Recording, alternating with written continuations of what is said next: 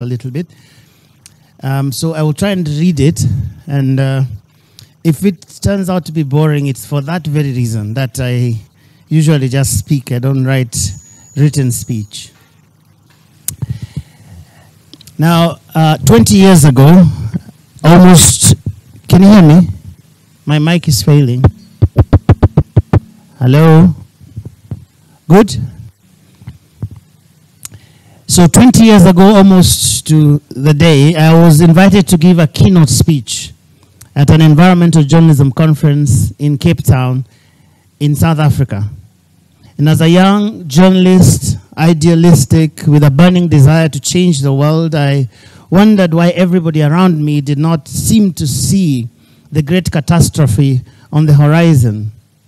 At that time, just like now, there were great arguments about climate change. However, unlike now, at that time there were only two arguments. And the first argument was whether the world or the planet was really warming up. And the second one was whether human beings had anything to do with it. Now, today many things have changed since then.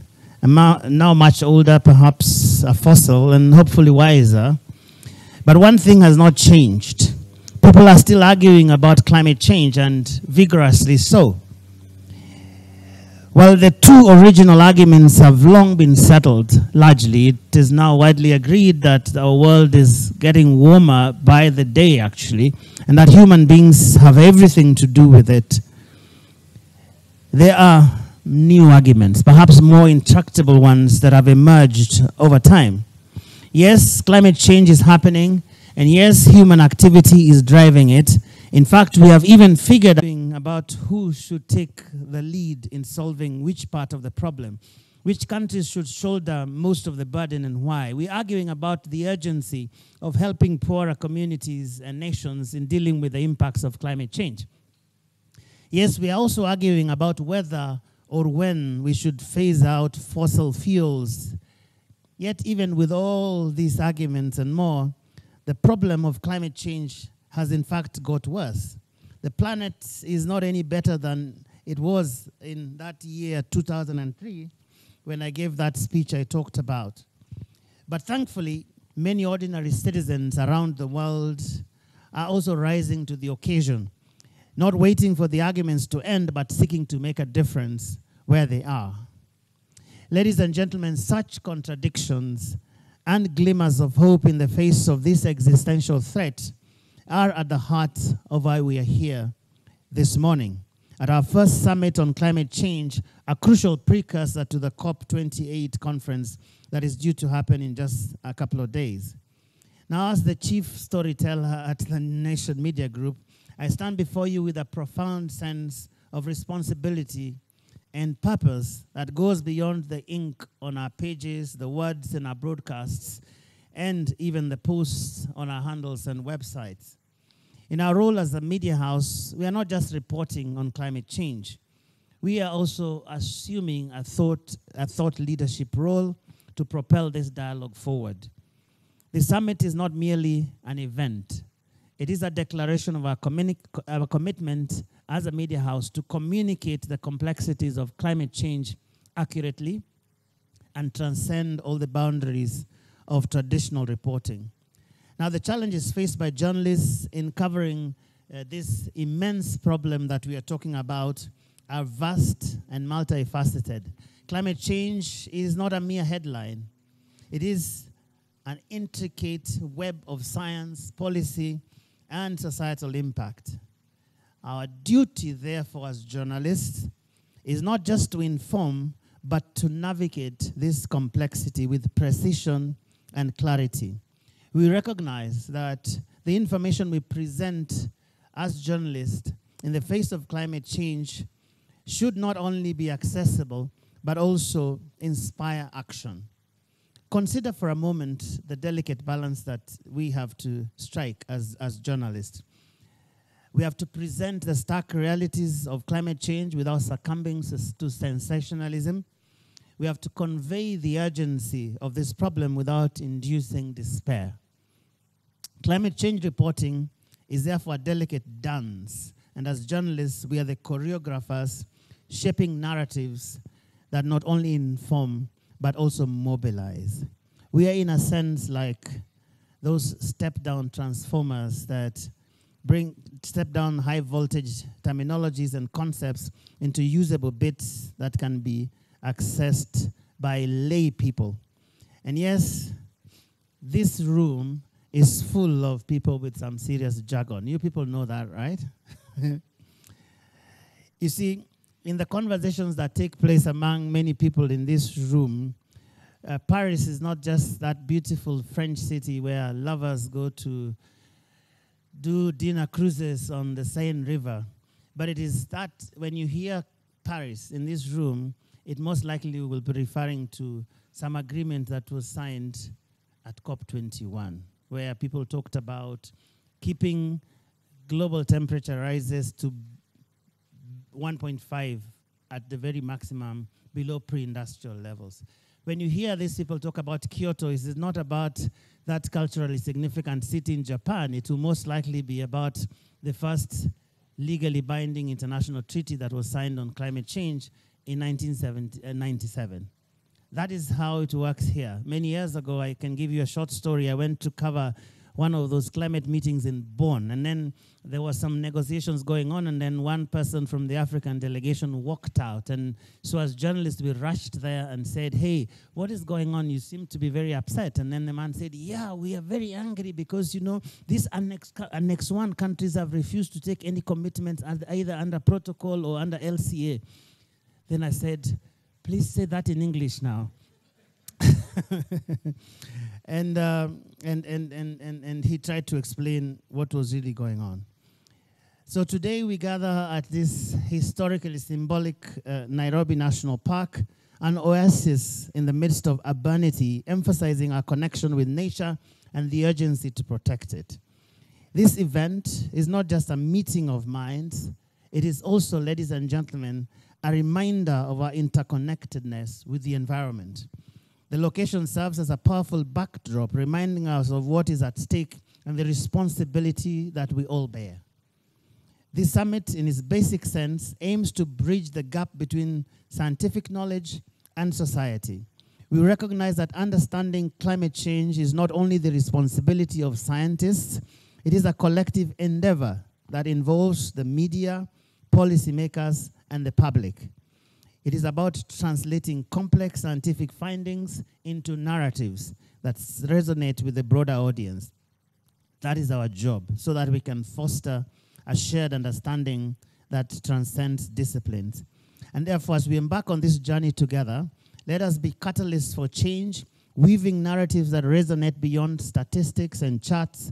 Let us not just churn out papers and that outline the challenges, but let us also inspire solutions in the different communities where we operate. Let us not merely be observers. Ladies and gentlemen, let us be advocates for a sustainable future. And in the next several hours, I should say, let the discussions that unfold be not just words, but a call to action. Let us illuminate the path towards a sustainable future, recognizing that each story we tell, each positive action we take is a thread in the larger tapestry of change that moves us closer in an Earthwise direction. I thank you.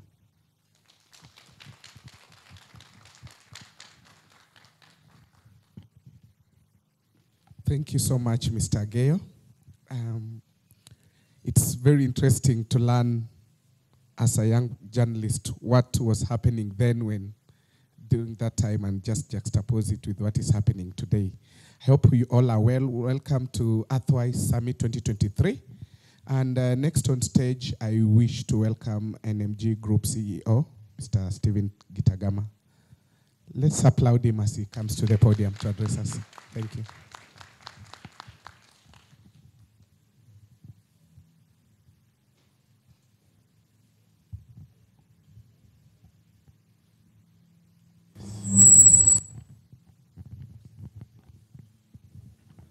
Joe, is this your phone?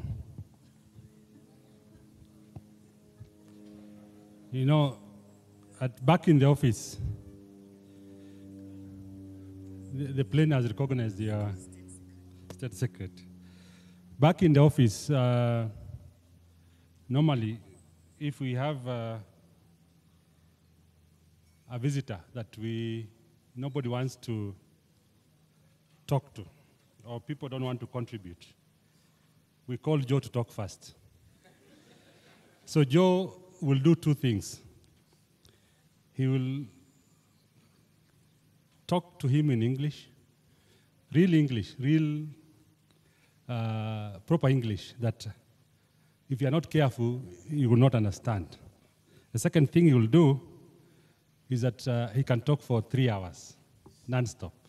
So I'm very glad that today he promised me, and he has delivered, that, boss, I'm not going to talk.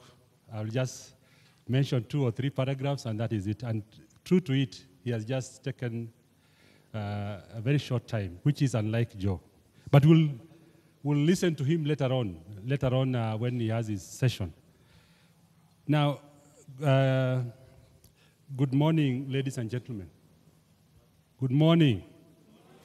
Thank you. At least it's good to say 1 or 2 to warm up. I think we have given you tea, and I'm sure the environment is not intimidating you. Our chief guest, Dr. Richard Munang, the head of Global Environment Monitoring System for Early Warning, United Nations UNEP, all the panelists and invited guests. And I think this is our inaugural Earthwise Summit. It's the first time we are holding this summit, and we are proud of this as NMG. And first is to thank you for sparing your time to come for this summit. And you would have done something else at this time, but you've taken time to actually attend this summit. Now, when you talk about climate change, from my own angle, if you tell me to tell you something about climate change, is I'm a farmer. I plant maize and beans. The last 2 years, I've had to plant and replant. That's what climate change is to me. This year, for example, we know and we knew that by 20th, we mark the planting season by 20th of October. So we planted before, 10 days before. And we are sure that we'll have the rains from 20th.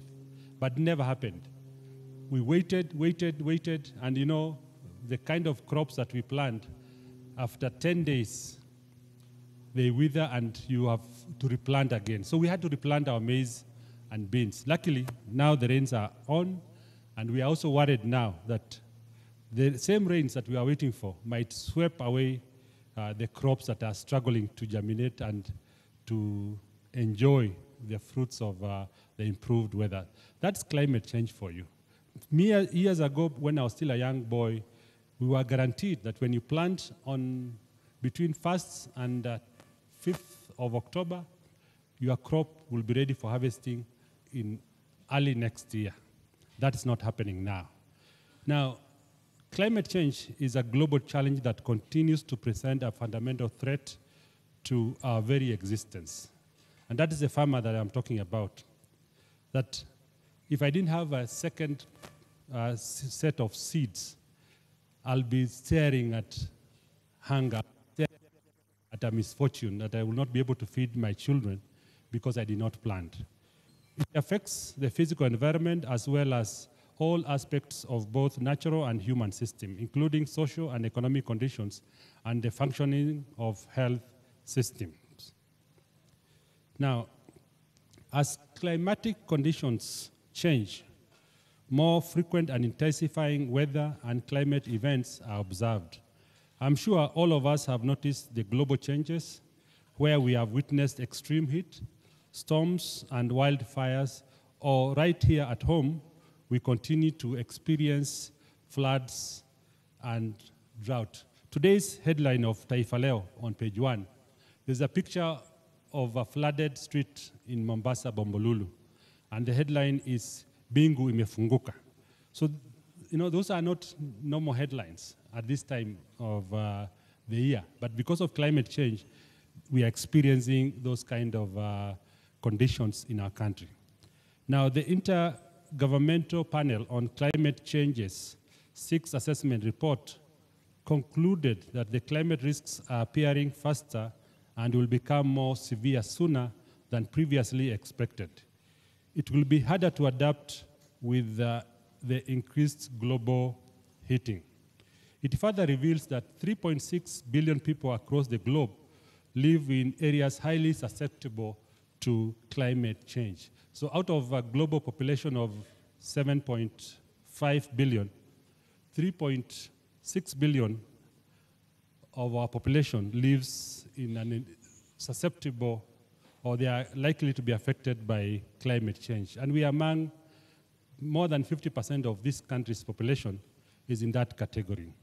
Such worrying statistics have pushed us, as the largest media house in East and Central Africa, to utilize our agenda-setting role to come up with the initiatives that create meaningful discourse around climate change.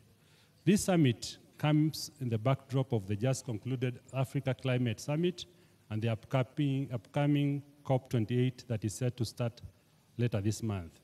The theme of our summit, Bridging Generations for Sustainable Change, is equally timely and pushes us to discuss the place of the youth in climate change conversation.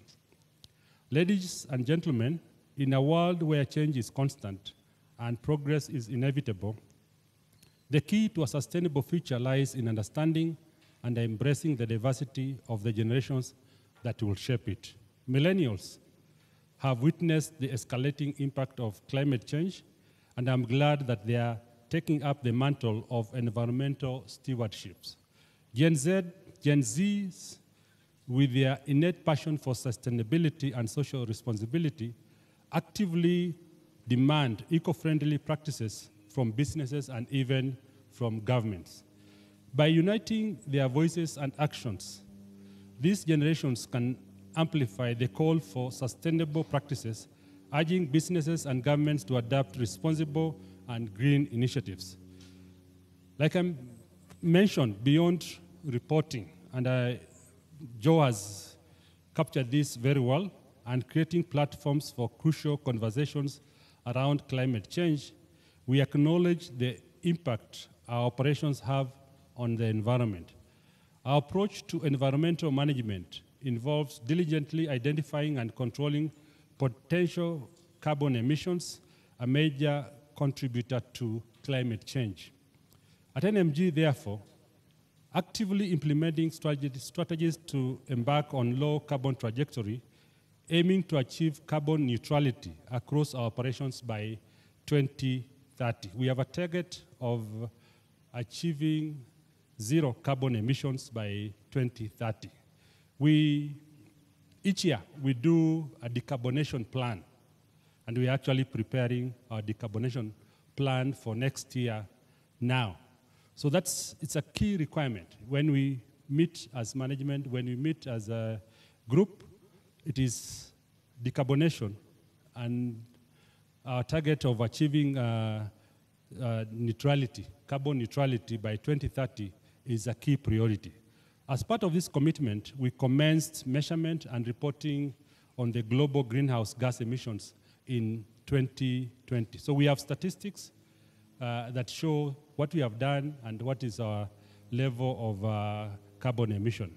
With a zero waste to landfill target across our operations, we have also embarked on a journey to adopt a circular economy approach by identifying and reducing our sources of waste, recycling and reusing more, and purchasing sustainable products where possible. We are in discussions on how to engage suppliers that are compliant, the suppliers that are actually also aware of challenges, and they are taking action to reduce their carbon emission. In addition, our operational activities, we periodically host leadership forums like this one, where we highlight key issues around the climate agenda. Just last year, we hosted the 4th edition of Kusi Ideas Festival at the Karura Forest with a focus on climate change, exploring African response and solutions. That was also another milestone that we held a global conference, a global summit in Karura Forest in December last year, which was well attended and had significant presence in significant contributions on matters climate change. During the festival, we explored the impact of climate change on the continent and the adaptation and mitigation measures that stakeholders must put in place to drive sustainable action to protect people and the planet. We equally participate in conservation projects like tree planting. Last week, we participated in tree planting. We have planted trees across many parts of this country, and we continue having active engagement on this area. As I conclude, it is my hope that this summit will focus on how we can create and integrate climate change into national and regional policies while identifying potential climate summit policies and investments that can reduce risk and increase resilience. On this one, the holiday on Monday, 13th, I think the government can look at a possibility of institutionalizing tree planting so that it is something that is embedded to the culture of Kenyans. And that will go a long way in achieving the targets that have been set, the ambitious targets of maybe planting 15 billion trees. I assure you that NMG will continue telling stories of Africa's resilience, innovation, and community-driven solutions regarding climate change. By highlighting these inspiring stories, we can encourage and motivate others to take action and foster a more sustainable future for the continent and the world. I wish all of us a fruitful deliberation and asanteni sana. Thank you. Now I want to go to the next step. I want to invite our chief guest, and is a gentleman sitting next to me. I want to get his name accurately. A gentleman from Cameroon. Is Dr. Richard Munang. Is the head of Global Environment Monitoring, Early Warning and Assessment Division at United Nations Environment Program, UNEP. So, Dr. Richard, you are welcome to give your speech to our guests and listeners. Thank you very much.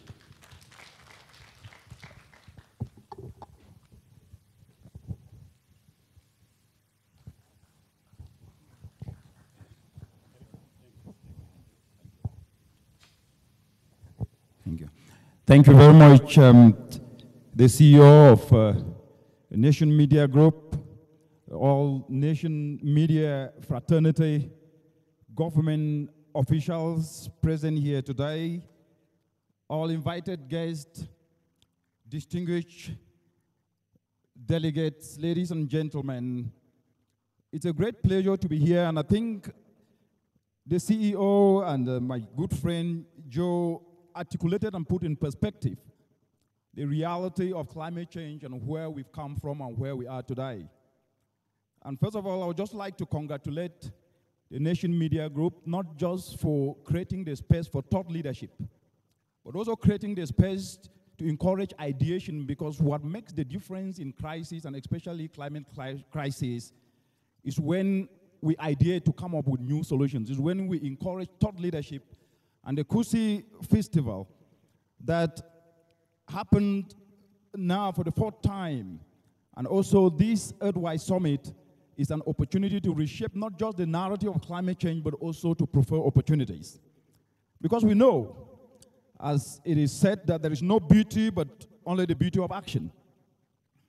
This African proverb analogizes a topic that I've been asked to talk about, the climate policy and governance gap in the African continent, and how we can be able to fix it. And this proverb that there is no beauty, but only the beauty of action, is timely and is very, very important. It analogizes climate governance landscape across the entire African continent as we speak today, from institutional to legal to regulatory provisions.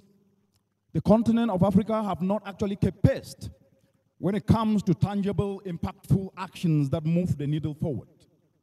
From being a global leader, which is an aspect that sometimes I've always argued this, that Africa is a global leader when it comes to climate policy. And sometimes if we do not appreciate progress, we cannot be able to make progress. I've been a global leader in ratifying the Paris Climate Change Agreement, to improving institutional structures and enhancing environmental litigation actions against Africa's headline. Progress in climate policy and governance is beyond reproach, and nobody can be able to argue with that. 52 African countries out of 54 ratified the Paris Climate Change Agreement, bringing 98% of the countries during the first round of the nationally determined contributions, which are simple climate action plans that African countries have put in place to implement. With the submission of the updated climate action plans, formerly called the nationally determined contribution, Africa once again led the way more than any other part of the world, becoming a leader. And on this leaders board, 45 countries have submitted the updated climate plans more than any other part of the world with the highest ambition. Kenya, where we're speaking from today, led the way, submitting one of the most ambitious plans in the entire world to reduce emissions by 32% in the next 7 years from today. And that needs to be applauded. Beyond these climate action plans, we have 15 African countries that have submitted what we call the national adaptation plans to complement these NDCs. The African Union climate strategy is in place. That was launched just 2 years ago. At a regional level, the regional economic communities have actually put in place climate frameworks, policies, like the East African Climate Change Policy Framework for East Africa region. At a national level, we are seeing so many countries that are coming up with climate laws. Kenya in 2016 came up with an ambitious climate act that did not only pave the way for the continent, but saw even developed countries copying to do the same thing, to set in place such a law. To West Africa, where we have Senegal, having 19 different climate laws, to Zambia, and to many African countries, what we are seeing is that Africa is actually taking center stage. And when it goes to each and every African country, as we're speaking today, environmental protection agencies, over 20 environmental protection agencies are actively engaged in what we call environmental governance in their respective countries. Africa is also active on climate justice more than any other part of the world, and this deserves to be mentioned. With the doubling of climate litigation in the continent, it shows that Africa is not just standing in one place, but is making progress when it comes to climate governance and policy. Kenya is a splendid example. As I've mentioned, when it comes to policy and institutional leadership, the country has up to 19 policies and laws aligned to combat climate change, starting at the very top, which we need to applaud. Aligning with the Constitution, which recognizes the right to a healthy and sustainable environment as an essential human right. In Article 32, paragraph 1 of your Constitution, it guarantees the right to a clean and healthy environment. To the legislation, which I've already mentioned, your 2016 Act. In addition, the Kenyan National Environment Management Authority stands as among the best in the continent when it comes to be engaging in active institutional playing field when it comes to climate change. But with all these policies and institutional set up in place, one thing is missing.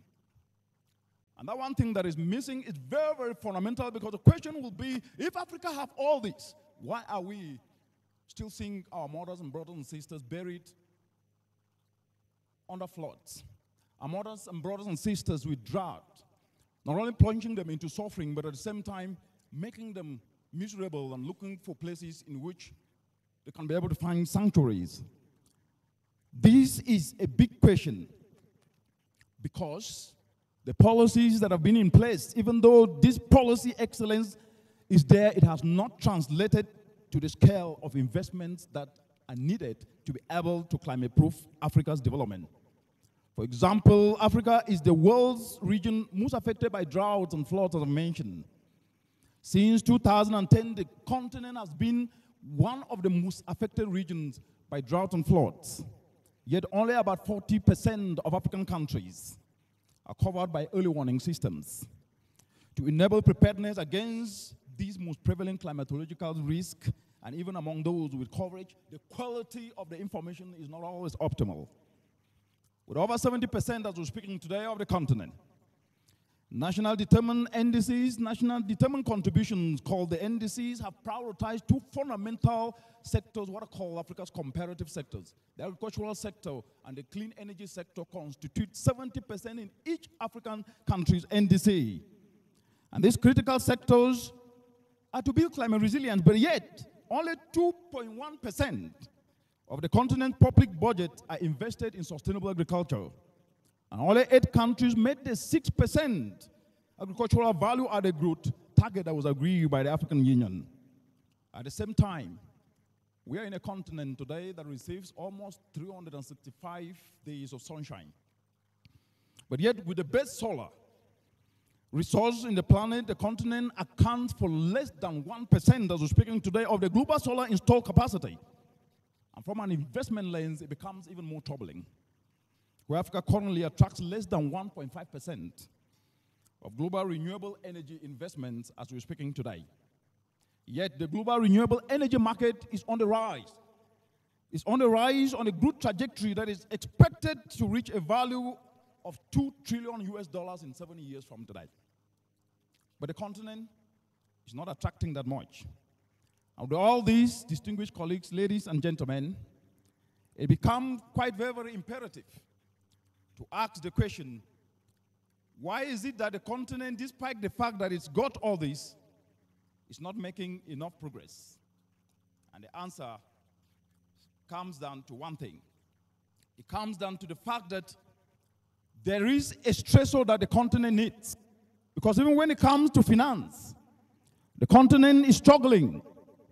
Just 2 weeks ago, the United Nations Environment Program released its 2023 Adaptation Gap Report, which underscored that the adaptation gap is increasing, and the gap is such that the world, especially developing countries, which most of them are in the African continent, need 10 to 18 times as much finance to be able to drive adaptation.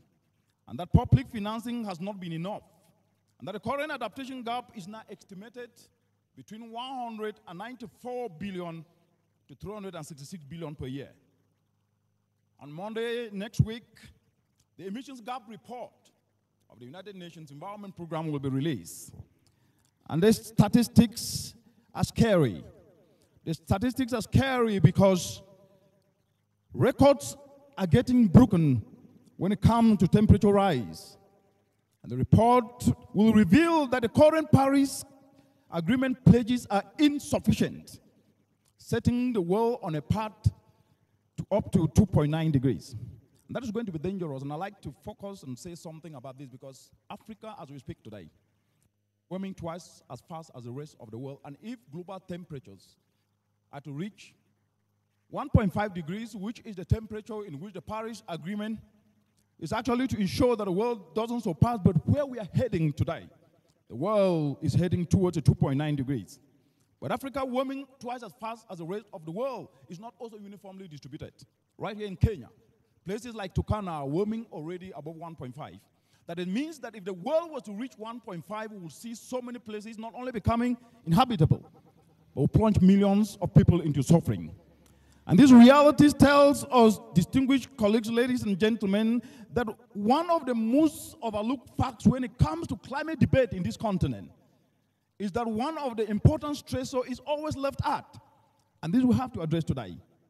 The most overlooked fact about climate change is that its solutions will not only come from the climate space. Its solutions act in a self-reinforcing paradigm as part of action to address what is fondly today known as the triple planetary crisis. In addition to the climate change crisis, we have nature and biodiversity loss crisis. We have pollution and waste, and we cannot be able to discuss solutions to climate change without looking at these cascading aspects, which are quite very, very important. A practical example that is simple for each and every one of us to understand is protecting nature. And restoring some of what has been lost could account for at least 30% of all global actions that are needed to be able to address climate change. But as we're speaking today across the continent, the statistics are visible. 3% of global climate investments goes towards nature solutions. And at the same time, air pollution from sources, as methane, that are up to 80 times more potent in causing climate change, investments are still minimal. This means that climate solutions need to be complemented by nature and pollution action. If we ignore that, as the silos have been in the continent, we might be doing our best, but we might not be going in the direction that is needed.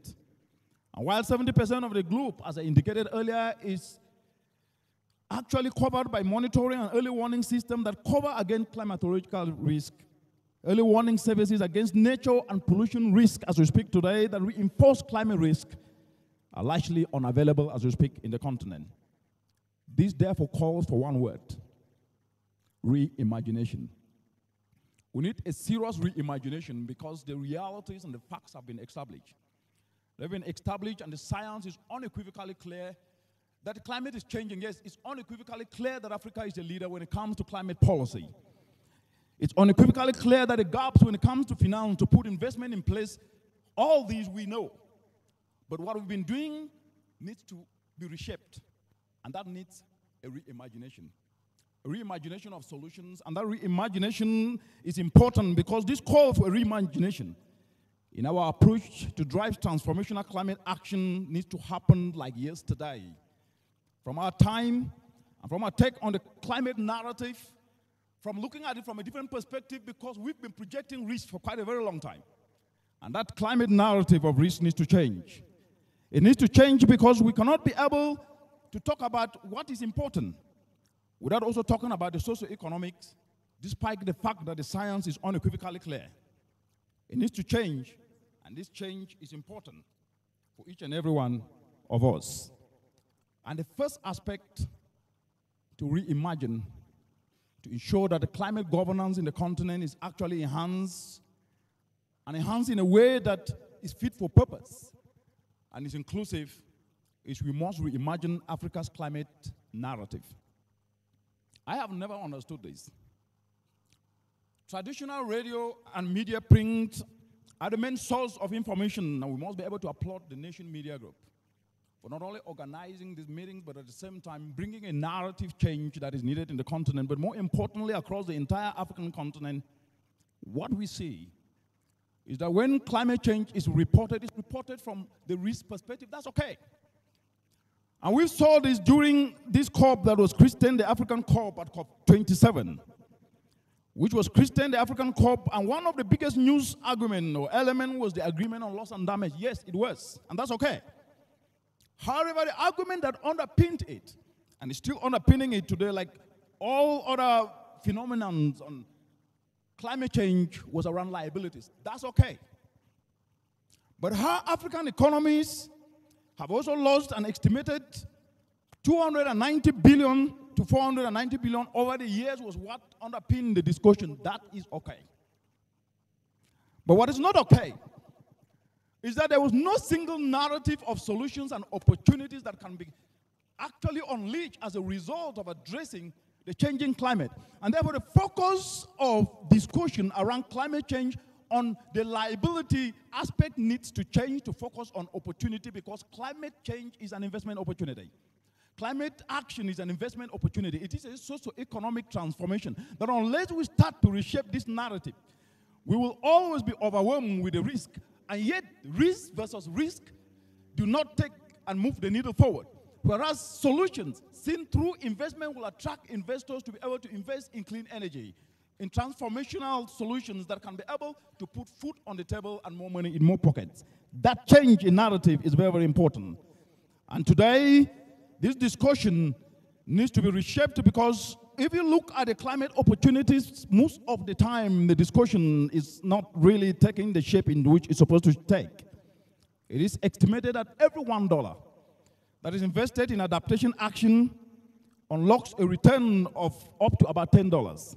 And more importantly, this comes from food systems. It comes from infrastructure and water. And in addition, every $1 that is invested in nature-based action that our mothers are actually practicing, conservation agriculture, agroforestry, can actually be able to return a 30-fold return.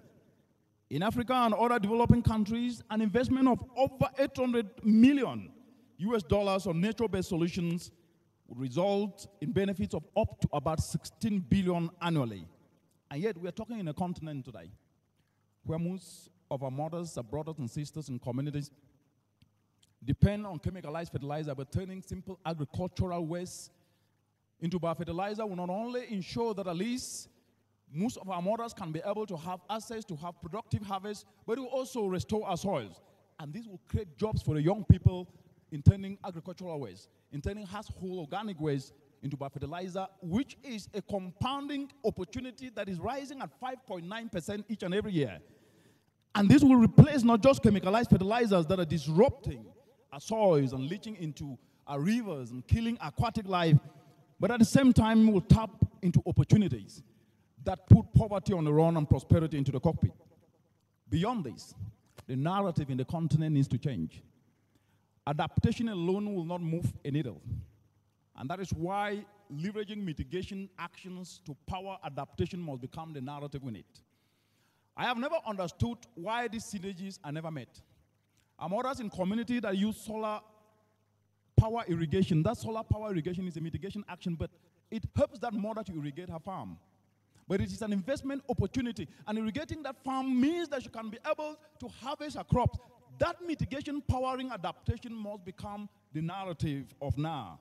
And this is quite very, very important. Simple solar dryers that can be able to help not only reduce post-harvest losses, opportunities that can actually be tapped 2 hours from where we are today to where rice is produced in Kenya here. During a downpour, a mother loses up to about 50 kilograms of rice. When I went there, I saw it firsthand. But when we engage young people in the process of retooling their skills and developing simple solar dryers, they save the mothers who are losing rice as a result of downpour, which they used to dry the rice in open air, in open spaces, contaminated by dust, and sometimes even dropping from birds. Today, they are leveraging solar dryers, and they're not just saving them the drying time, but at the same time, the young people producing these solar dryers are putting money in their pockets. Simple climate action solutions will address youth unemployment. Simple climate action solutions will address the problems that our communities are facing today. But sometimes we overlook this, and the communication is always on grander agendas, on big aspects, whereas that mother can be able to leverage a solar dryer. And the same goes for solar cool fridges. So projecting enterprise opportunities is the narrative that Africa needs today. And the United Nations Environment Program is supporting action to change the climate narrative by structurally working with academic institutions to integrate climate action as a source of climatepreneurship so that it's put within the vision of national development and ensure that teaching these within the curricula of tertiary education becomes the norm and not the exception. And the last aspect in this narrative is when we have the climate plans, that's not enough. If you get into a shop today and you want to buy something, you will look at it whether it's worth the value that it's costing. And this applies to everyone, that your money should go to where your mouth should thank you. It is the same when we put in place climate plans, which need to be applauded. Those climate plans need to be turned into investment plans so that investors can see what is in need for me. Is it worth investing in driving solar power irrigation? Is it worth in investing in upscaling solar dryers? Is it worth in investing in turning waste to biofertilizer so that at least we can run away from chemicalized fertilizers? It therefore means we must be able to turn the popular nationally determined contributions into tangible investment plans that elucidate the investment opportunity. And that takes me to a second aspect that we must reimagine. We must reimagine our food systems. The fact that we have climate policies and governance, we are in a continent today that faces what I call the three paradox. the paradox of food insecurity, the paradox of energy poverty, and the paradox of finance gap that we are seeing each and every day. But when it comes to food systems, we must reimagine, because agriculture is at the core of climate commitment in each and every African country. Its reimagination in the context of building climate resilience must be looked at from a different perspective, not only about production. I grew up in the northwestern part of Cameroon, and my mother and my father are smallholder farmers.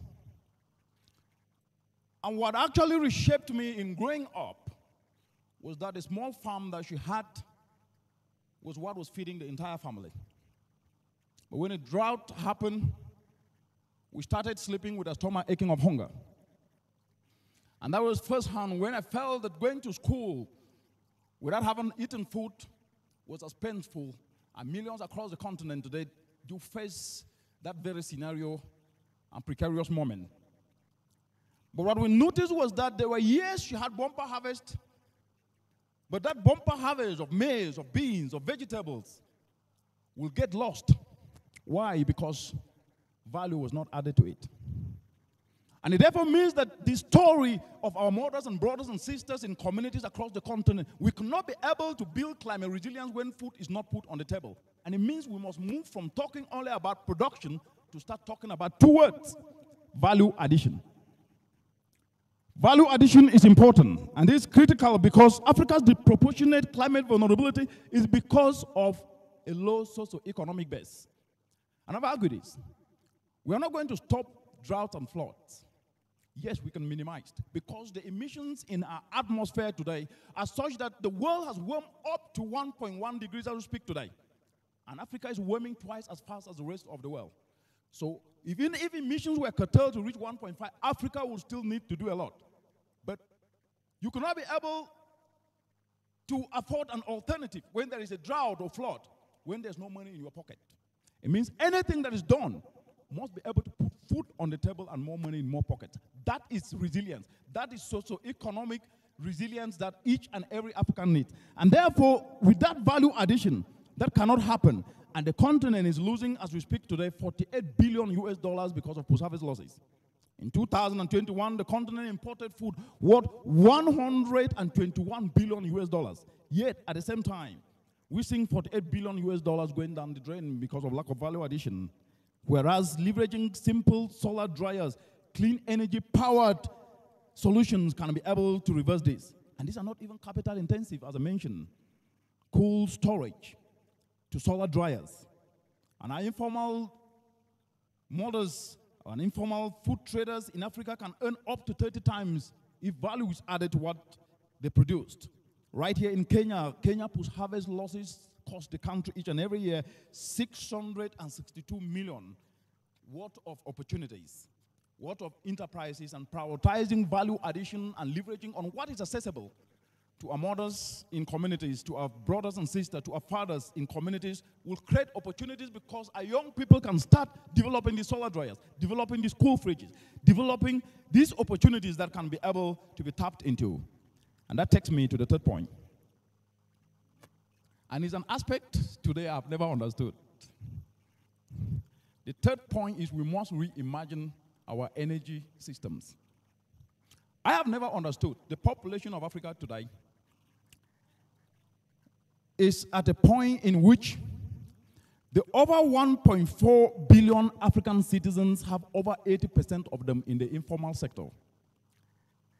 These are our mothers and brothers and sisters and fathers who do not have access to electricity, and 620 million of them are energy impoverished. These, our very mothers and sisters, 920 million of them use unclean cooking. Yes, when the narrative comes to energy access, sometimes we hear grid electricity. I can tell you this as a fact. Grid electricity will not address the informality issue in the continent today. It is off-grid. It is clean electricity, renewable, that can be able to reach there. But beyond just decentralizing renewable energy for people to have access to electricity, the narrative needs to change to prioritize powering income-generating uses, especially agro-value addition. It therefore means we must reimagine our energy system to go beyond just access to electricity, to leverage that electricity, what I call competitive energy, to add value to what is produced in local communities. And this will unlock enterprise opportunities from value addition that will enable communities to afford alternatives. Let's imagine this. A mother in a community, in a country, have access to electricity. Where will she get money to buy the bulb, the light bulb, if she cannot be able to leverage that very electricity to add value, to make money, and be able to afford an alternative? To buy a light bulb, people will need income sources. And this can only come when electricity is leveraged to power opportunities and enterprises. In Kenya, where we are today, up to 90% of the power is clean. And Kenya is not just a country in Africa, but in the entire world that actually have 90% of the power clean and generated from renewable systems, with up to 75% and even above, including 65% of rural areas and even above being connected to power. This is it's not just something for you to be happy about, it's something for all of us Africans to be proud about, because Kenya is setting the trajectory for other countries. I know that we Africans sometimes don't applaud and appreciate what we have, but others look up to the continent and look up to Kenya, especially when it comes to this aspect, as an example to the world.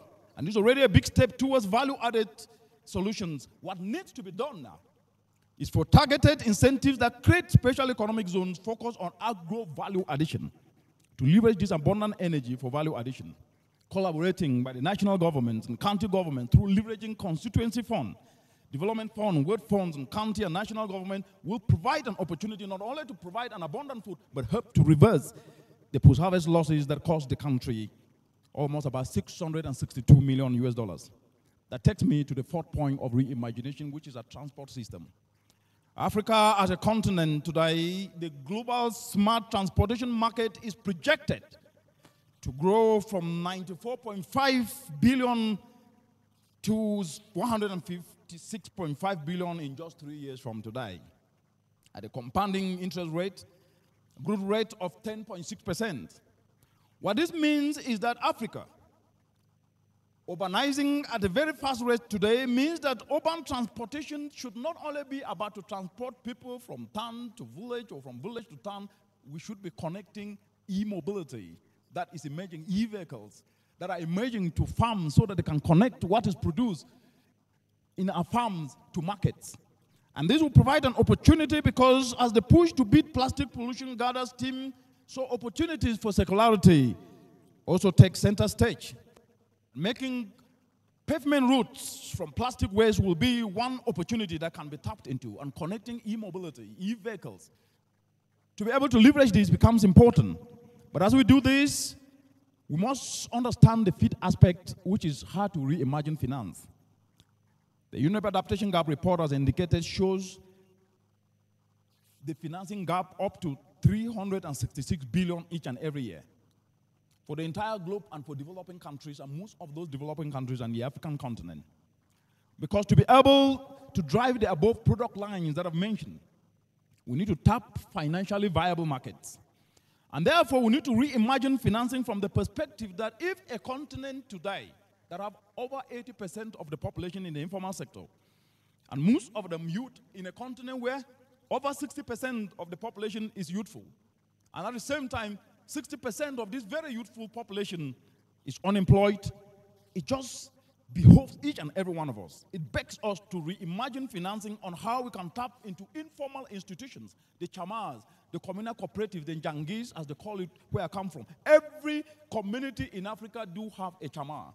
They do have a communal cooperative. They do have a njangi. It is our time to start thinking, how do we leverage these communal cooperatives to make them the norm, not the exception, to invest and channel climate financing money to reach our mamambokas in communities through these accessible structures? That debate must become the central stage if Africa is actually to move the needle forward. Without having that debate and making that become part and parcel of the narrative, we'll be missing not only in terms of climate action, but condemning our brothers and sisters never to have the opportunity. Because in these communities, the language with my youth in this boardroom may not be the language they understand. But the language that speaks to them means if we don't leverage accessible indigenous structures that speaks to the people and tap into what they do and enhance it, we might never ever be able to make progress. And that responsibility rests on each and everyone's shoulder, because it is very, very important at this point in time for us to understand that the people that we're talking about here today may not even understand the subject matter as we do, but yet they understand the solution more than us because they live it day and night. And that responsibility means we must tap into what they need. That takes me to the 6th point on reimagination, which is we must reimagine a new budgeting approach to make sustainable budgeting the norm and not the exception across the African continent today. What we are seeing is that, yes, African countries must be applauded because they are contributing up to 20% of the adaptation needs in the continent. 22 billion of adaptation needs. And they need to be applauded. But the question should be, how should they be able to budget this amount of money so that at least they actually respond to drive climate action and address other environmental aspects as they do so, and provide tax incentives, tax breaks for enterprises, manufacturing. These climate action targeted aspects should actually be focused on this. A practical example we see across the continent is that if you are going to look at incentives, the Kenya Climate Bill 2001 had tax breaks for briquettes and for baggers. In Cameroon, in 2021, excess duty was removed from renewable energy importation of parts to assemble renewable and solar energy in the country. Across the continent, we are seeing what is called feed-in tariffs. If you are able to put these incentives in terms of money, you will notice that Africa is contributing a lot. But the question then becomes, are we really communicating this? Are we tapping into this? And that is quite very, very important, because the discussion, as we speak today, means that this reimagination cannot just be mere words. They must actually be to respond, to ensure that budgeting cannot just become a cost center. It must move from a cost center to move into climate action that touches the lives of our mothers and brothers in communities. It must move into inspiring young people and having them have access to the finance to be well equipped to engage in profitable climate action entrepreneurship. It means leveraging the limited resources to develop what is called de-risking tools, so we can tap into structures of cooperatives to be able to channel financing as opposed to individual actors, but through a communal approach. So we work in groups, in communities, in communal cooperatives to enhance market access, to enhance accessibility. And that takes me to the second to the last point, which is an aspect that goes beyond climate. If there is one thing that COVID taught us, if there is one lesson that we picked from COVID-19, it is that while emergencies may be on a global scale, they do not affect everyone equally. And therefore, we need what I call diversification. And diversification is the biggest security of any system in the world. And the reality that this COVID taught us is that it is our responsibility to be prepared regardless of where we are and regardless of what we do. What this taught us is that we cannot be able to focus only on maize, but we need to start thinking, why don't we leverage on our indigenous crops like cassava that has been proven not only to produce 300 products, but is a climate resilient crop that will grow during droughts and during floods. But I've not heard any debate on why cassava should be leveraged as an alternative to wheat. Because let's face it, with global wheat prices that increased by up to 50%, we saw African continent importing up to 85% of its wheat. A shift towards investing in alternatives has never been urgent as it is today. The changing climate is with us. Our maize and beans might not be able to do well anymore. We must be able to look at alternatives because the science is unequivocally clear that wheat production is projected to fall by up to 36% across the globe because of climate change, which would indicate more deficits, and alternatives like cassava will be least affected. Why is Africa not leveraging on her strength? That takes me to the last point. We must reimagine data. Data is king. Ignore it at your own peril. Africa stands out at having the least coverage of early warning. I said this at the beginning, and I will say it is again now, which is needed to ensure that preparedness is enhanced. That preparedness against climatological risk like floods is enhanced. And while the urgency to address this gap is high, the continent stands an opportunity, as we speak today, to ensure that it covers this gap, not only to get data, but to get data that inform policy making, but also to get data on the viability of solutions. We talk about data to take action. But most of the time, we do not communicate the data from the actions to ensure its optimization and its viability. And that has been the missing link in this debate. And that we must change. Because the reality is that with that us understanding that early warnings are not just for climatological risks of drought and floods. They must also be about our nature. They must also be about pollution sources that are actually getting into our rivers and making the quality of the water unsuitable for drinking, resulting to what we call antimicrobial resistance. That you get sick today, you get sick tomorrow, and then you depend on antibiotics, and of a sudden, they become resistant. And that's the whole essence of antimicrobial resistance, that environmental solutions must be able to be harnessed. And these environmental solutions are climate action solutions. When you turn waste to biofertilizer, that not only help to grow our food, but it helps us to move away from chemicalized fertilizers that are resulting to nitrous oxides that are contributing to emissions, but at the same time leaching to our rivers and destroying aquatic life and actually harming our health. This self-reinforcing cascading of solutions is what is needed today. If you consider Lake Victoria, Kenya's Lake Victoria, because of climate change induced risks of drought and floods and increasingly warmer weather, see fish stocks in Lake Victoria dropping by up to 25% as we speak today. And climate change causes warming of water, which causes algae blooming. Under these warming conditions of oxygen also depleted, causing fish suffocation. Measuring this is important, but also measuring the solutions that can actually be able to help, not only in ensuring that this doesn't happen, but also solutions to dry these fish like solar dryers. And bringing this data together is what will be able to help us. Amidst this reimagination of food systems, of our transport systems, of our energy system, reimagination of finance, of our data, there are aspects that if I miss to mention, then all this will be sweet music. And those aspects is to take the responsibility to each and every one of us.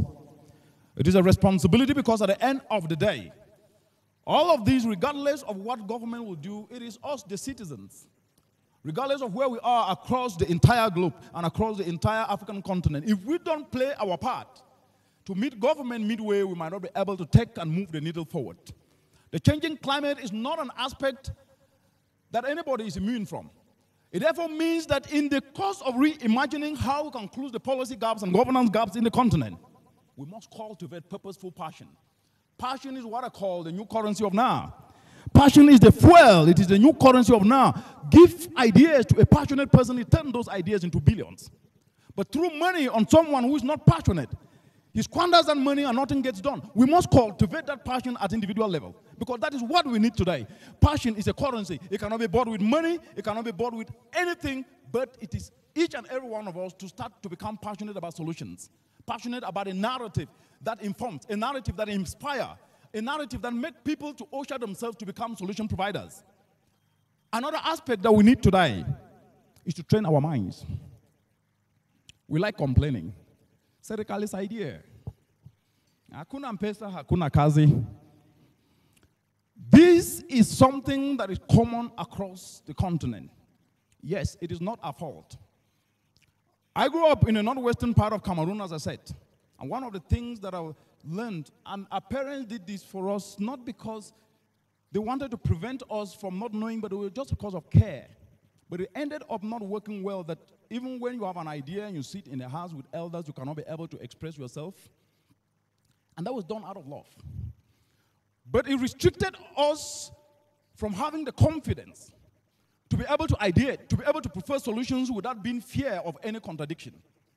And that made us to develop a mindset sometimes that even when you know you cannot speak, managing our mind, what I call training our mind, is important because when we look across the world, the most innovative country in Africa is ranked 45th globally. That tells us something. There is something we're not doing right. We do not ideate. We do not prefer new ideas. And that is why we must appreciate this Earthwise Summit, the Kusi festivals. There are spaces for ideation. But the point I'm making here today is that the attitude of many of us is that we always ask, where has it worked? That you tell somebody that if you go to Turkana and see a solar dryer that has been fabricated by the local community, the first question is, where has it worked before it is working here? The attitude of questioning that where has it worked? Why can't we make it work here so that others can pick it to other places for it to work? So the attitude of the question, where has it worked, must be able to be stopped. The only way to get ahead is to pioneer and prefer solutions and test solutions, and that's what innovation is all about. Innovations are not about new inventions. They're about bringing added value novelty.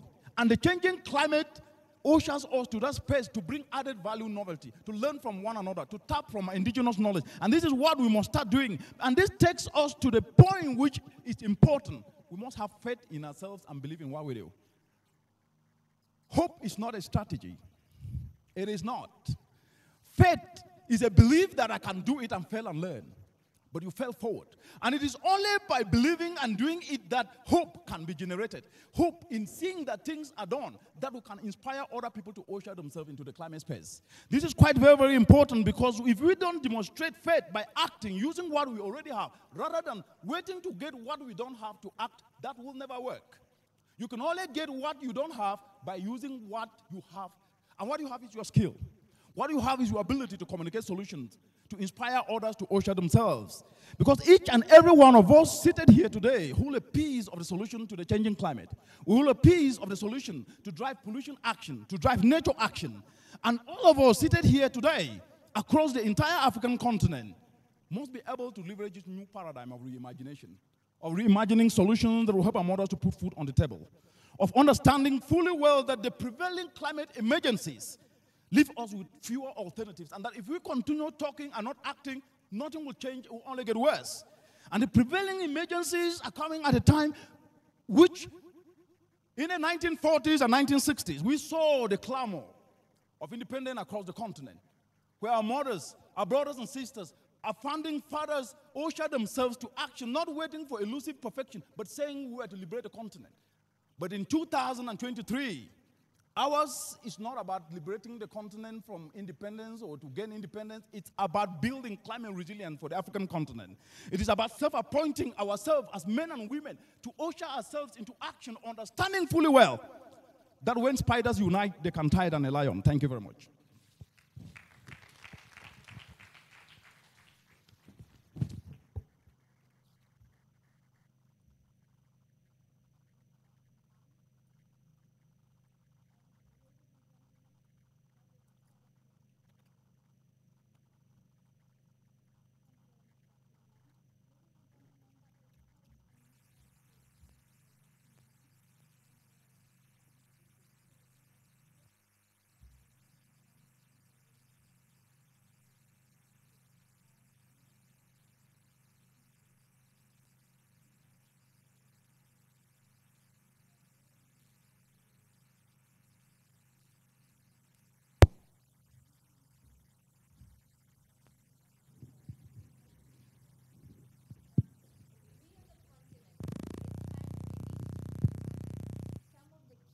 That we have.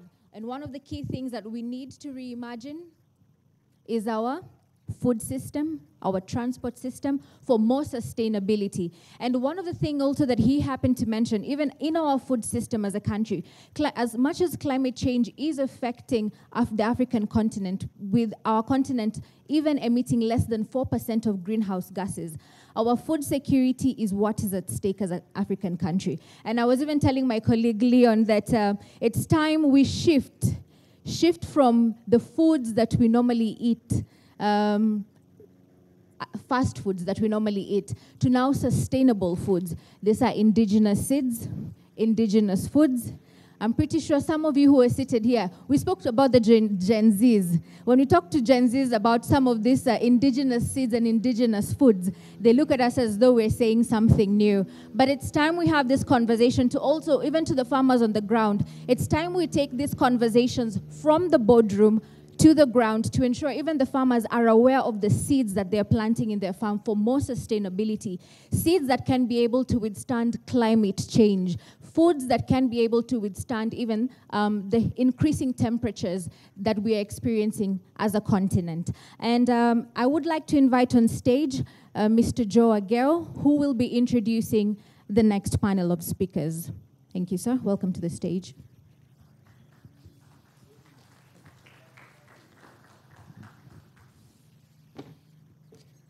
Thank you very much. Were you clapping for Helen or for me?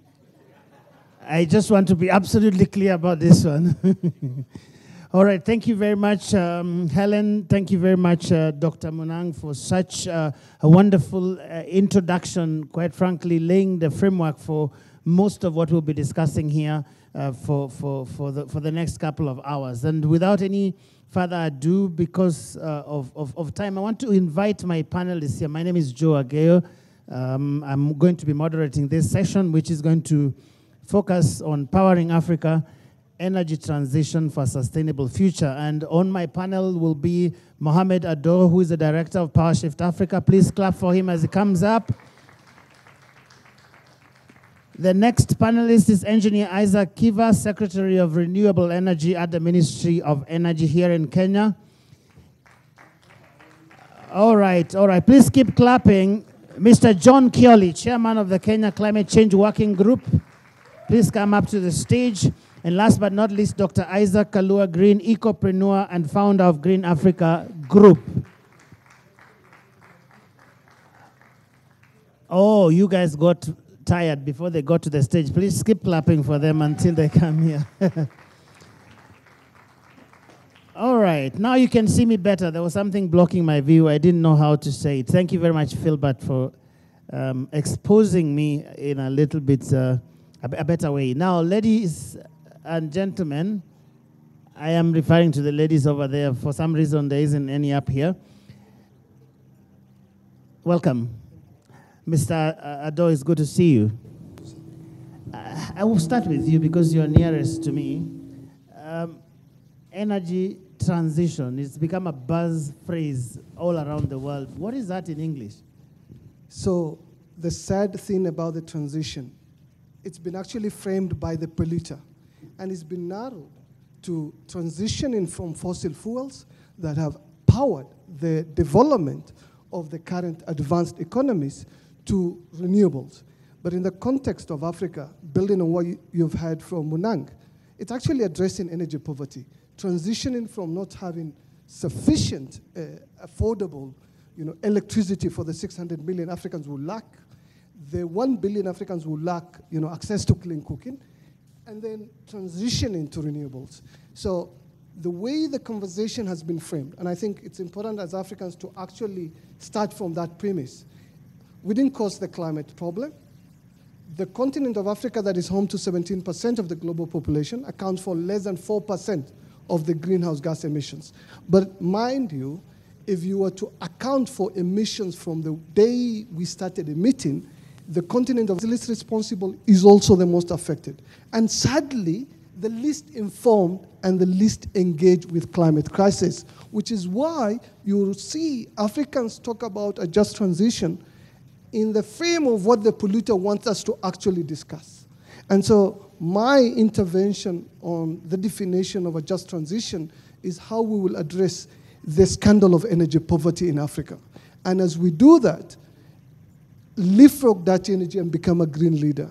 This continent that is incredibly blessed with renewables can become a renewable energy superpower. But we can't do that if we start with a normative frame that has us thinking we are the problem. We are not the problem, we're the solution. And so our definition of a just transition must actually strengthen our agency in a way that we can tap the solar power that is available. Let's talk a little bit about this idea that we are the problem. Who's framing the problem that way, and how is that shaping up? So what has happened is we didn't cause the climate problem, okay? We've been in the international climate dialogue since it began, before 1992 when the UN Framework Convention on Climate Change was agreed. And because you have the polluter that is responsible for the bulk of the emissions that have caused climate change, they want us to have in the same place as them.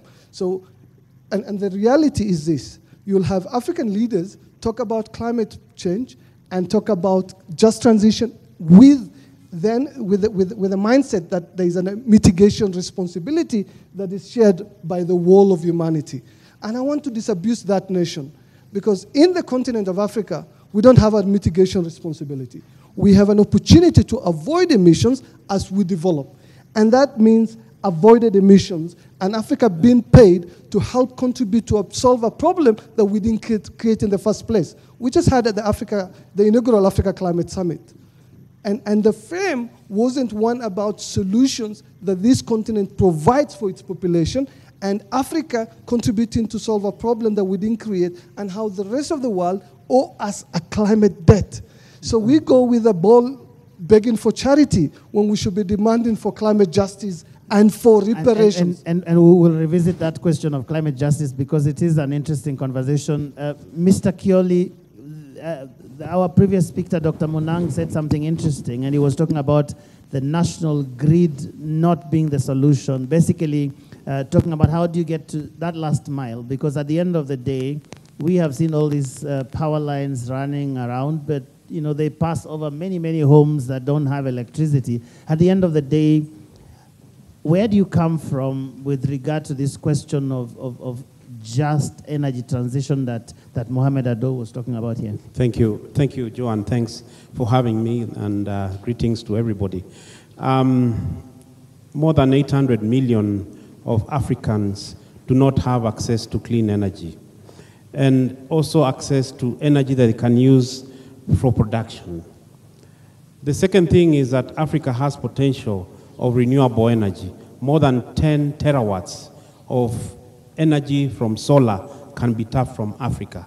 Yet, our clinics are not having electricity, our women cannot deliver in a decent way, our vaccines cannot be refrigerated because our hospitals do not even have the basic things that we need. If you go to counties which are away from the grid, answering your question, Joe, is that there are three key things that I'll propose. One is to have decentralized energy solutions. This is the turnkey for Africa, because you cannot wait for renewable, for grid to reach where you are. But we can have mini grids, we can have solar solutions so that we can reach the last mile. The second thing is to have technology which is appropriate, and we have also affordability. When I see the improved GCOs, and I know my senior is here, we need to talk to these people who are bringing improved GCOs. Cooking stoves costing $40, my grandmother will never afford that GCO. We need it to be affordable. We need to have technology which is appropriate so that we can reach the last mile. And the third thing is also involve the last mile people in terms of what you're bringing, all right? I have seen GCOs which are given by donors, including myself, and we give these ladies and mothers, after you go, they put them in the store because they don't have what they need. They cannot warm the house, they cannot give light, and that's why we have to go to the basics, where the 3-stone GCO was providing light, was providing warmth, was providing energy, and it was a full thing. So we need to involve them so that they can give you solutions which are appropriate, technology which is appropriate, so that they can move on with their lives and reach the last mile connectivity. Lovely. I'll get to I have two Isaacs here, but let me start with Engineer Isaac Kiva, because he's a man who's supposed to champion the doing of the things that you're talking about in terms of transitioning us into renewable energy. I would imagine that is part of your remit, Engineer Kiva. What's the approach that the government is taking towards this idea of transitioning us? Because there is a whole division there dealing with renewable energy in the ministry. And thank you also for having us in this forum, a very critical forum indeed. Just to pick from where my brothers have actually said, it is the intention of the government to be able to facilitate socio-economic development of its people. And all that we do, we look at what we are going to be the outcome. Are we going to enhance socio-economic development of our people? And one of the things is, as energy is a critical enabler of this, is to be able to provide energy services to all our citizens in the quickest time possible. We have been talking about the scale, we have been talking about the speed, we are also talking about sustainability of doing this. And we have set objectives to be able to reach universal access to electrification by 2030, and also modern cooking services by 2028. In doing this, we have done our own scenarios, our own modeling, and we know that we cannot be able to afford this only with public exchequer funding. And therefore, we have gone out to say, yes, we want to partner with the private sector, we want to partner with the civil society. So the role of government then is to look at what does the private sector need to be able to come in this area and provide these energy services. Which regulatory reforms do we do? What facilitative policies do we make so that the private sector and the civil society and other philanthropists can also come and have a part to play in this? And that has been our occupation, looking at the scenarios, looking at facilitating the private sector investment, and also looking at new and innovative ways of doing things. For example, the question you asked about the areas which are far-flung from the national grid. The government in 2018 did the National Electrification Strategy, where we mapped all the areas which are electrified and not electrified, and we looked at what is the best way to electrify these areas.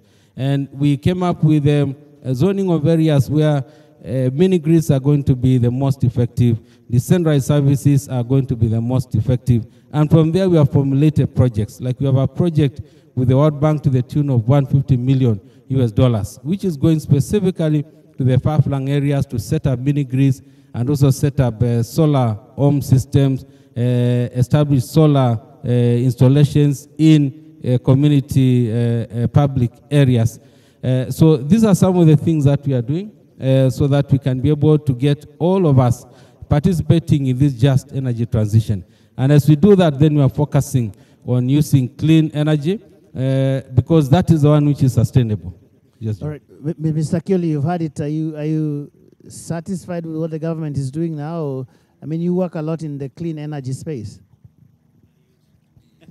Thank you, Joe. I'm very satisfied, apart from one element, which is not his, but is more of Kenya Bureau of Standards and the regulatory in terms of trade.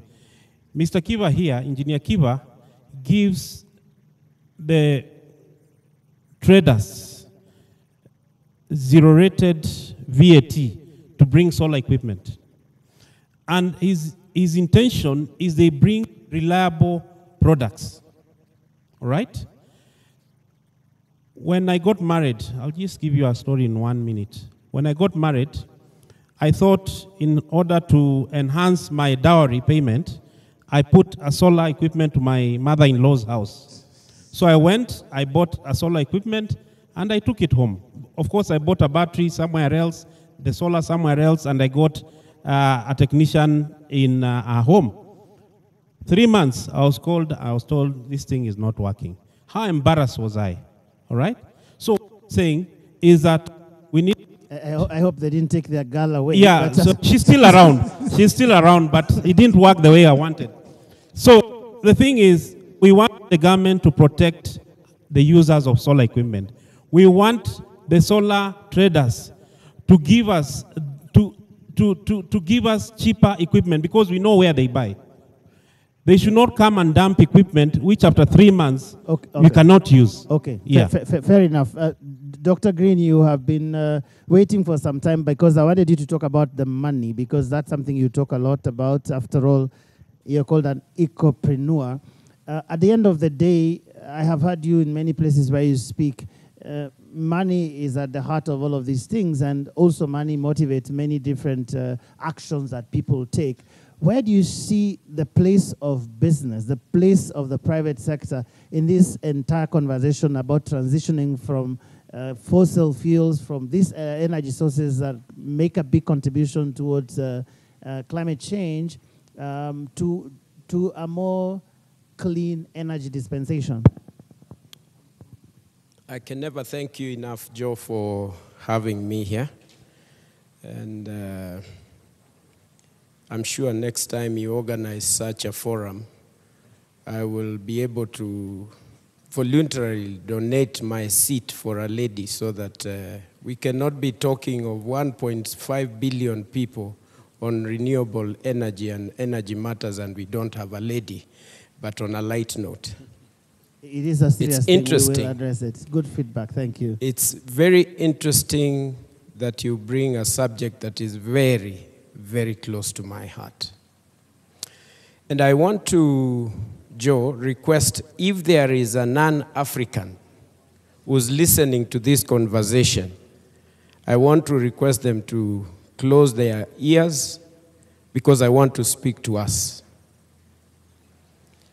I want to speak to us very passionately because opportunities are very clear on what needs to be done in Africa. And we keep talking about what has not been done, what we need to demand elsewhere, but we have a very dirty house. I'll be using some crude language, but for us to take it home. Not because I mean to be crude, I am not. But let's start with the shit business. I call it shit business because a study was done recently.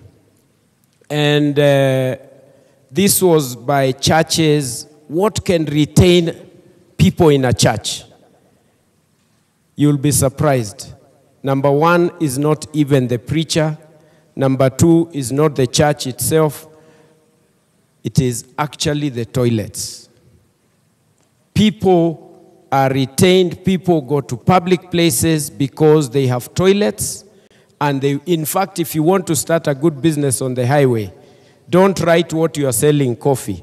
Write toilets available, clean toilets available. And this surprised me because I went deeper.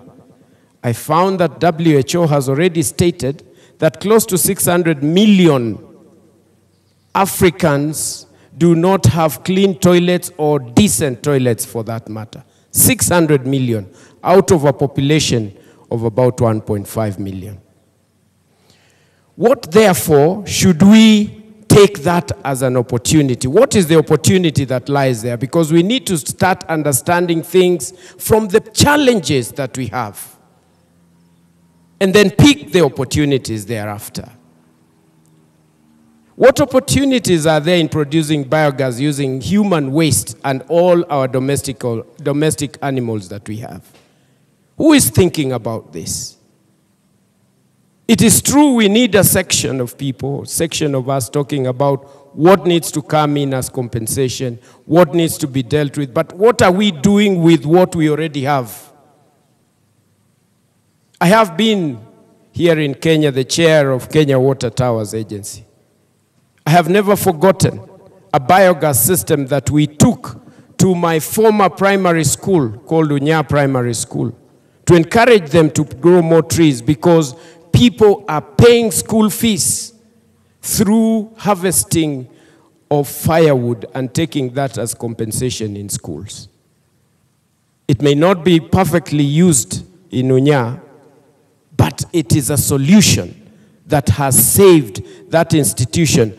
And Rwanda has already exemplified that turning our waste can actually transit into lighting and cooking energy? Who is seeing this as an opportunity, even as we cry? What are the opportunities that are lying there? What questions do we need to ask ourselves as Africa in the shit business? As we talk about this, Joe, we need to get to the next level to start asking ourselves, what is the other shit that we need to remove from our society? Corruption. Corruption. Corruption.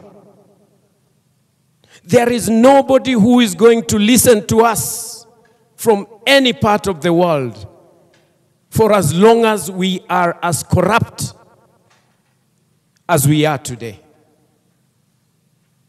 That in everything that we see, we identify the opportunity in corruption and earning income in a way that does not make sense. Not caring about the future of our people. The amount, Kenya is a leading institution, and I thank the government of Kenya. The gentleman seated here in the name of Engineer Isaac Kiva is a global champion on matters renewable energy. This gentleman has sweat to see progress in this continent, starting with Kenya. We owe him and the team that has gone before him in the Ministry of Energy the force that we are now over 90 or thereabout % renewable energy. How can other continents be so far ahead? Kenya is #1 in the world. It shows us the potential that we do have as a nation. How are we, and you will allow me this, Joe, how are we helping other nations to transit by showing a good example? With renewable energy comes carbon credits. A lot of money. Is this money being felt by the community? Is the forest that is producing so much water to the mini grids, to the main grids, to everything else, are we returning that money there? Is the community upstream that is conserving the environment, that is not planting maize and beans, allowing those who are downstream to plant there? How much is being recouped to get up there? Practical issues. Nigeria. Mm-hmm. Yeah. And I know Nigeria because I also have a Nigerian name, Chief Oluwole. People are suffering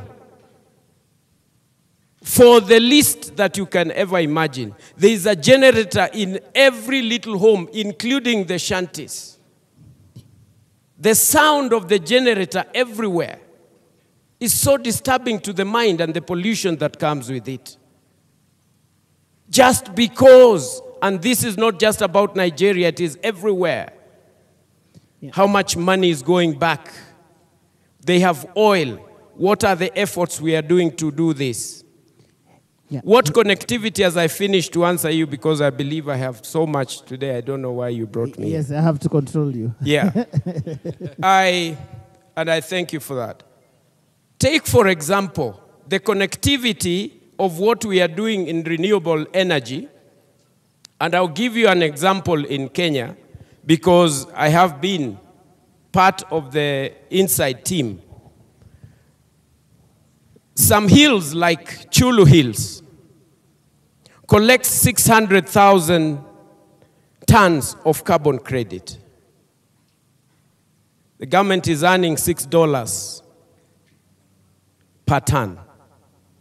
That is more than 3.6 million US dollars. How is the community around that place benefiting? Mm-hmm. It's happening on an annual basis. The ministry may not have a lot of money, but there's a lot of money that is coming in other ways.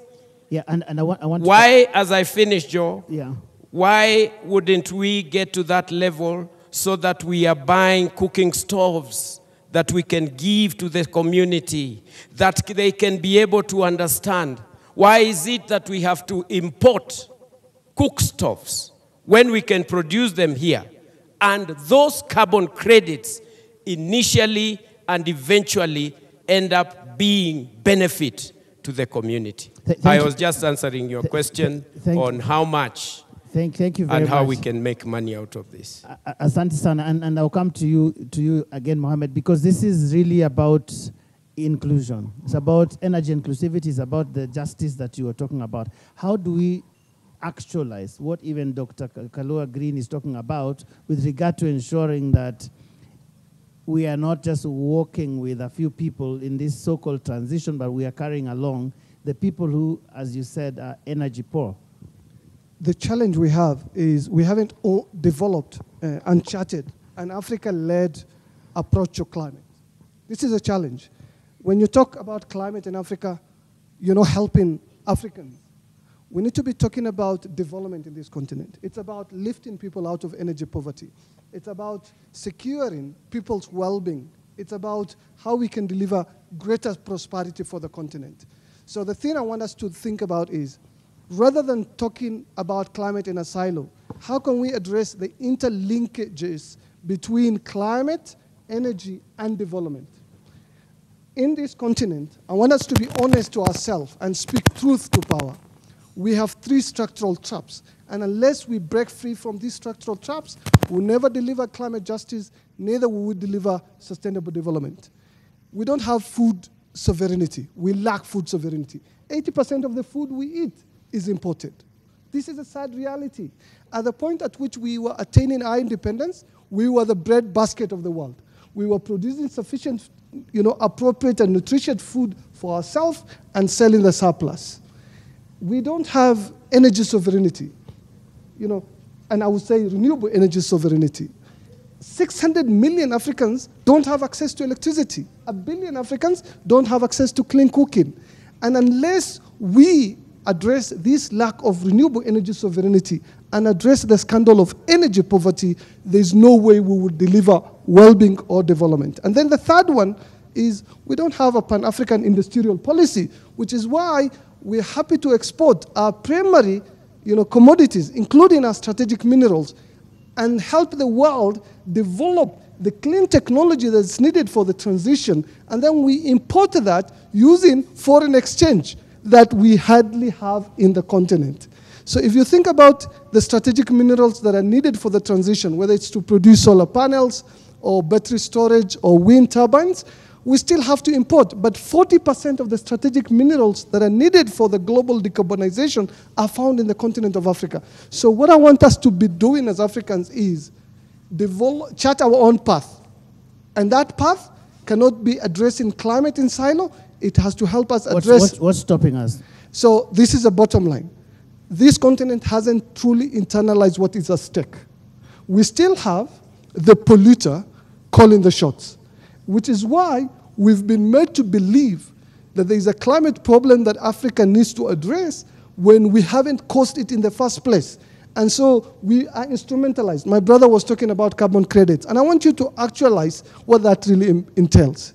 It's basically commodifying our nature to help the polluter and offer them cheap pollution permits. I won't call them carbon credits. We're basically selling them pollution permits.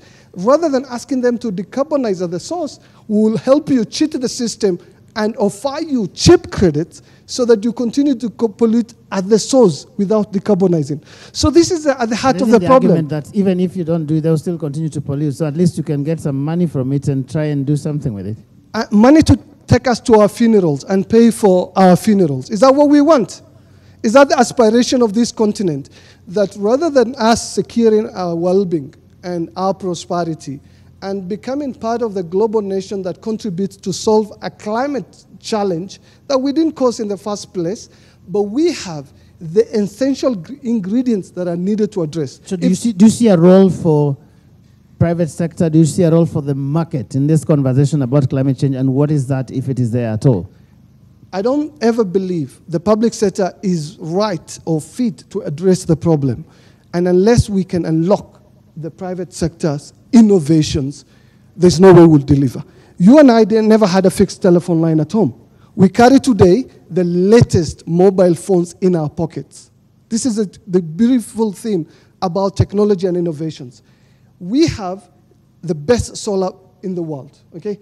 We have the best wind. We have the best geothermal. We have the best arable land.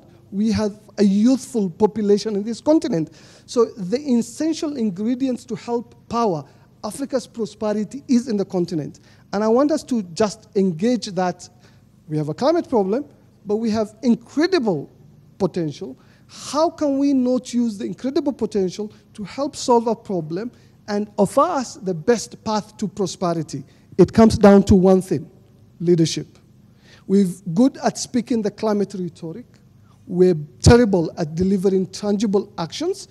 And unless we get better at delivering tangible actions that helps to deliver the greatest benefit for our rural farmer, for our community, we will always talk about a climate problem, and we will open ourselves to commodifying nature and help the polluter get away with the climate crimes that they've committed, and we will still fall for their crimes. Oh, okay. So I want us to step up, and this conversation is one of those important conversations where Africans can start asking them ourselves, what is our role in this discourse? How are we going to engage in the international dialogue? 92% renewable energy in our electricity mix didn't happen by accident. Kenya chose to develop its renewable energy. But still, you need to remember 25% of Kenyans still don't have electricity. 70% of Kenyans still depend on primitive energy for their cooking and for their heating. Yeah. 70%. And unless we go deep into the problem, the root problem of the climate and the development crisis that we're facing, we will still not deliver sufficiently for Africans. So my appeal to you, Joe, and to the Nation Media Group is more of this dialogue and more truth in the dialogue so that we can actually liberate ourselves. Our forefathers liberated us from colonizers. It's our opportunity today for us to have our Nyereres, Nkrumahs, and the Sankaras who will help secure our future. Thank you. Engineer Kiva, the whole question of market mechanisms in addressing this whole question of energy, insofar as the transition is concerned, is there a position that the government has taken with regard to that, whether we see real value in market mechanisms such as carbon credits and that sort of thing in addressing this, or do you take the view of Mohamed Ado here that, you know what, it is helping the polluter? Thank you, Joe, and I'm glad a friend of mine called Peter Odengo is just around here, so you'll be talking more about carbon financing. He's one of the experts in that field. But for the government of Kenya, carbon financing is one of the ways to raise financing for energy provision. Indeed, one of the key challenges we have in energy provision is financing. And we talked so much about that during the Africa Climate Summit, where Kenya is calling on flexible financing to be able to drive this energy transition. There are made some avenues like climate funds, and we are happy that Kenya is getting a huge chunk of climate finance, up to $48 million to be able to do a battery energy storage, just to help our system to continue getting more greener and greener, moving from 92, 93, onwards to reaching 100%. So we have the climate funds, we have also the carbon financing, and if utilized properly, it can be able to bring huge benefits. I know of a company which is in the business of energy saving cookstoves. And what they have done is that the carbon credits and the carbon financing that they are getting, they are using it to be able to buy down the cost of the implement to the consumer.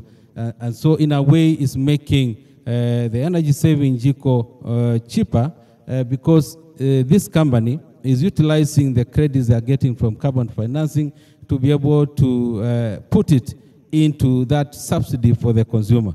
And there are examples all over of many farms, what they have done with the carbon credits. Some are having community projects in the places where they are, which is also a good thing because this brings about the acceptability of the energy infrastructure where it is put. So looked at properly, is supposed to help us as Kenyans in our own plans, because one of the things again is affordability, as Mr. Kioli was talking about. So if this can help us to make our energy services affordable and it is suitable for us, then thinking about Kenya and Africa, it should be able to work for us. And I know there are mechanisms now.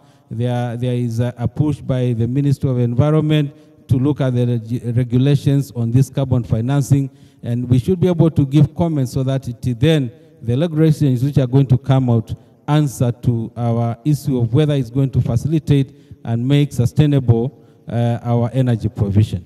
Mr. Kioli, I'll come to you in a moment, but Dr. Kalua, I saw you scratching your head as this was going on.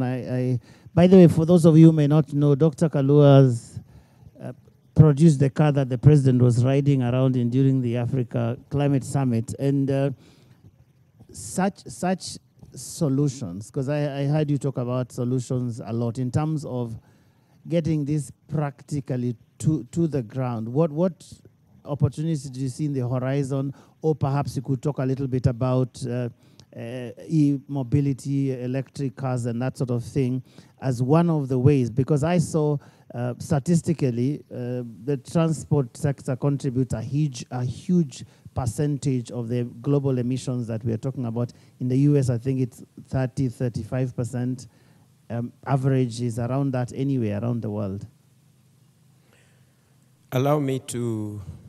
And keep it brief. I will come to Mr. Kioli because I want to hear a bit from the floor. I won't compete with you on that. So I will keep it very short. So let me put into perspective based on what I am going through as the chair of Motorcycle Assemblers Association. A lot of Africans move on Okada, on boda, on whichever two-wheeled motorcycles.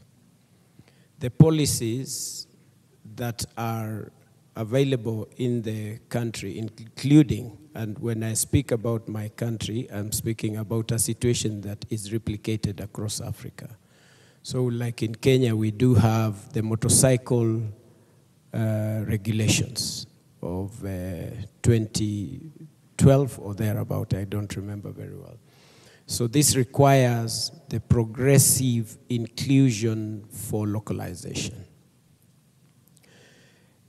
While that is happening, there is now an opportunity and a push by the government to get into e-mobility, which is a perfect thing.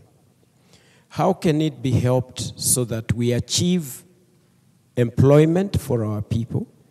My institution, Honda, has trained and is in the process of training Juakali people to make the local parts as a means of creating employment.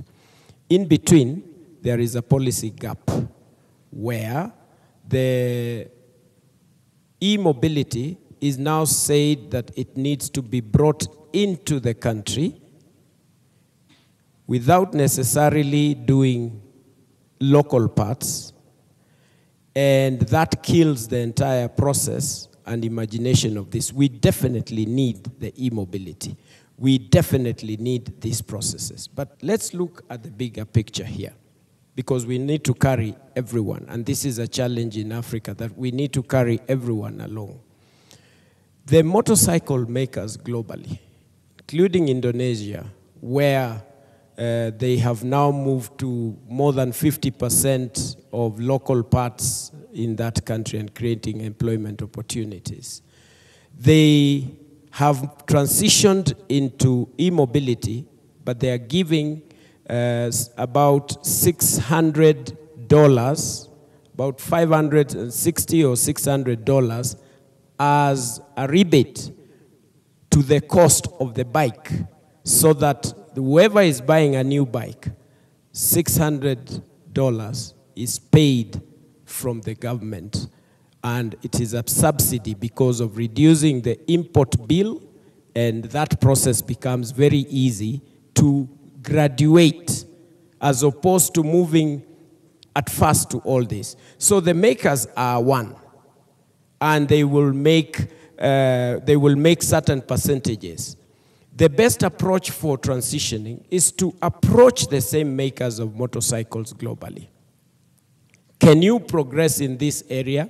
Can you advance? Can you apply what you did in Indonesia?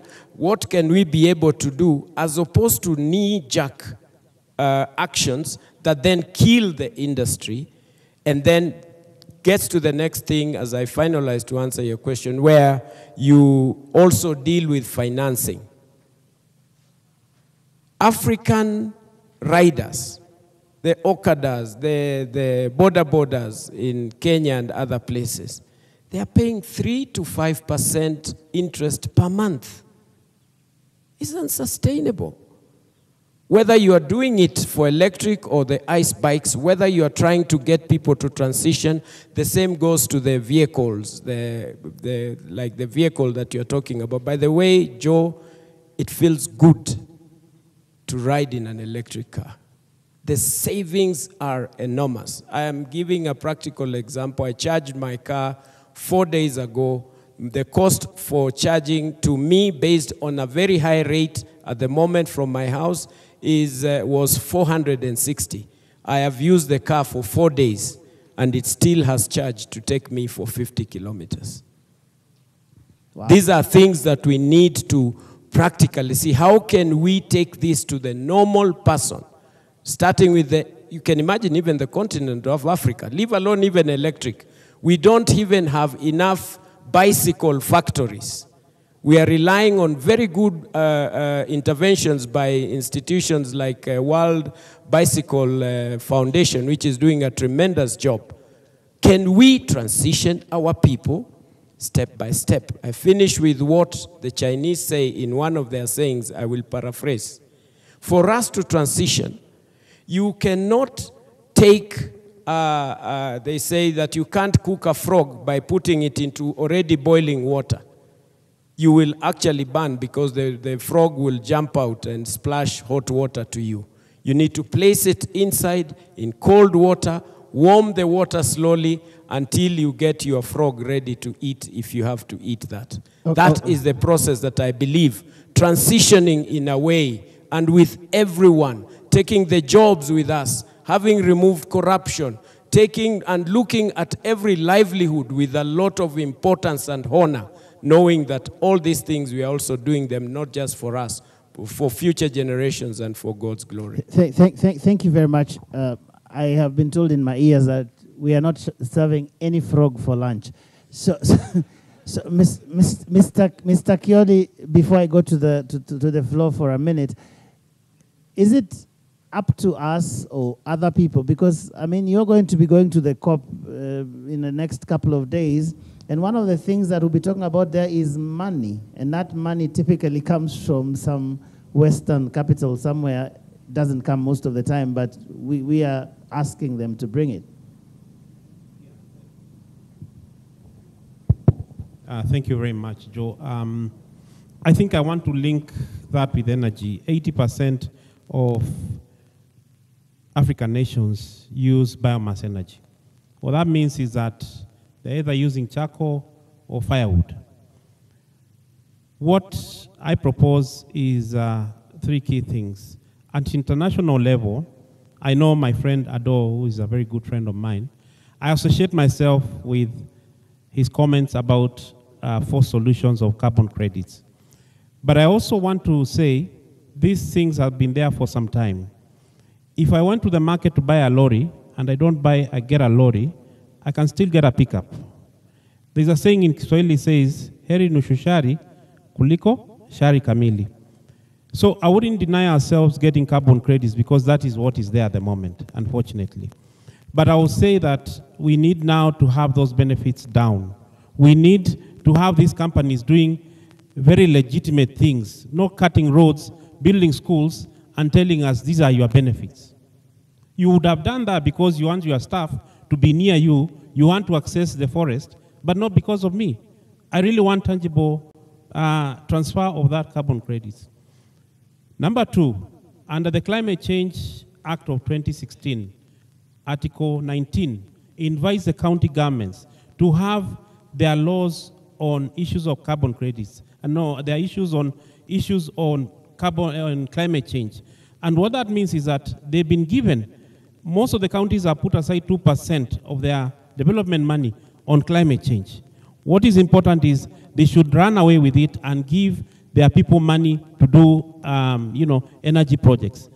The Energy Act of 2019, which was drafted by my friend, the engineer Kiva, has given the counties authority to do energy planning and has given the counties to establish a fund on energy. Why don't we start populating that fund with money that can be utilized by the county people? That is a way forward in terms of money. Okay.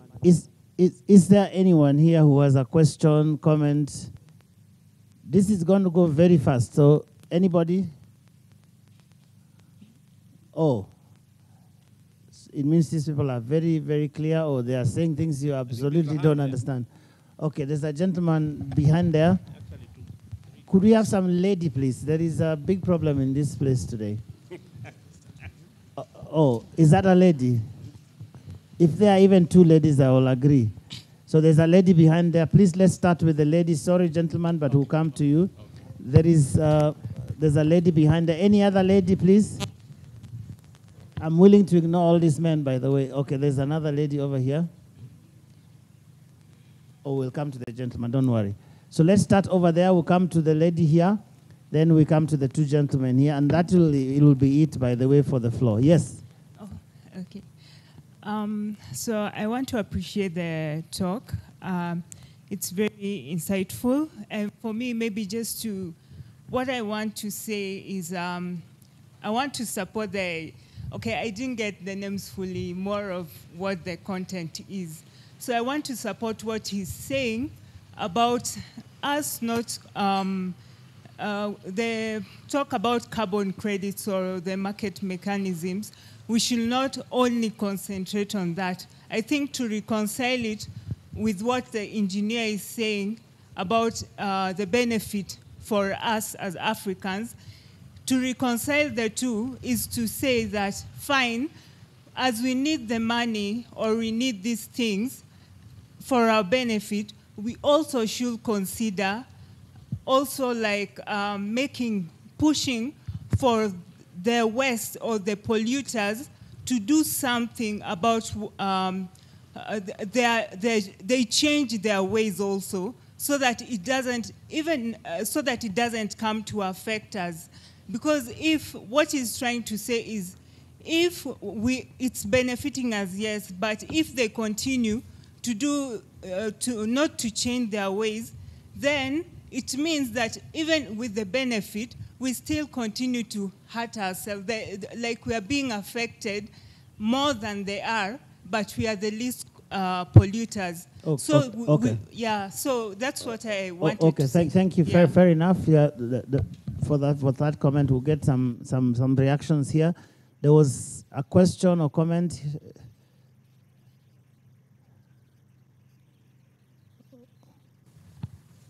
And please, if you can introduce yourself, that will help us to understand what you're saying better.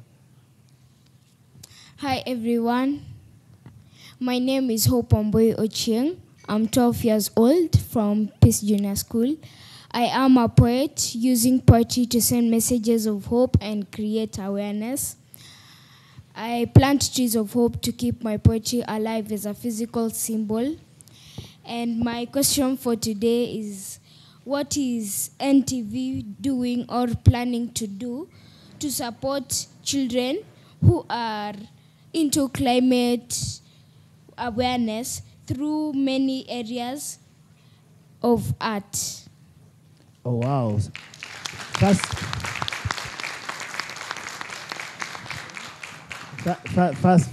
why don't we just clap for the amazing work that she's doing? I love the fact that she's young, she's using art to talk about climate change. Kuna watu wa NTV hapa? Do we have? Okay, we will answer that question. Thank you very much. Let's get the gentleman here. Thank you so much. My name is Godfrey Ondino. I have 3 observations. One is just to commend the nation. I heard your CEO said that you intend to reduce waste as a way of mitigating the climate by 2030. I think to me, for the first time in the business world, I'm hearing of an organization that is really into the climate mitigation issues. My second observation is, I have a question to Mr. Mohammed. Seems to me like you are more on how to transition justly between the Annex 1 countries and the Annex 2 countries. For those who do not know, Annex 1 countries refer to the developed West, and Annex 2 countries refer to the developing world. So my question to you, Mr. Mohammed, is how do we transition justly, especially for the non-Annex countries, because we are now dealing with a problem that we did not create in the first place. And the developing world is arguing that we will finance your problems while you allow us to pollute. That's their argumentation. So what do we do? How do we move forward from here? Okay. Thank you. Thank you very much. The gentleman behind there, before we come to Professor, that's going to be the last one. Thank you very much, the organizers of these occasions. My name's Ferdinand Marimba from Nature Surf Systems. So I think I have more of comments and a question. Please keep them brief. Yeah, sure. So a quick one is about involvement of indigenous knowledge, capturing data from the indigenous people. What we have, we don't have a lot of documentation on that. I think it's really a high time we put that into consideration. So as much as we are looking at climate change, we also look at the indigenous knowledge. What is it that they did before, and what is it that we are doing now that we can create the difference? Then the second one is about the use of technology. You realize we talk a lot in terms of, let's say, planting trees and all that.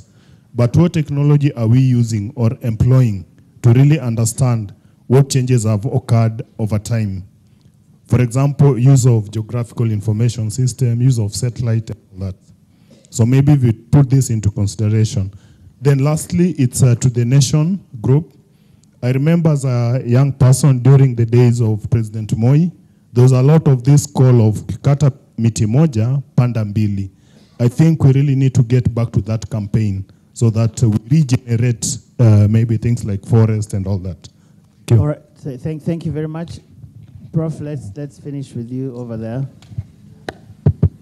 I am sorry, but I'll not take any more because we are out of time. So during lunch break, we can have more discussions. I really am sorry about that. Yes, we are running out of time, just like we are with the whole climate change question. Yes, Professor. Thank you, Joe, for giving me the last chance, maybe. It's just great because you are a professor. I think there are very many. It's a great panel. Really, I learned a lot. Mine is on the e-mobility aspect. The transport sector in Africa in general, also a big emitter. Most of the petrol, the diesel imported is consumed by the transport sector. And we pay hard currencies to import fossil fuel energy. So if we adopt this e-mobility, I would say there are three benefits. One, we are doing good for the climate.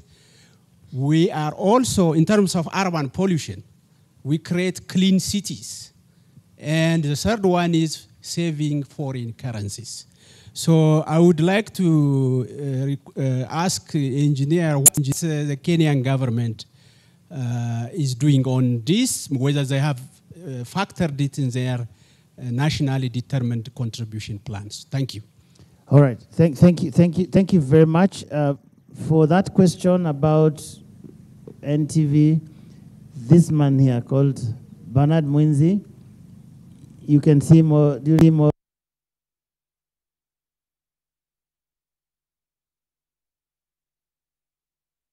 involved in various ways in dealing with climate change.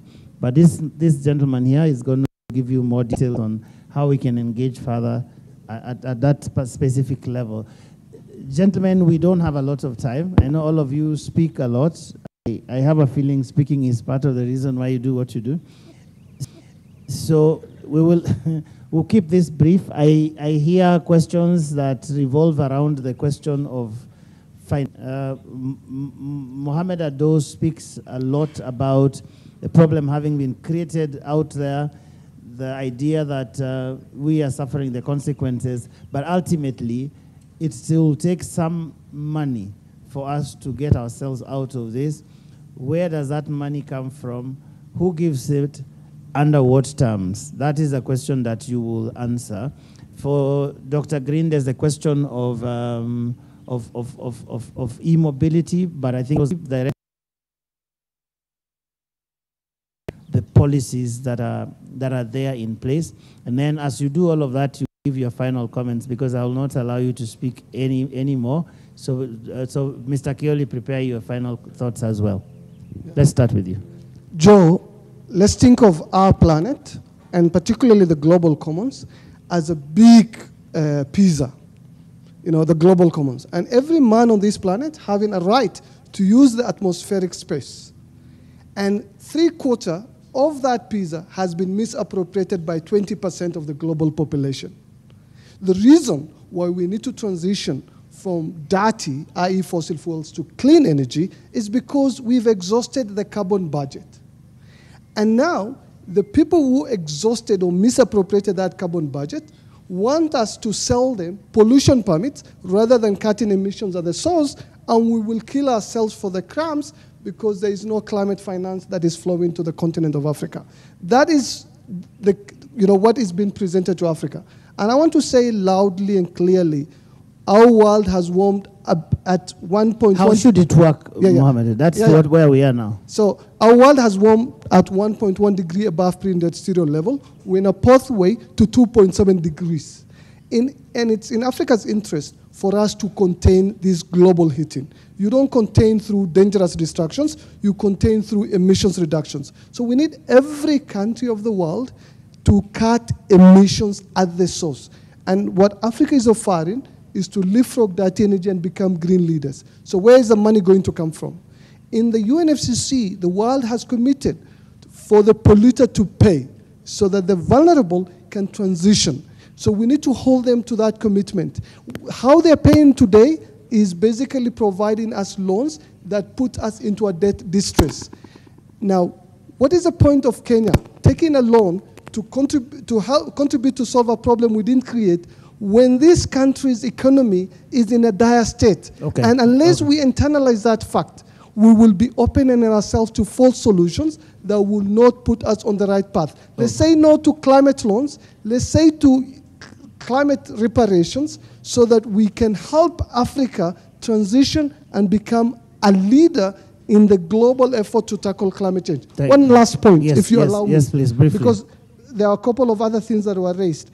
Whatever we do in Kenya, I want to say this, we will never secure our microclimate.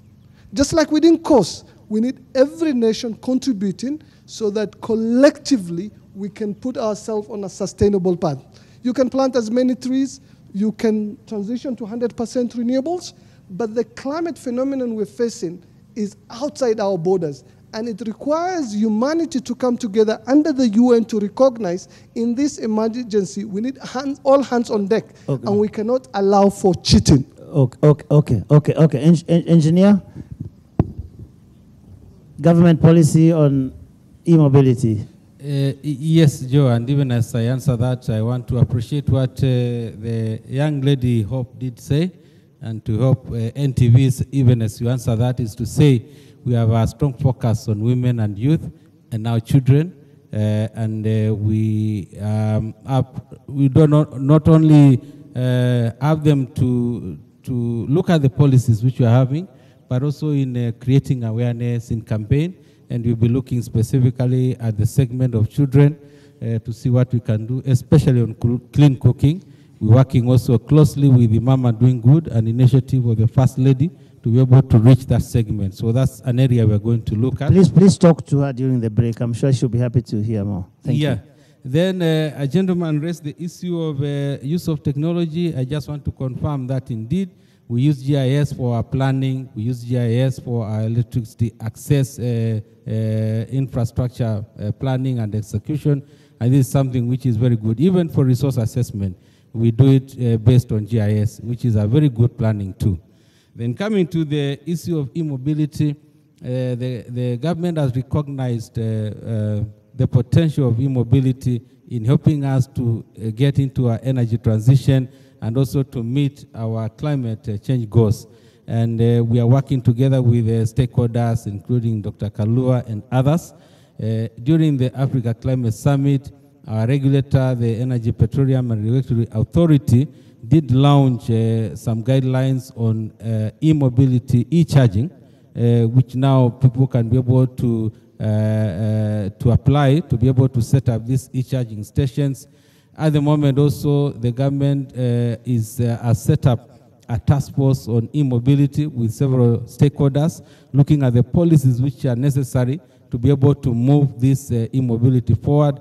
At the energy, we are also preparing ourselves because we know that there is some demand which is going to come from e-mobility. We have already started doing our own scenarios, and we know that this could very quickly give us an additional 300 megawatts in the next 3 years or so. Okay. So we are preparing ourselves for that, and we hope that many are going to come and support our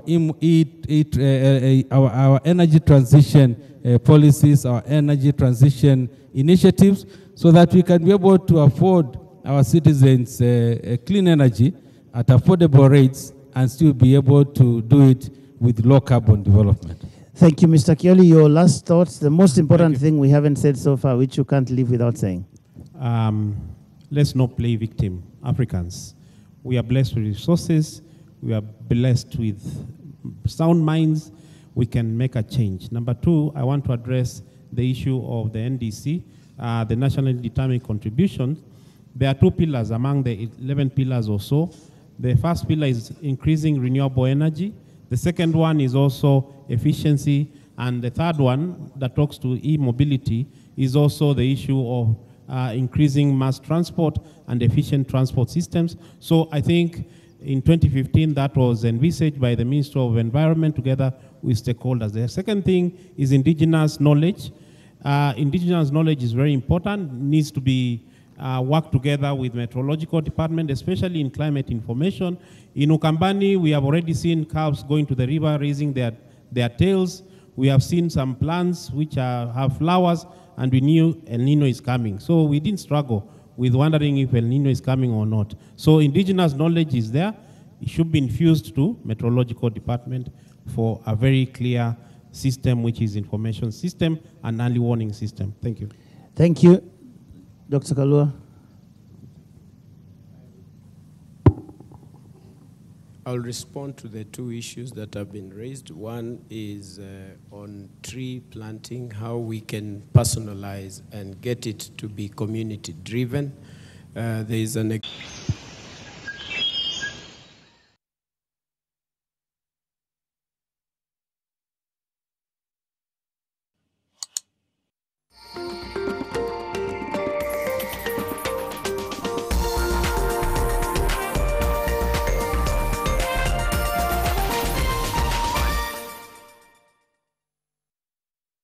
No.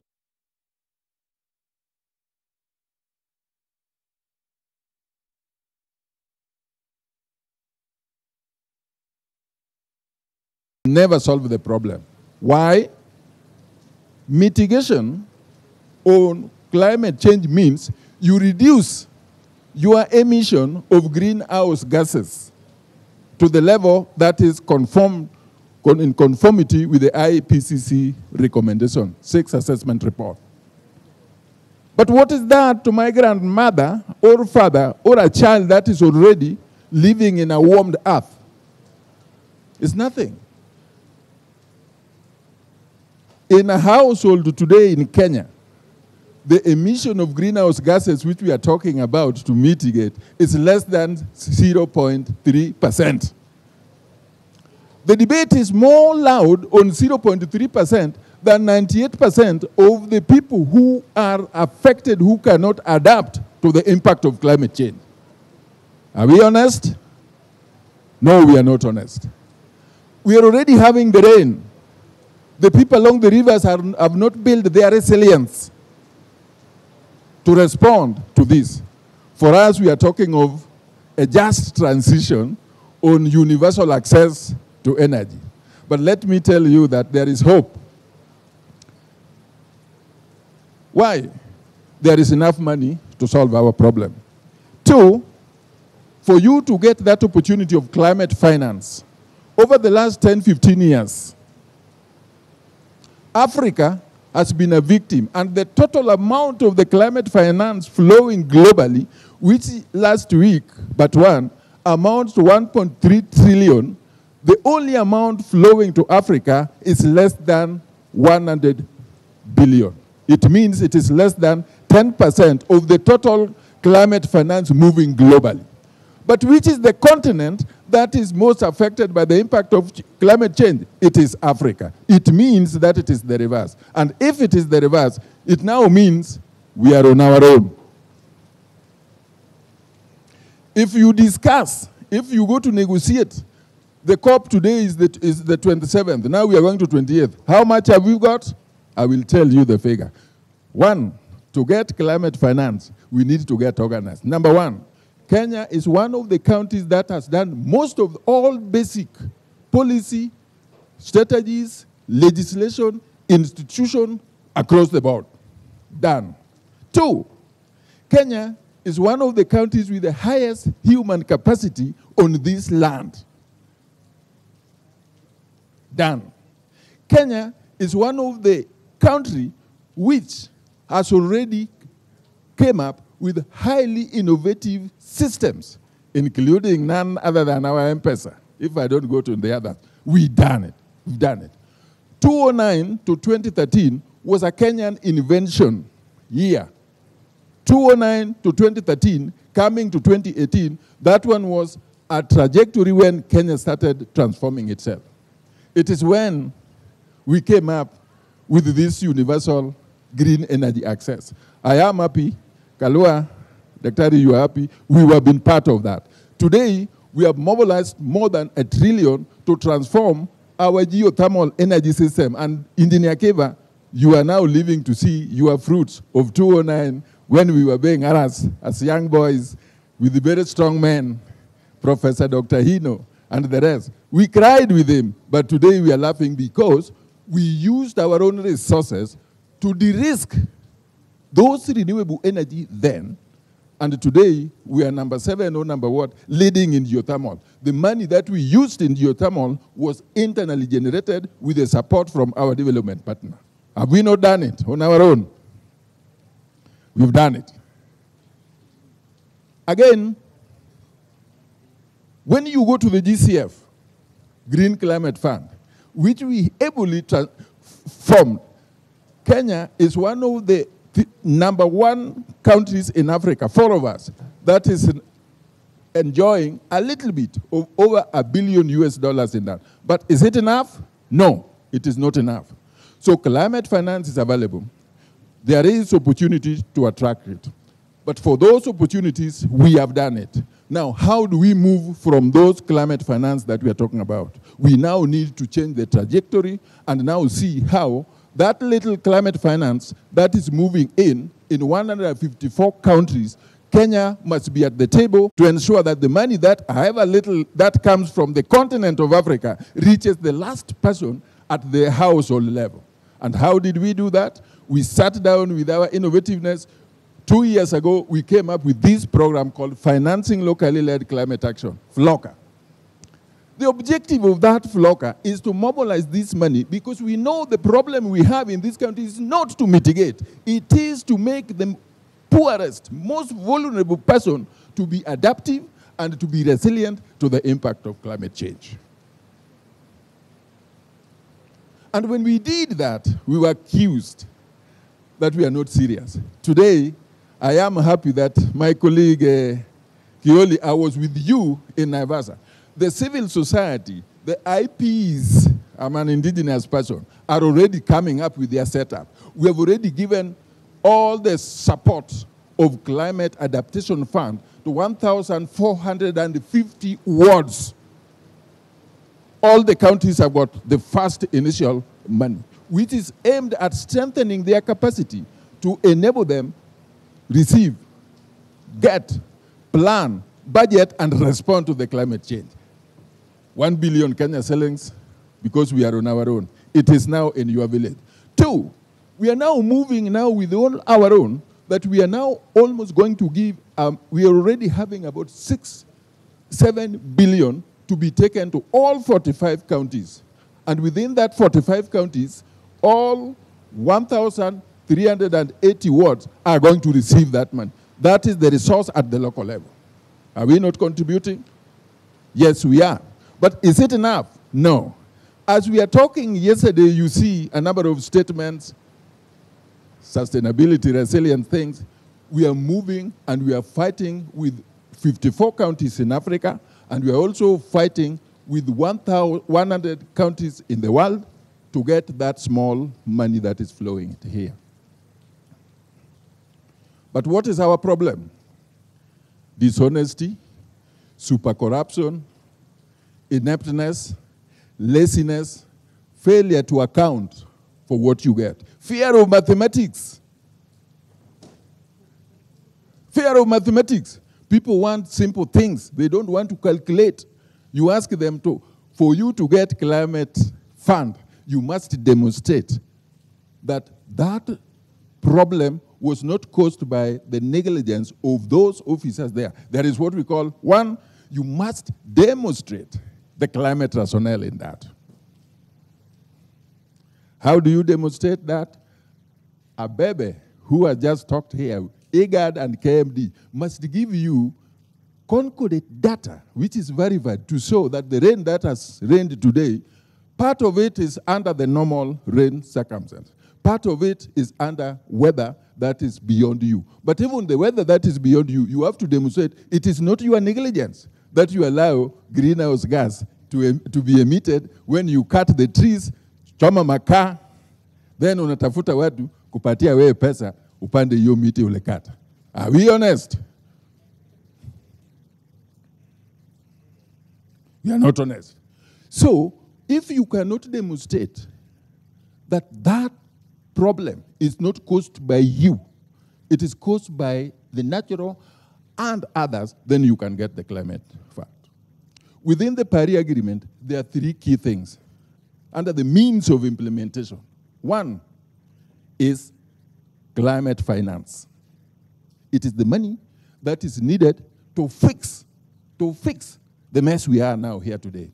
If it is too cold, for example, in Limuru, where we have not been getting snow over the last millions of years, and all of a sudden, a snow comes in, you need money, resources, to transform your life, to avoid that, because the people, my grandmother in Limuru, for example, is not immune, or has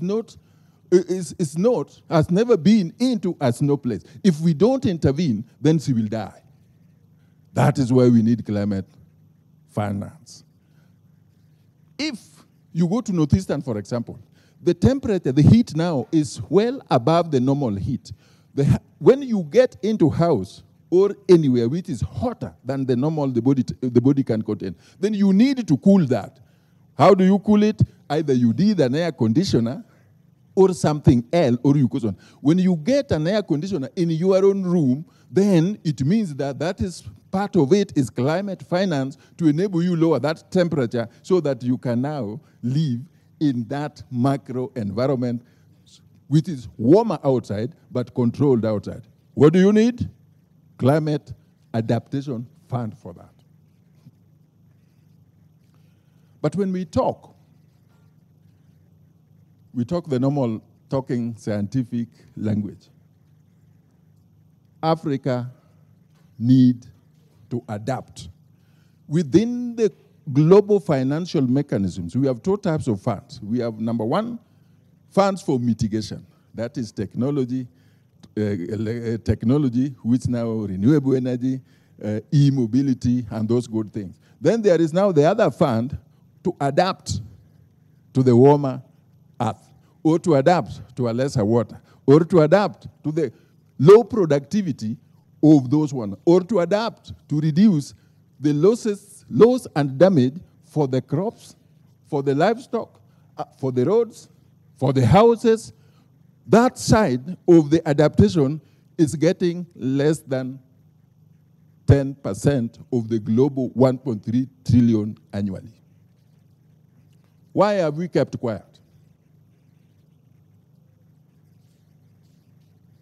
Because we want easy side of business as usual. All this time, when we talk on we have enough sun, we have enough wind. Who benefits? The producer of the technology, who is the greater beneficiary of that. Where do we get the technology? It is from the source. But the challenge again which we have today, colleagues, climate change is now at the doorstep of the donors, the development people, the Annex 1 people that we thought will give us the money. Who among you here will leave his house burning and go and put off a fire in the neighbor's house? Is there anybody like that? So if you believe that those developed countries will now give you money to fix your climate change scenarios, you are wrong. We are on our own. I'll never leave my house burning, Duyango, to come and put off fire in you. The little money I have, I will first clear mine. But the money, because it is little, when he has done his, there is no more money. And what will you get? You remain with a bowl, idea, how many years? Yet, the climate vulnerability is intensifying per second. We must change our thinking. It is serious. Who among you here will want to go to the kingdom of God when you leave the most vulnerable people are suffering, dying, because you can't support them? And you are given a chance, a power, a post. It's only Keva, Engineer Keva, and myself who can see the kingdom of God. Why? Engineer Keva, we changed the laws. Today we are the greatest in terms of geothermal, wind energy, and also the solar. True or false? So when we die, see, God will allow us to see him.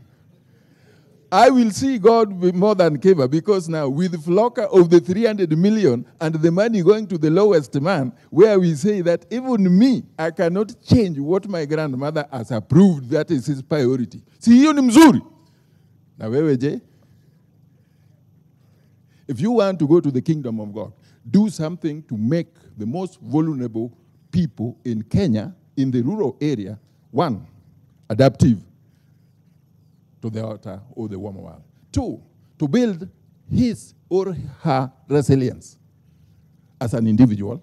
Then build the resilience of infrastructures, the enabling environment which supports the livelihood of that individual. And finally, be honest.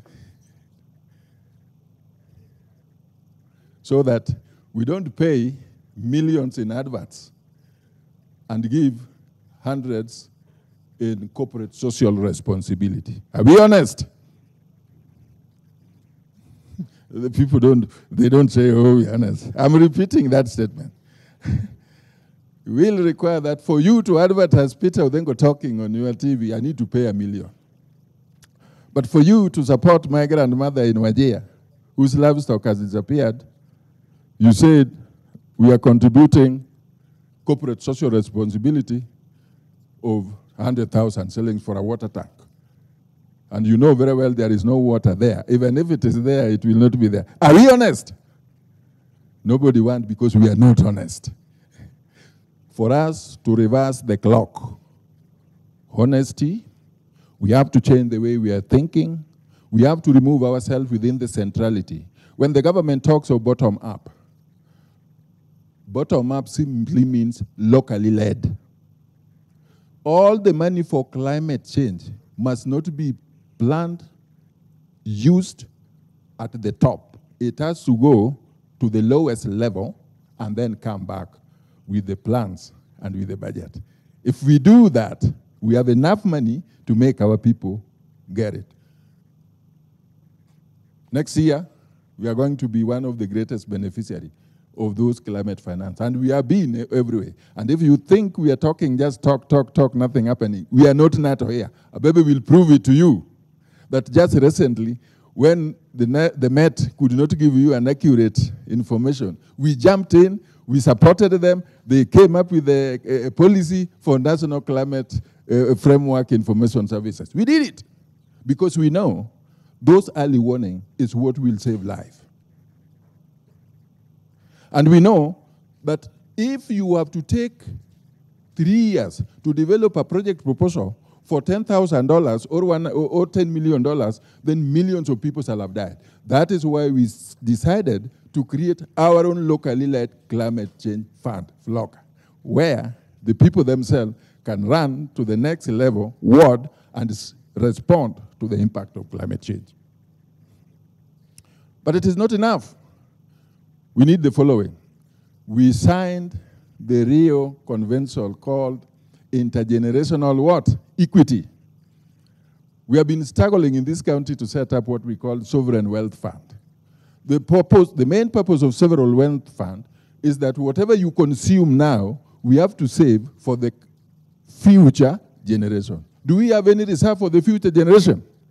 Today, you don't know. How many people want to give birth tomorrow? Yeah, if you don't have reserve, don't give birth. Of course, because the little that you have, you are consuming it here all.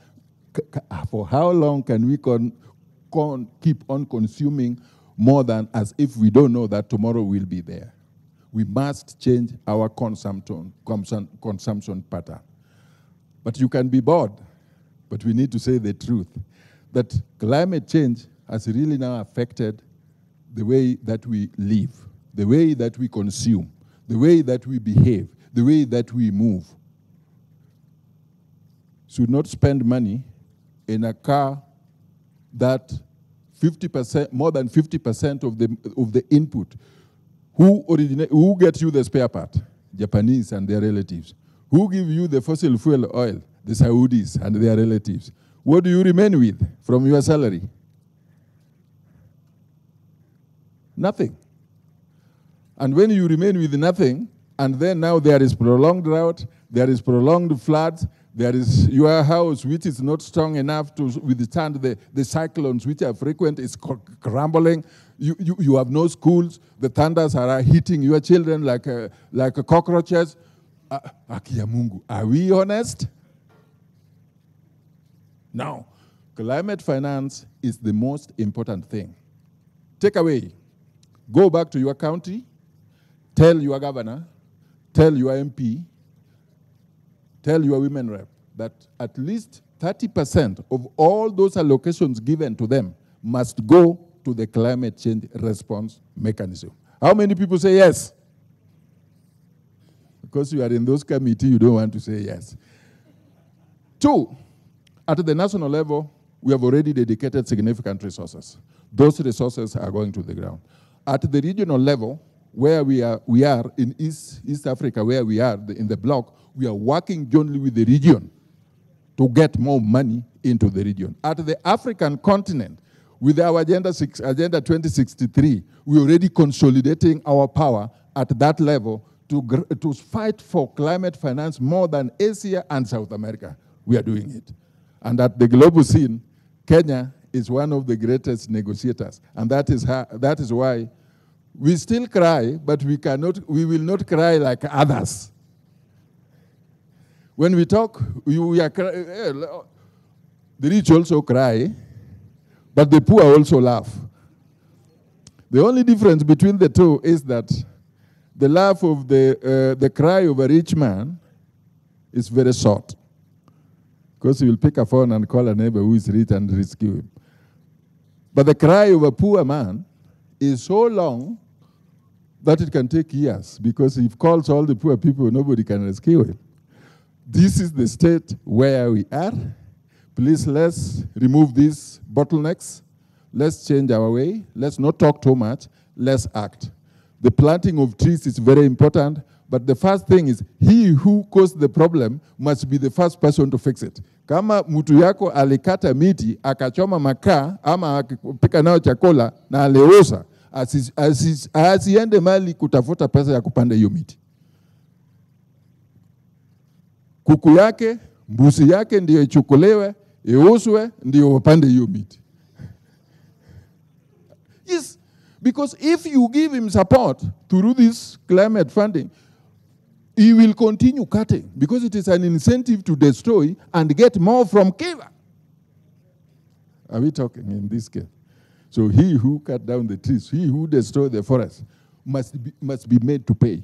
Let's not fight them. Give them a very, very huge bill. Destroy is called restoration fund. Sit there, but the cost of restoring what you have destroyed is 100% than what you are getting from that forest. Will somebody be there?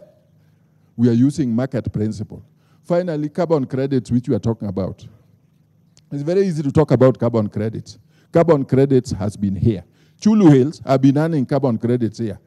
It is all over in the papers. But when you go into the local community, there is nothing. It is about a water reticulation system with 1 million for 100,000 people. Is that the carbon credit you are talking about? No. But who are these people who are mediators in that? They are elites, and some of them are not here. They are in Washington, D.C., they are in London, they are great brokers. But when you dine with brokers to make for you a regulation, what do you expect? You will lose. Let's be sober. Carbon credits is a very good stream of getting climate finance.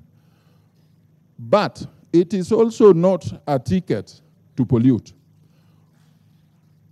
What is happening in a little bit of science is that our economies have been built on technologies which are old. Now, the best way to change is to shut all those technologies, including your car, including these cameras, which were made from that. You stop it once, and then you start with the next one. That stopping it at once is not viable because many people will lose jobs, many people will lose medicine. It will not happen. The objective of responding to climate change is to save humanity, life, and intra-generation. So doing it phase-wise means that the polluter pays principles comes in, keep on polluting a little bit up to a certain level, then beyond that, you pay to contribute to the new technology for the people who are coming in. So we are doing what is called a scientific balance for humanity, nature, and the relativeness, because if you don't do that, then you will be shutting out humanity. But it has to give a certain. California used it. A number of counties in South Africa, Cape Town, used it. The manner in which we need to address it is that we have to be transparent, we have to be accountable, we have to put the people themselves at the center of that adaptive center and capacity. And the systems and the government, we must get enforcement and compliance so that my grandmother must get all that carbon credit. The person who did it there comes in here to be between me and ndugu yangu Kalewa here. He takes 80%, he leaves you with 20% to distribute. We tracked them and they disappeared. Ladies and gentlemen, climate finance is here with you. We can get it. We have demonstrated we have got it. We have the best mechanism to transfer climate finance to the lowest level. Last week, but one, we were called in Sierra Leone. We are now grooming them. Tanzania here, South Africa here. Let's put a positive narrative so that the more we support them, the more we bring more here in the country. But it is you. We are doing our part. You have to do your part. We need money to respond to the challenge. We need policies, skills, institutions. We have done them, but they are not bringing the money in a manner that we will be able to respond to 51.28 million people of the Kenyans. We are all vulnerable at a certain level, but it is in the scale. In our NDC, we need 62 billion per year up to 2030. 62 billion US dollars. And of that $62 billion, about 70% is for mitigation. Of us alone, where we work for, we have already, one program, we are generating 1.5 billion. That one we commit that within a period of short time, 1.50 billion US dollars will go into the all 47 counties. And if your county is not benefiting from that money, then please, it is your responsibility to go and confront those guys. Why are your people dying in Kitui, yet the money is available? Because the money is not being taken. It is called, you have to demonstrate the result to get the money. It is an incentive. The private sector, you have to work, do business, and make the consumers live. If you suck them to death, you will also die.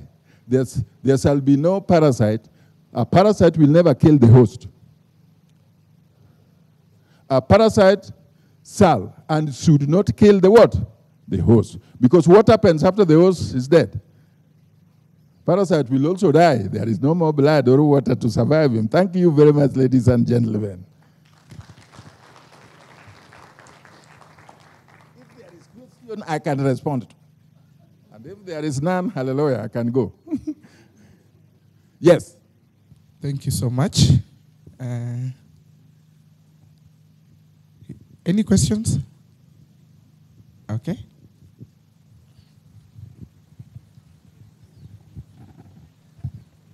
All right, thank you very much. My name is Edward Kipkalia from the Emerging Leaders Foundation Africa.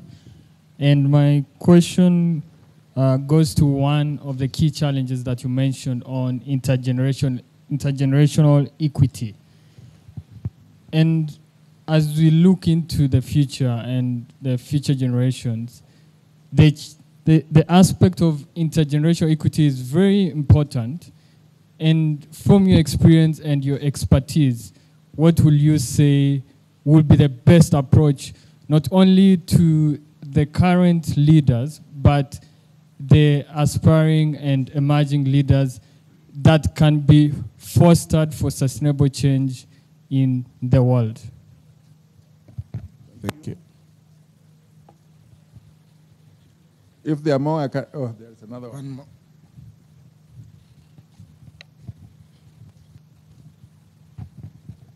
Okay, thank you. My name is Christopher Amudavi. My question is on carbon credits. Given that carbon credits, the payment is result-based, and you find that most of the registries or even the verification bodies that comes verify what you have as credits, what you call credits, are not maybe African. You find that most of the organizations or bodies that, for instance, we are talking of Chulu Hills, we are talking of Kasigau, all these that are done by the foreigners, I mean not African, they're the ones who come with the expertise to quantify whatever we have as credits. So that means most of the money that's supposed to come in goes back again in terms of hiring expertise. So what are you doing as a government maybe to build capacity of local expertise, local people to have enough expertise in Kenya and in Africa in terms of carbon accounting and quantification? Thank you. In the interest of time, let's start with those ones. Can we get the last one and then we see? Yes, we will. Yeah, okay. Let's get one more. Thank you. My name is Babu. With Family Group Foundation and Green Blue Foundation Africa. I have two questions actually, which are related. Number one, it's yes, alluded to it, which is how does this information get to the local community? Particularly those people who are supposed to benefit, say my grandmother, your grandmother. How does she know about this information you are giving us? Number two, demonstration. To get the climate finance money, from what I've heard, is that you have to demonstrate. And who knows, how do people know how to demonstrate or what they are supposed to demonstrate?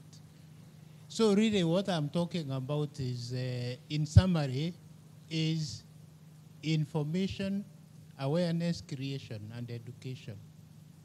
Because without that, then the mechanism would work. And what happens to the money when it gets straight to a county and they are not able to demonstrate what they have done? So what happens to that money? Thank you. I think let me respond to these three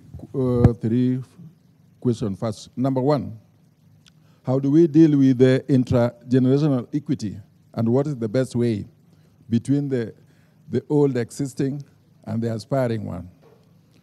This is a real critical element. And within the UN Charter, countries are required to come up with mechanisms, legislations, policies to undertake this. And when you look at the Sustainable Development Goals, and when you look at the UN Charter on Children and the future generation, it is very, very clear. The current generation can be taken to the Court of International Justice for violating the rights of the future. The current one, the current leadership. But how do we do it? One, we need to create an awareness to the newly aspiring leaders because they are easy to deal with. They have no legacy or baggage of status quo. So we need to have two-pronged approach where, first of all, we have to recognize that those who have not been born are going to be born. And when they are born, they have the right to enjoy our natural resources, the tourism, where we are sitting today, the animals, just as ourselves. We have to recognize that one, either in a law, in a statute, and I'm very happy that the government of Kenya has already recognized that, and there is an office at the Office of the President dealing with that, with young people. Secondly, there has been several attempts that you can remember during the Talo Turkana oil, there were a lot of minings, there were a lot of talks to create what we call sovereign wealth fund. The key thing to do is to create the sovereign wealth fund. All the funds that are generated from the natural resource base, mineral, oil, everything, even on your land, a portion needs to be dedicated to that fund. By the way, it is the sovereign fund, for example, the one for Norway, that they are building for their people and investing is what you are borrowing now. Why can't we create our own sovereign fund for the future generation, invest into it in very good markets, when it yields very well, then the current generation can benefit. So the best is train new leaders, train the old leaders, then also train the newly emerging leaders. But the greatest thing, we create what we call the sovereign wealth fund for the future generation. And every percentage that you consume at your household, you have to register whether you are going to give birth or not. And if you are not going to give birth, you have to still save because your neighbor, your brother, your sister will do so. You have to save for them because you have eaten what they would have done.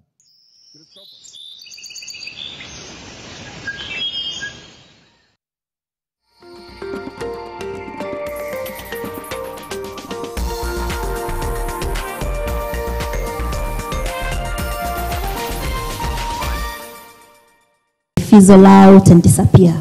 How can the young people best be supported to actually keep these things going and make a real difference with these technological innovations? Thank you so much, Zainab. And as I gather on to answer your question, just allow me to just mention something that I've observed. And in my capacity as, the UNICEF Kenya, youth champion, I realized that as, the youngsters here were speaking, and as we are going on through this intergenerational dialogue, we are yet to establish the forum to also have other people join in, because they've been speaking, and we've been having discussions all around. So kindly to the audience, kindly give the panelists up here a chance to be able to vocalize their discussions without having miniature conversations. Yes. So back to the question where we're speaking about how young people and the children and youths are getting involved in the advancing technological world. To be able to understand that, we need to understand the role of science and technology in mitigating and adapting to climate change and climate related disasters. And one of the ways that we are attempting to do this is, first of all, understanding how best can we make science and technology a friend rather than an enemy, so that we're also able to provide eco-solutions through technology and through science, discoveries.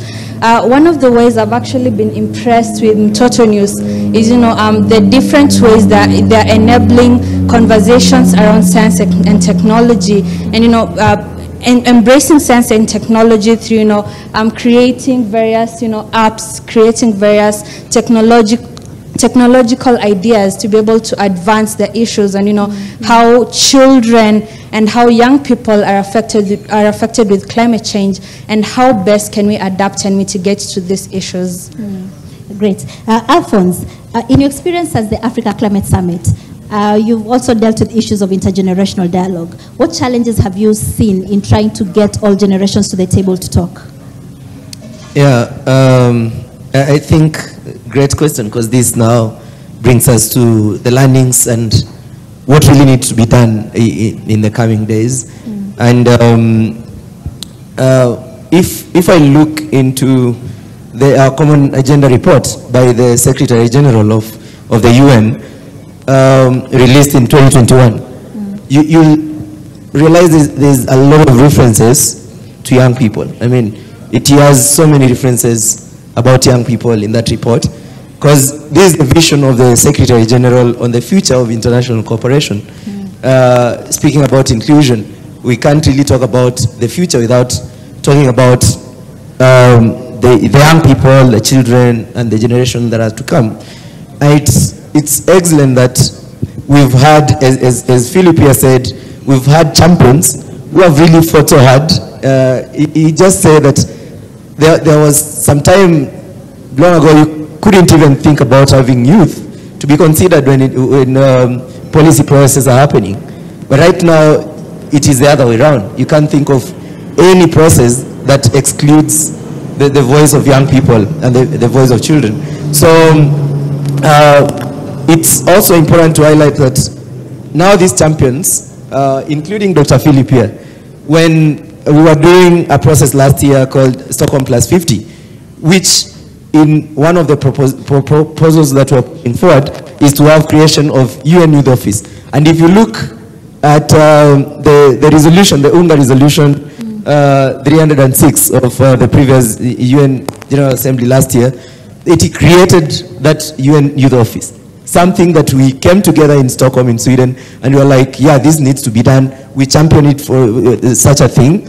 And look, it has been adopted in the patrimony of the resolutions of the United Nations. So what I'm trying to say here is that young people have reached here because of their struggle, because of having solid leadership and young people who are really passionate for this agenda going forward. But we really don't need that going forward. We need to have institutionalized mechanism of youth engagement. And it's actually one of the 11 recommendations that we are putting forward in the Africa Youth Climate Declaration, or the African Union level and the UN system broadly, where it is already, and at the national level here, even at the county level, at the lowest level possible. Then even in the coming days, we don't need to have strong team, championing for youth affairs in Kenya, for example. It will already be there. And even if there is a strong team, then the team will focus a lot on the substantive elements of work, not on like trying to organize, struggling, going to which office, trying to knock and talk to which minister, and it's not about goodwill. It's actually what I call democracy within the space. And if we can have it institutionalized, the other things that Dr. Philip here called small things like funding, of course, those will be small things, to be honest. Thank you. Let me ask you, Alphonse, have you been directly involved in any policy generation, whether locally or internationally? Yes, I actually sit in the steering committee, the global steering team of the UNEP Youth Constituency. And just this week, we are following the plastics negotiation treaty. We have intergovernmental negotiating committee that is underway, and the third session is happening now. I was speaking with Leon to champion for including just what I said, including that one that I gave you as an example of pushing for creation of UN Youth Office. We push for creation of the right to clean, healthy, and sustainable environment as a human right, which is already like part of the international law as we speak right now as a human right. So those are some of the things that we've done. Everybody saw that we tried to ensure that the leadership of Kenya as a country doesn't just be showcased at the Africa Climate Summit level, but at the, yes, I've been part of. Upendo and Alamin, have either of you been involved in policy formulation? You've been involved? Have you participated in the formulation of a... You have? Yes. And your voices were actually heard, your comments were included in the policy formulation? Yeah. Oh, great. So Philip, you allowed me to call you Philip.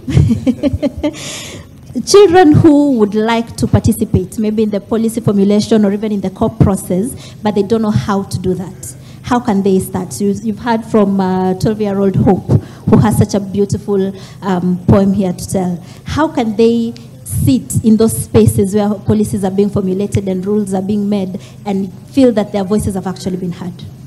Excited by the opportunity that they're having, because now they are talking to the world, sharing their views and so on. Seems like the wind is becoming too strong.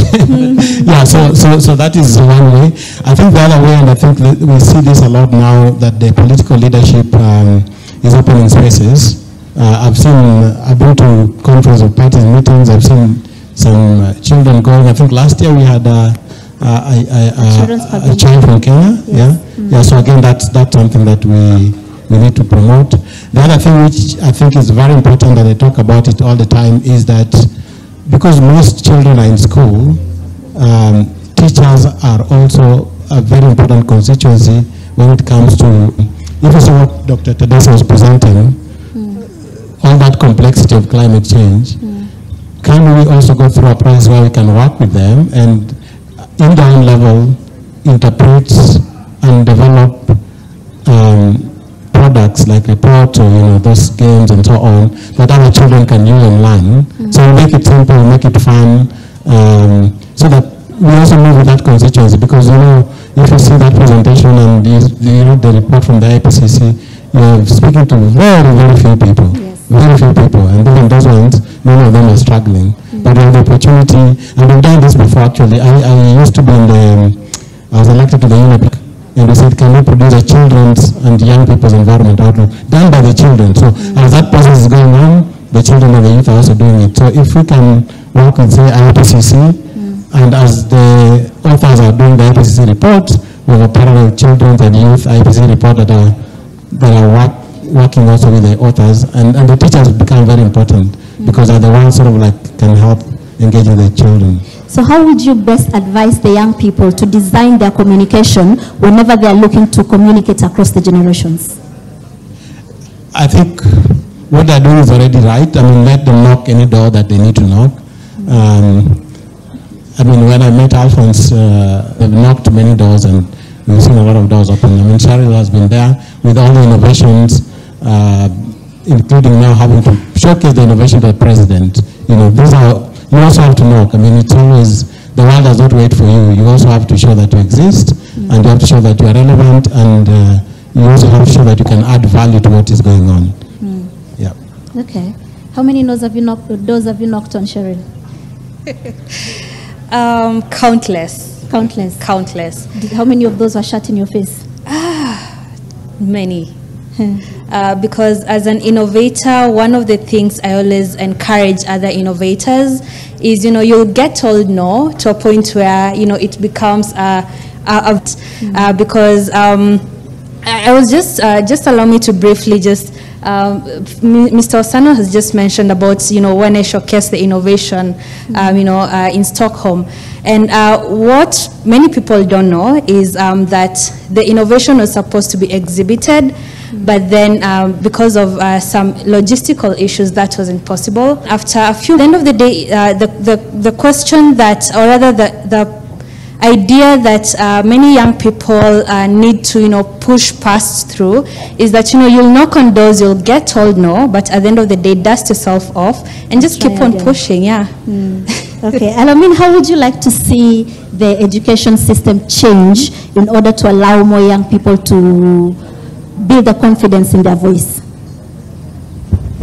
Like, is there something that needs to change the curriculum?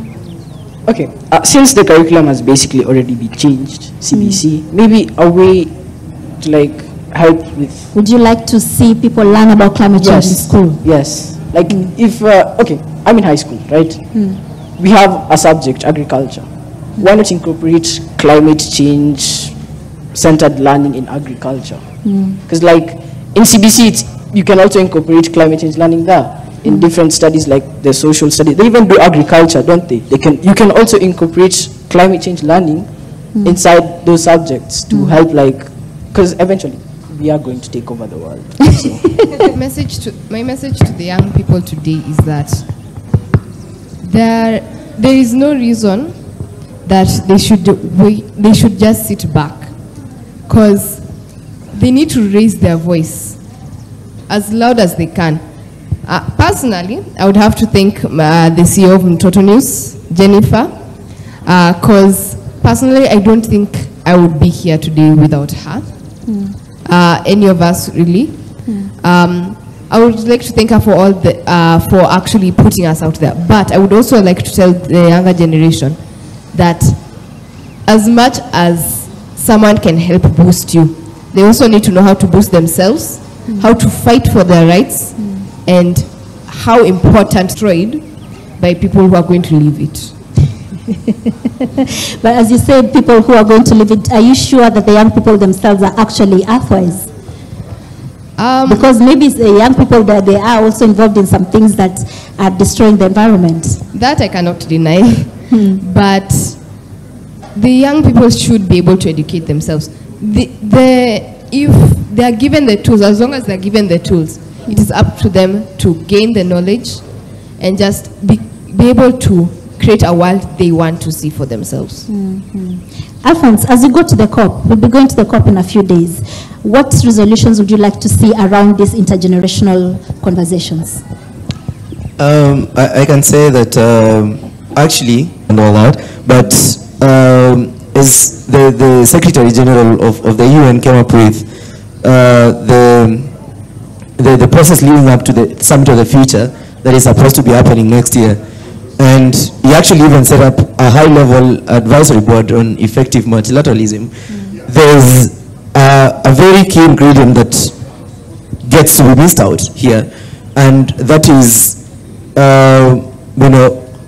intergenerational equity is a cornerstone of effective multilateralism.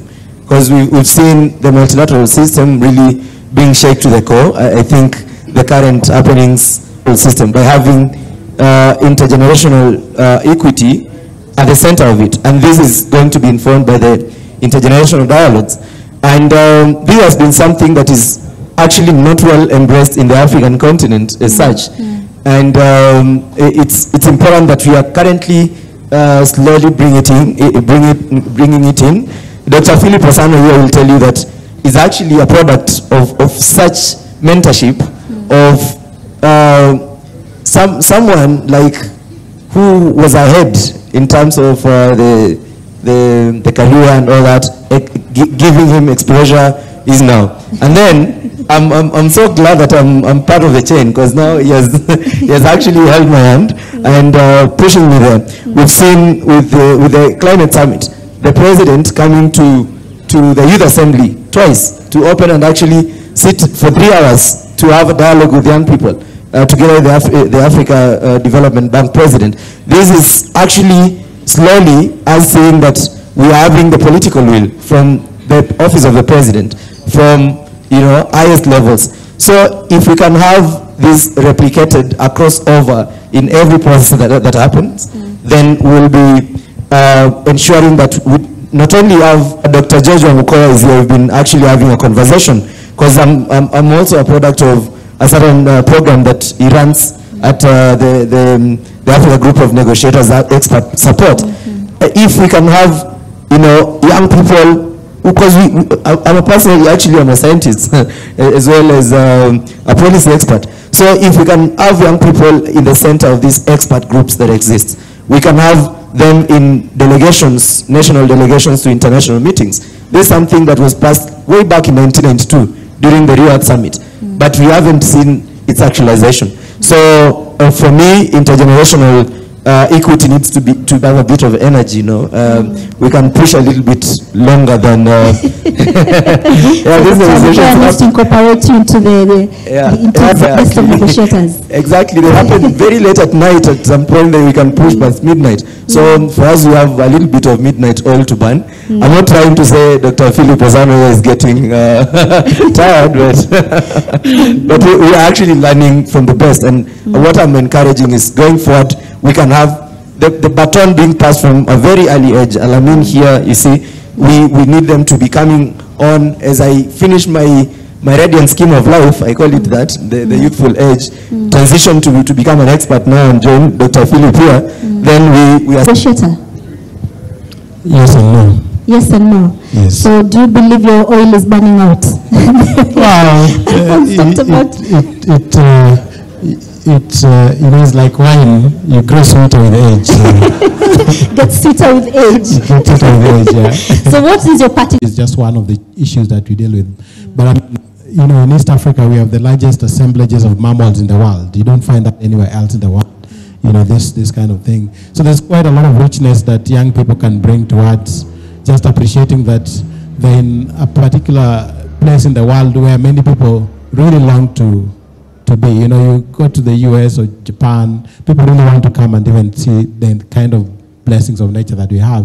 And I think it's for this generation to make sure that they preserve that for posterity. So that will be my parting shot. Thank you very much, ladies and gentlemen. I'd like to thank you for making time for this conversation.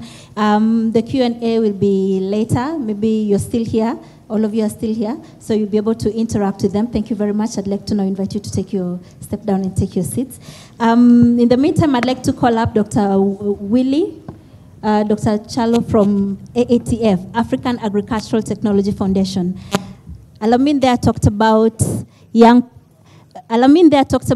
agriculture and how to incorporate climate change in agriculture. And you work in the agriculture space, so you can tell us how we can do that. Yeah, thank you very much, Zainab. Yeah, I'm told I have 20 minutes. I'll try to do it in less than that, only under one condition, that you'll give me your undivided attention. So let me request the crew to put up my slides. And as they put the slides, let me start by appreciating the Nation Media Group for inviting us to this important conversation, where really very important dialogues are going on. We are glad to be part of this. And I was taught to talk about a very interesting topic, winds of change, climate proofing Africa's agriculture. And I think my organization, the African Agricultural Technology Foundation, is best fitted to talk about this important topic because we are really at the center of agricultural technology in Africa and driven by the needs of farmers in Africa, especially climate change being one of the important things that drives our work. So before I talk about climate proving Africa's agriculture, let me, ladies and gentlemen, present to you the agriculture we are talking about. How does the agriculture in Africa look like? Next slide, please. I want to start from a very positive point that all is not gloom. Because most of the time we hear about climate change, we really get to the negatives. What we know for sure is that the African agricultural sector looks much better now than it was maybe 20 years ago. We know today farmers have better access to technology. Farmers are able to access critical technologies in their mobile phones. Farmers are better connected to markets. And we know farmers are also getting more support. We also know that farmers are accessing more seed-based technologies at the moment. At the same time, we know there are a number of things that have really stuck with us. We just came from lunch, and I will bet that 50% of the plate you are holding, the content have been imported. So the wage bill, or rather import bill of the food we eat in most countries in Africa is really skyrocketing. Just recently when we had the Russia-Ukraine crisis, we were all crying because a lot of maize, a lot of wheat that we eat comes from Russia and Ukraine. We also know that we are seeing increasing crises related to climate change, floods, drought, and so forth. And therefore, we must ask ourselves, what really can we do to climate-proof our agriculture? But before I get there, let me now turn to the issue of climate change and the three facts that are remaining with us that will make us understand why it is important to do climate proofing. I think it has been referred a lot, the report by IPCC, and in there you will see that globally we are seeing a lot of changes, particularly with regard to droughts, floods, cyclones, and so on and so on. I want to call upon you to go and read that report at your spare time. There are very important contents there that will show you how the climate change is changing and how it is impacting our daily lives. But now, what we see in the, next slide please. What we see in the media, including the headlines today in Taifa Leo, Mbingu za Vunkuka, showing floods. And the story is the same and the story the same. What not necessarily new in the world. If you refer to the good books, you remember at one time Joseph, who was in charge of Pharaoh's household, was put in charge of collecting, and stocking food because a drought was coming. So droughts are not new. What is new is that in the recent days, we are seeing the frequency is increasing, we are seeing the intensity is increasing, and that is not good for us. And it is not just drought. If you look at the next slide, you'll see that even looking at between 1950 and today, droughts are really becoming more intense, and the effect is so harsh, causing deaths, causing food shortages, and even having huge financial costs to our people. And no country in Africa is spared. We see the effect is the same as it is in South Africa. It is the same in Cairo. It is the same in Madagascar. It is the same in Senegal. And even Cape Verde is not spared. Therefore, it is a continental phenomena that we must all deal with. And looking next at the issue of floods, of course, the story can go on and on. They are becoming more frequent, and they are causing more devastation. Faced by challenges because now we are talking about floods. A lot of the water that we are seeing now will just disappear because our capacity to store water for future use is very limited. And African agriculture is mainly rain-fed. We depend a lot on rains. And therefore, the question is, what do we need to do if we must efficiently climate-proof our Africa's agriculture, two things stand out. One, we must make sure that our production systems, our food systems are resilient. Resilience referring to the fact that after the negative impact of climate change, how are we able to help our farmers to bounce back to their original position? In the morning, we had the CEO of National Media saying that in the current days, you plant and then the rains don't come at the right time, and when they come, they are too little such that your first crop just disappears, which means you have to replant. So farmers who don't have sufficient capital to buy new seed to replant, therefore, we will not be able to produce that season. That's what we're talking about, resilience. The second thing which becomes very critical is the issue of adaptation. We must make sure that we change our production systems, we change our food systems in a way that they are able to adapt to the changing climate. And therefore, I want to quickly just, because I know the solutions are so many, I know we have so many options through which we can be able to climate-proof our agriculture, but I want to focus on two in the interest of time. The first one is how can we make use of technology to climate-proof our Africa's agriculture.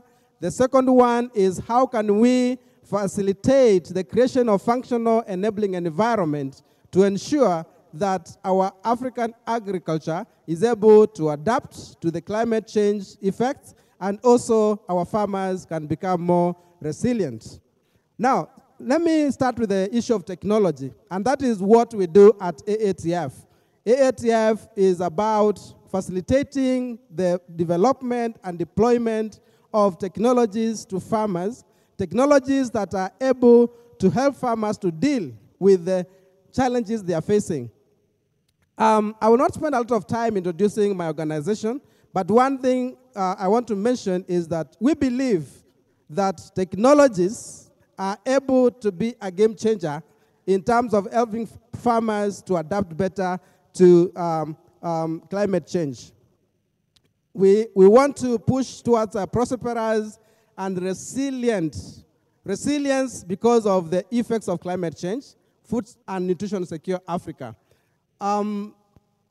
We are driven by three critical objectives. One is we want to ensure that we diversify the technologies that farmers are accessing. And one thing we make sure is that the choice of the technology is driven by the nature of issues that farmers are facing. We do what we call co-creation. First, understand what is the farmer facing, and then look at what is the technological solution to solve that problem. The next thing we do is that once the technologies have been developed, we ensure that we facilitate the market systems to drive the access to technologies through markets. Because it is one thing to develop the technology, it is yet another thing to ensure that these technologies reach the farmers. And the third thing we do is ensuring that there is a conducive policy environment through which the farmers are able to access these technologies. So just moving forward, as we do all this, we have four lenses through which we look at our technologies. First, it's climate change. We must understand to what extent is this technology helping our farmers to deal with climate change and improving their resilience. Gender is very critical. We have been talking about here in the morning that we need to hear the voices of women more, the youth and the children. Of course, nutrition is important, and finally, data. So let me now share, in a nutshell, the technologies that we have developed and deployed to climate-proof agriculture in Africa. And we do this in the 24 countries where we are working across over 5 value chains. So if we just go to the next slide, you'll see that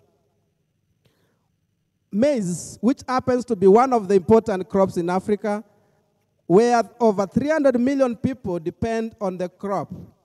It is such a critical crop. But one unfortunate thing is that it is also a crop that has been impacted so negatively by the increasing frequency of droughts. And the damages or rather the losses associated with the drought with regard to maize production are well known. They are very huge, and this cannot continue like this. The other two critical problems that maize farming is facing is the issue of fall armyworm, which is a very critical pest, and also the maize stalk borer. What we know is that the intensity of these pests increases also with climate change, and therefore it is important. So what do we do to solve this problem? So what we did, we developed through a very huge number of partners, we developed two technologies. One is drought-tolerant maize variety, and we did this by just conventional breeding, and through that, over 120 drought-tolerant maize varieties were released. These are available with farmers. They are able to do very well under shorter rain conditions and under water stress. And this, as you can see in the picture there, they have really driven very huge impact in maize production. The other thing we did is to add an additional layer of protection to that maize, because we realized that, yes, you have a variety that is resistant to drought, but when the insect comes, it is destroyed equally. So we also developed another variety that is both drought tolerant, but also insect resistant. And these two, we have the Tego and the Taylor. And as you can see, the impact in terms of yield is very obvious, rising from 3 tons per hectare to 6.1 tons per hectare.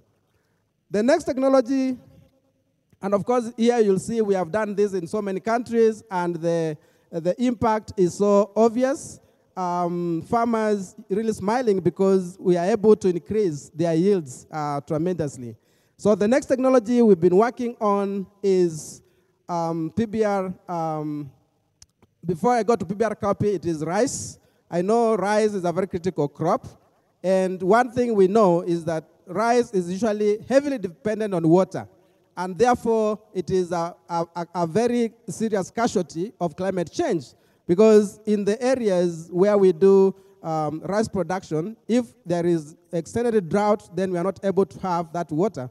But then what we did is to introduce a new variety, the hybrid rice, which has yields more than double the varieties that we produce at the moment.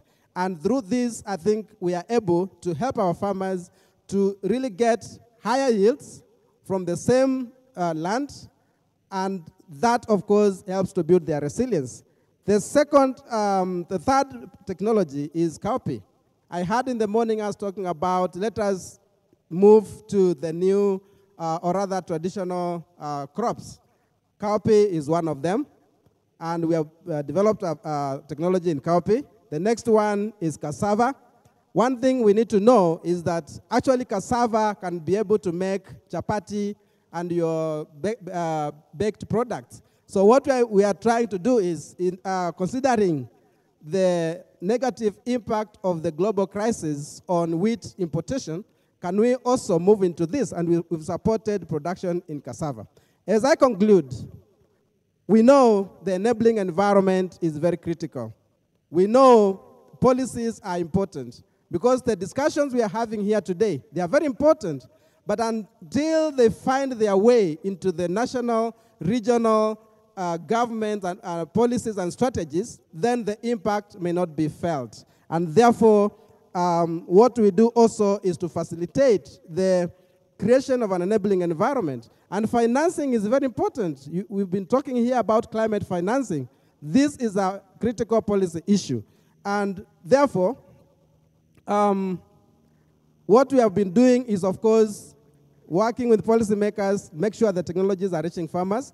And the other thing which is very critical, the last slide there, is that climate financing, which can help us to really help our farmers to adapt and also build their resilience.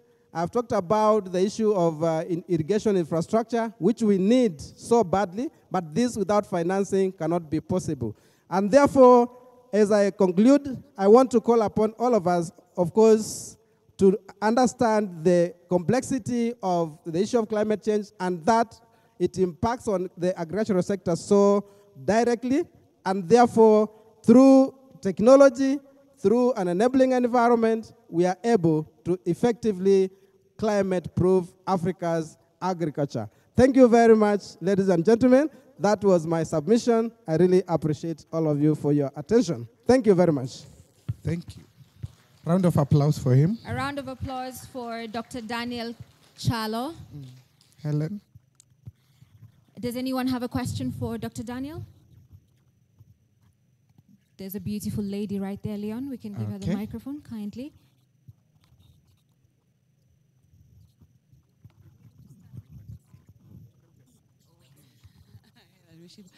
So I have a question for Daniel, and I really like you. And I really like your presentation. So I work for an organization called VSO, and you are doing almost a similar thing, but you don't call it the climate proofing. I think that's more very technical.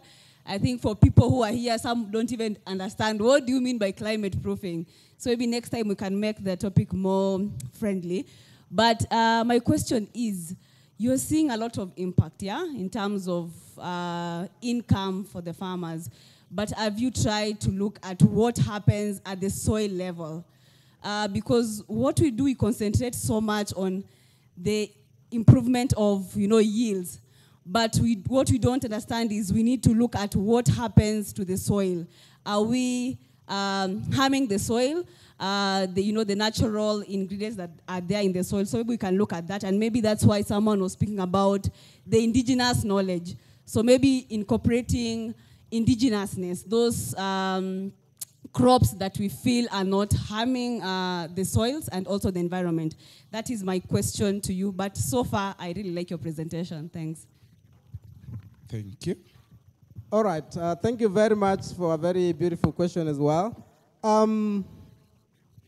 What we do, we bring to farmers what we call a package. I think in the interest of time, I flew through the slides, but you'll notice that there's what we call good agricultural practices. So as we bring the seed technology to the farmer, we also bring with us advisory on how to manage the soil. And I agree with you that most of the soils have been destroyed because of bad agricultural practices. Like you apply the same fertilizer year in, year out without even soil testing. So that is one of the things. Mechanization is another thing. A holistic approach that can be able to bring a holistic solution to the farmers. So I completely agree with you, and that is really part of what we do, good agricultural practices. Thank you. Thank you so much, Dr. Daniel. Oh, there's one more person. Hello. There's just one more are you person guys there? with a question. Oh, okay. Two people.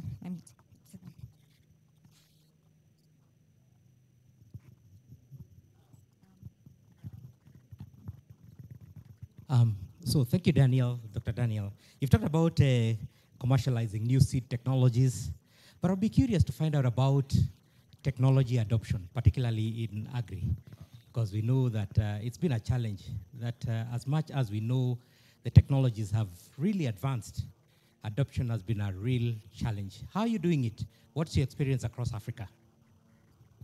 Thank you. Maybe get both and then I can answer. Yeah, just answer that one. Yeah, thank you very much, Joseph, from Family Foundation. I agree with you that over the years, technology adoption has been a challenge to most people. But what we have done, and I'll be very brief in this, is one, using the market-driven system to drive technology commercialization. When you use that approach, it means first the farmer sees the need and the profitability of the technology and the benefit of the technology. And therefore, you don't have to push the technology to the farmer. Rather, the farmer is asking for the technology. And that has worked quite well because it is about showing the value of the technology. If the technology will help a farmer from 2 bags of maize to 10 bags of maize, then definitely they will adopt it. And of course, the issue of policy, we've been working a lot on that, is critical. Thank you. Thank you very much. A round of applause for him. I know there was a gentleman with a question as well, but we are kindly requesting you to just hold your question until after the last panel. We will have a round then, before we close, if that's okay with you, sir. All right. Ladies and gentlemen, before we go to the next panel, we're kindly requesting those of you who are outside, if you could kindly make your way back to your seats, if you're still part of the conversation. Hello? Are you guys there? May we all stand up for a minute? Yes. Because the next host of the next panel is not your regular guy. Yes. I'm the only one who knows who that person is. So. And even as we wait for the next panel, Leon, yes. What the panel is also going to touch on a similar issue to what Dr. Daniel had also mentioned. Yes. And I'm pretty sure even those of you who had questions, you'd find your questions would definitely be answered in that panel. But I feel we need to stretch a bit. We need to Leon. stretch a bit. Yes. By the way, high five your neighbor for me, please. Do you even know your neighbor? High five your neighbor. Please, if you are seated up on your feet, those who are standing outside the tent, kindly make your way in. We are requesting if you are standing outside the tent. High five. Kindly come in for one meeting. Tell your neighbor, hello. Hello. Thank you. Please be seated. No, they do need to be seated. Oh, they should stand, eh? Yes. Okay. Before we go to the next session, we were kindly requesting one thing. Yeah. Take a selfie. Pull out With the your person phone. who's next to you, just pull out your phone. Take a selfie, either of yourself or you and your neighbor. And then we have a hashtag, by the way. We are live on NTV. Yes, and at Nation Africa. Yes. And those of you who are also watching us on screen and online, if you have any question, don't forget to drop them on the digital platform as well. That's NTV Digital. We will also tend to pick in some of the questions from there, and they will be addressed by the end of the panel discussion. Yes, so, Helen, and remember, our hashtag is Earthwise Summit 2023. Yes. Hashtag Earthwise Summit 2023. You know, Leon, we're the ones who are saying we need to take where's your phone? We need to take a picture as well. It's in your car. Oh. We're the propagators for taking a selfie, yet we are the ones also who are not taking. But we'll confirm. We want to see. Yes, let me take. All yes. right. Let Thank me you. take my phone, and then we can also take a selfie. And yes, we will yes. share it as well. Woo, thank you. Thank you. All right. So even as we're taking a selfie, there we go. There we go. Yes. Once you take your selfie, don't forget to post the hashtag is hashtag Earthwise Summit 2023. All right, ladies and gentlemen. Oh, people are loving it. We've created social opportunities. I'm seeing good networking. All right, ladies and gentlemen, thank you. You may kindly have your seat. Thank you very much. Let me take your seats.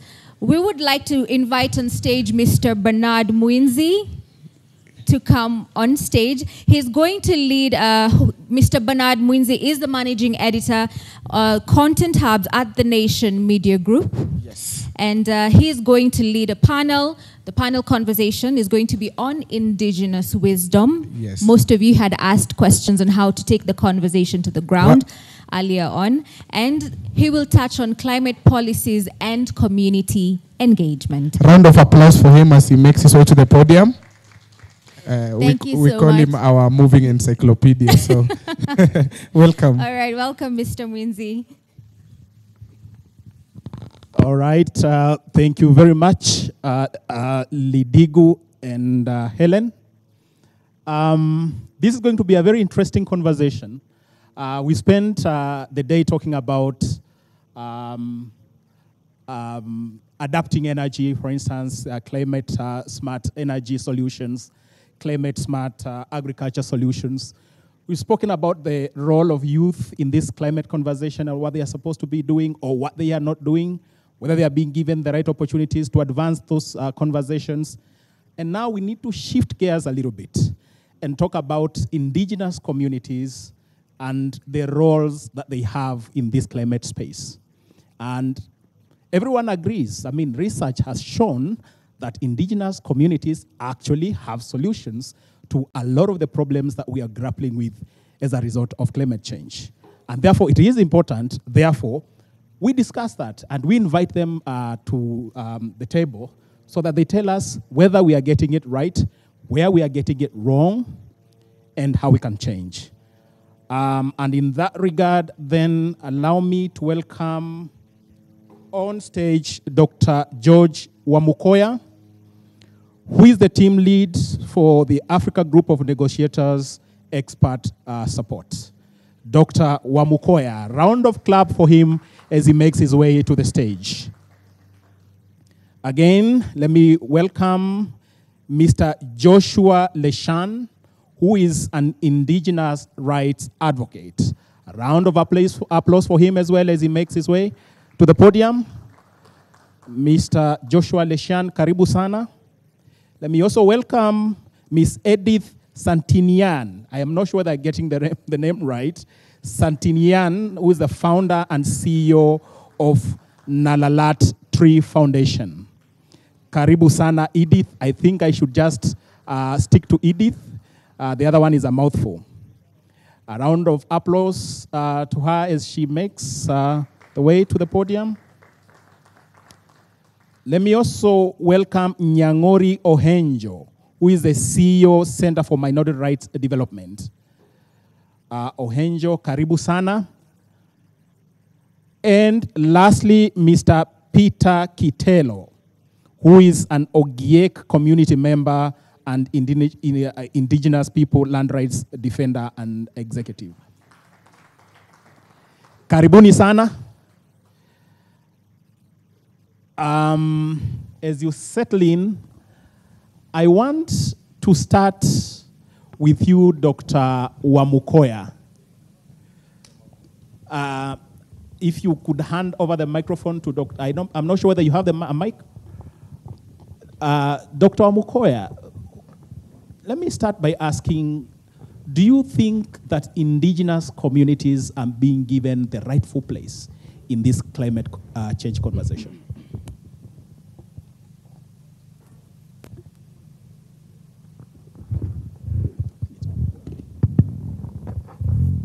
Yeah, thanks for the question, and thanks for inviting me.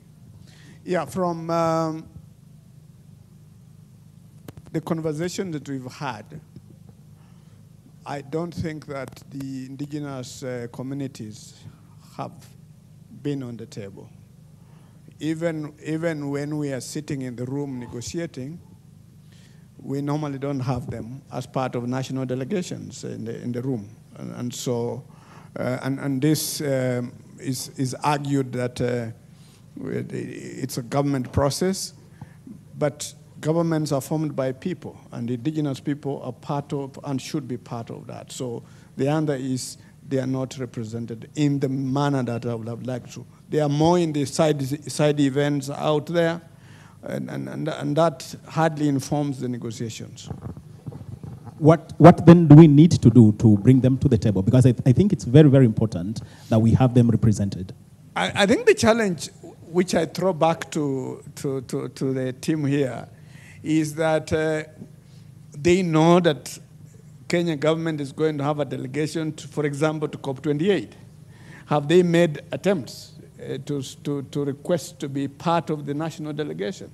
It doesn't mean that when you become a national delegation, you lose your identity. No, it simply gives you an opportunity to be in the room when negotiations are being made, and therefore you are able to influence. But if you are out there, I'm sorry, the decisions will be made, but unfortunately you will not find space.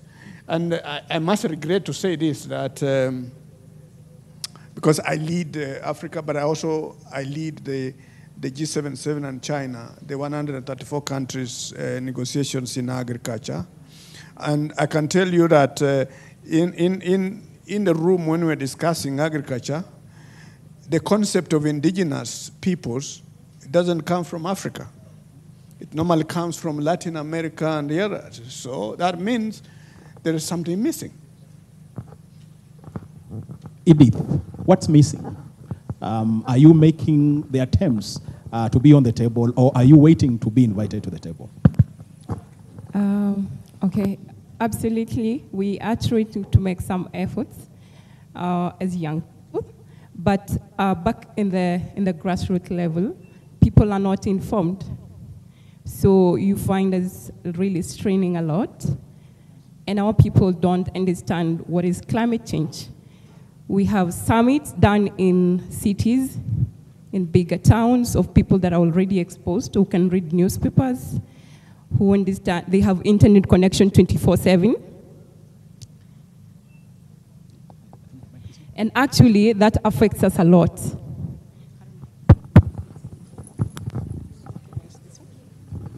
So actually, we actually have, let me say, less than 2% participation in these climate issues. And so that's why we are really affected. And you're agitating, you're advocating.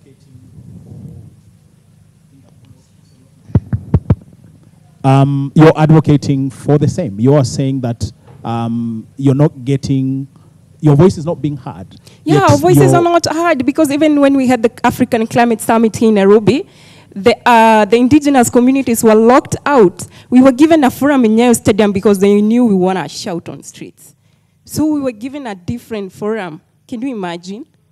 Why is that so? And why do you think you're... They knew we want to shout. So, you know, when these things to do with the government, at some point, they try to play safe. So we are not being given forums, and that is quite unfair, because we're equally citizens of this country. We pay the tax. I mean, everything that is being done to improve maybe urban regions and any other place that is exposed to, let's say, international places, should also be given equal opportunities to the grassroots people. Joshua, do you agree with that? And perhaps as you answer that question, you could also start by telling us where you come from and how climate change has affected your community. Okay, thank you so much for this opportunity to speak on behalf of the indigenous youth. To your question, I would just want to follow what Daktari and my colleague Editha said. I come from Loitoktok. When you hear Loitoktok, it's the farthest end of Kajiado South. It's just some few meters, then you go to Tanzania. So back there, Loitoktok is what means climate change. When you talk about climate change, you are talking about Loitoktok. That's exactly what you are talking about, because we are nomad pastoralists in the first place. We keep livestock. So when you go down there, the Maasai community do not even know that there is something like the Earthwise Summit, there's something like COP27, something like the just concluded African Climate Summit here at the KICC. So basically,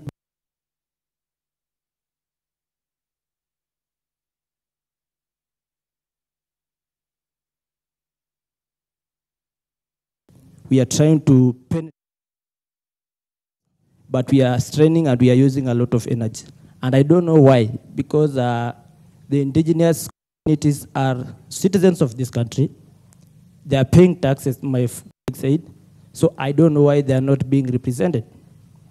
Yeah.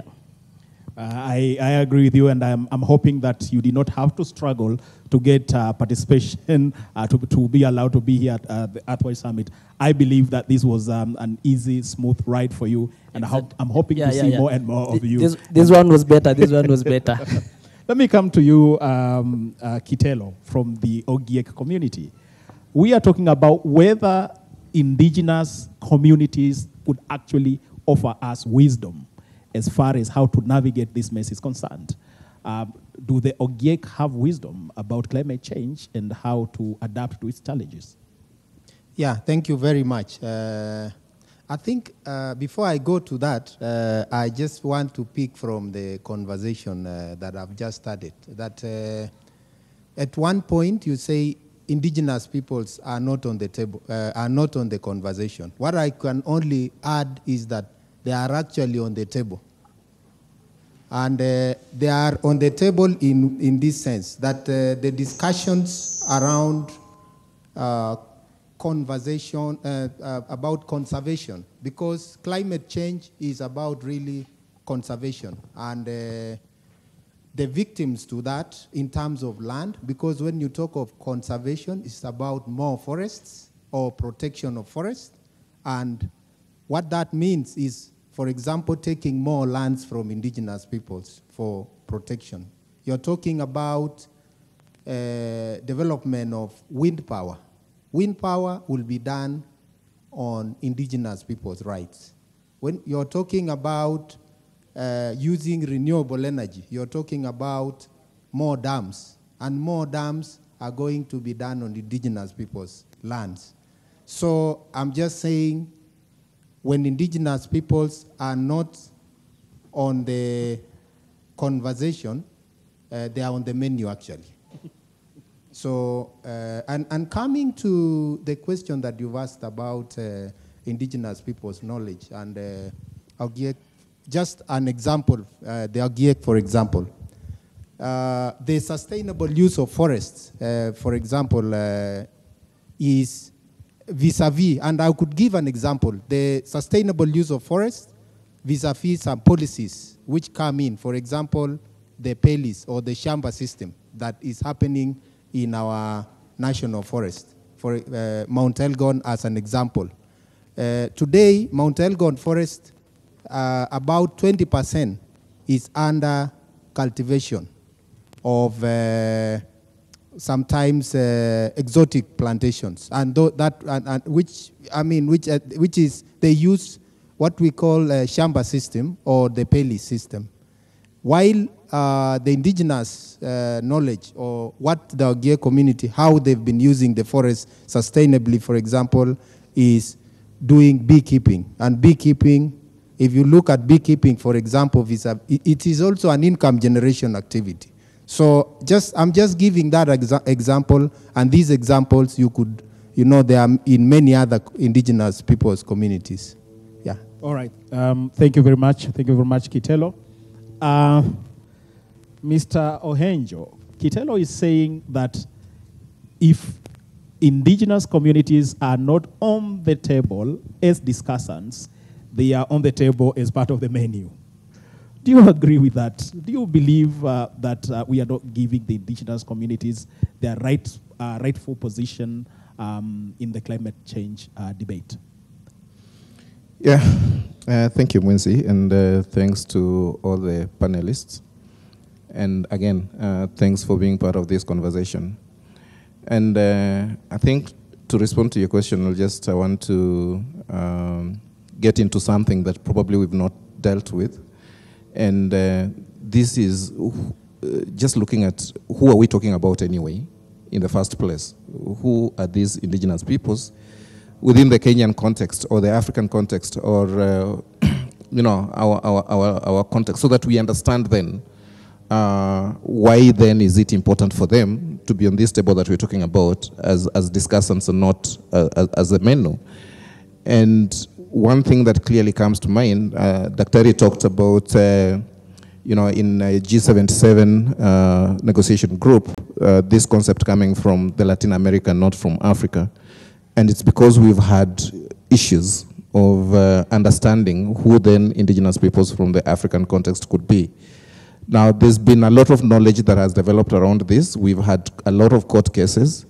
And put simply, these are communities that have a very strong or maintain a very strong relationship to their lands and their ecosystems. I think that is the easiest way that you can be able to say, you can identify. So if you uproot them from that ecosystem, then you've actually destroyed their livelihoods. You've destroyed their whole essence of existence. So communities that have a very special relationship, spiritual, cultural, otherwise, within the ecosystems that they occupy, and they relate, they identify with those ecosystems. It could be in forest areas, it could be in rangelands like pastoralists, it could be around water bodies like the fisher communities, but the defining factor should be that close relationship. Now, that means that it's then important for them to have a conversation around climate change. And I'll zero in on agriculture because the person who just spoke before us was talking about agriculture, and I just want to touch on one thing, technology. Everybody is talking about technology to adapt. But how is this technology to adapt being designed in a way that it's not, in essence, again, being destructive? what we call maladaptation. So you have, and I think Kitola has given an example. So you have a push towards irrigation, for instance. Irrigation requires land. So if you're going to push a community out of land for you to increase production and consigning that community to then poverty, is that climate change adaptation or mitigation? I think that is a question that you should be asking yourself. Peter Odengo in the morning, I think, talked about us having improved a lot in geothermal technology. A lot of this geothermal technology is actually happening in lands that are occupied by indigenous peoples, and they've been pushed away from these lands without compensation, without any due regard to their rights.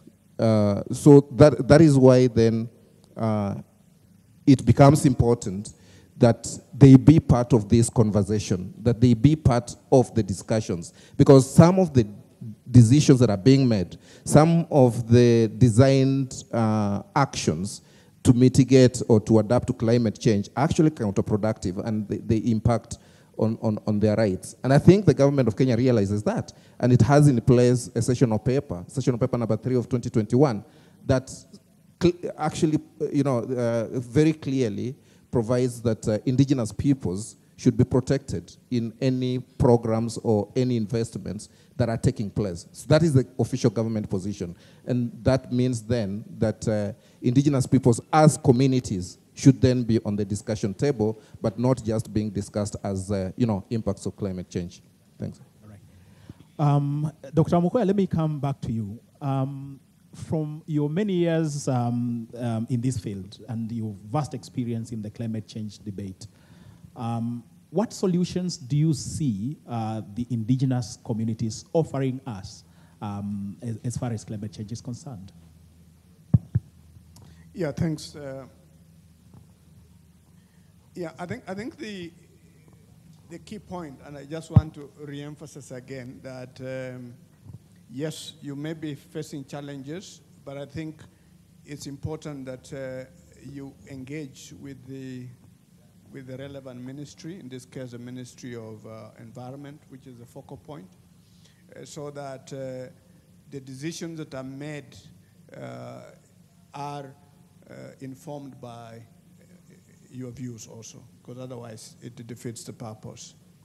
Now, if you look at the way the international climate change regime is structured, you'll find that it recognizes endogenous technologies that are within ourselves.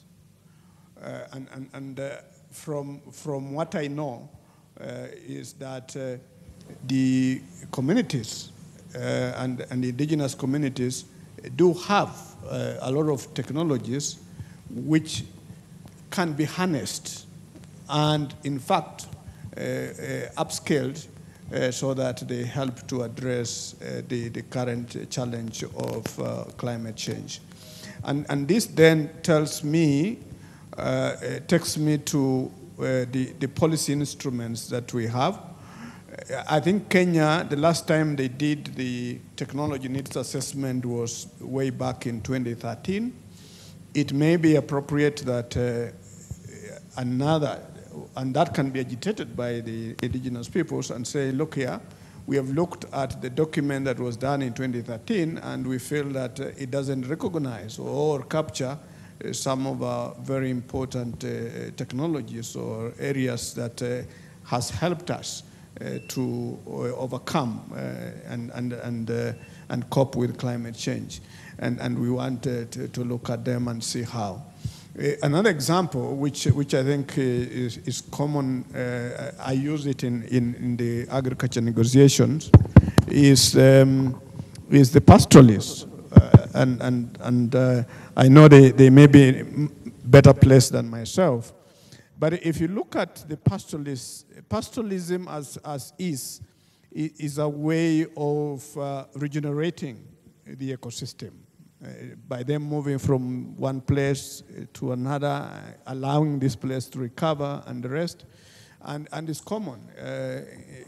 If you look at the Sukuma in Tanzania, who are also pastoralists, they have the Ngitili system, where they have place and they say this place is going to be used only during extreme drought, and they regulate her. And I'm sure among our communities we also have those type of systems. And that's what we ought to be looking at. How can we build on what our people are practicing and doing, and like trying to impose a new approach, which obviously people will adopt because they are being paid or they are going to access money, but immediately after that they drop out. We did some study in Zambia to understand about the conservation agriculture, and because it was supported by donors, we could see people using it. But immediately the donor support ended, then people stopped. So the question we're asking ourselves, if the practice is so good, then why should a farmer drop it if it's making him or her increase the productivity? So I think the bottom line is, for a long time, we have a mentality that believes what comes from out is better than what we have. Thank you. Thank you very much, Daktari. Let me come back to you, Edith. Women have been placed at the center of the climate change catastrophe. The effects of climate change are more on women than they affect the men. And I would like to hear from you, what have been your personal experiences with climate change? How has it changed your life at home, your life in your communities, your income, and so on and so forth? Thank you so much. When it comes to climate change, we've had adverse droughts. Like for instance, in Kajiado, it's not been raining for the past almost 3 years down the line. So you can imagine the survival tactics because all the livestock are dead. I mean, around 4-point-something million of livestock, and people were so hungry. Even they could go to school and queue. You know, the chaff that is usually in school that they have already made the githeri for kids. So they are there now queuing for that food. So you can imagine how much it is hectic, and men are polygamous. Can you imagine? So the women are there. For instance, one father has a maximum of, let's say, 20 kids. And the women are there. They're the ones to check in and look for water, food, because the men will go to urban centers, of course. That is men. And I think that is the weakest part of men, because when they are hungry, they will never stay home. Yeah, so women will struggle to ensure that the 21 kids in the family have something to eat, and also ensure that there is water. So you can imagine walking kilometers or maybe digging the sand deep down. Now you're becoming like a drilling machine. Can you imagine? I mean, it's hectic. The woman could be pregnant at the same time. So you can imagine the balanced diet. Where is nutrition? The government is doing boreholes all over in the city, Nairobi. You go to Nakuru, there are thousands. You go to bigger towns, there are thousands. And the people in the village that are suffering. You can imagine a mama carrying 20 jerrycans of water for a whole family of 21 kids, doing laundry, ensuring the utensils are clean. Where is sanitation there? People are on monthly periods. How are they going to survive? How can even the girls have confidence to stay in class under the scorch hot sun? You can imagine how uncomfortable it is when you're in your menstrual period and you've not taken shower. So those are part of the things that actually we've gone through. Sounds like a very, very, bad existence, bad life. But I was having a conversation with you earlier, and you're wondering why climate change debates are yet to be made in local dialects, in local languages. Mm-hmm. You're saying, for instance, perhaps for this Earthwise Summit, we needed to have somebody who's translating our feed into Maasai languages or Kikuyu or whatever. Why do you think that is important? It is important because if we talk about the Paris Agreement, if we talk about the Nairobi Declaration today, how is my mama in the village understanding? Because, my mama doesn't speak Swahili. She doesn't speak English. So you can imagine the interpretation line in between, because if there is no communication, then there is no solution to a problem. So I think the government should invest in grassroots. We have the knowledge. We are the people that are wise. It's only that you're neglecting us enough as a government, actually. Ms. Elisha, do you believe you're wise enough and we are neglecting you? What wisdom can you give us today? Okay. So as Edith said, she said it all. Because it's me and you who had the conversation earlier, and I told you I'm still wondering why we had just concluded the African Climate Summit in KICC. Where are the impacts of climate change in Nairobi? Because I quote Senator Ledema said one day that if we want him to attend the summits, the climate summits, take the summits to Narok. And same to me, I'm saying that if you want me to go to all these conferences, but for the Earth Summit, at least you have tried, because I can see there are some of the dogs, and it's like you've done somewhere that there is something that is representing the wild animals, there are some trees. But if you go at the 4th floor or the 6th floor at KICC in Nairobi, where will those people see the impacts of climate change? So we are wise. It's only that we are getting least representation. And the government should go down. They should go to the grassroots. Because you go to Loitoktok, someone had over 200 herds of cattle. Drought came, and now he's left with none. You can imagine. My father takes me to school by use of those cattle. If the cattle are swept away by the droughts, where will he get the money? Number 2, she has talked about interpretation. In fact, I wanted, when I'm speaking here, there is someone who is translating to the Maasai community there. Because the Maasais are the ones who know what climate change is.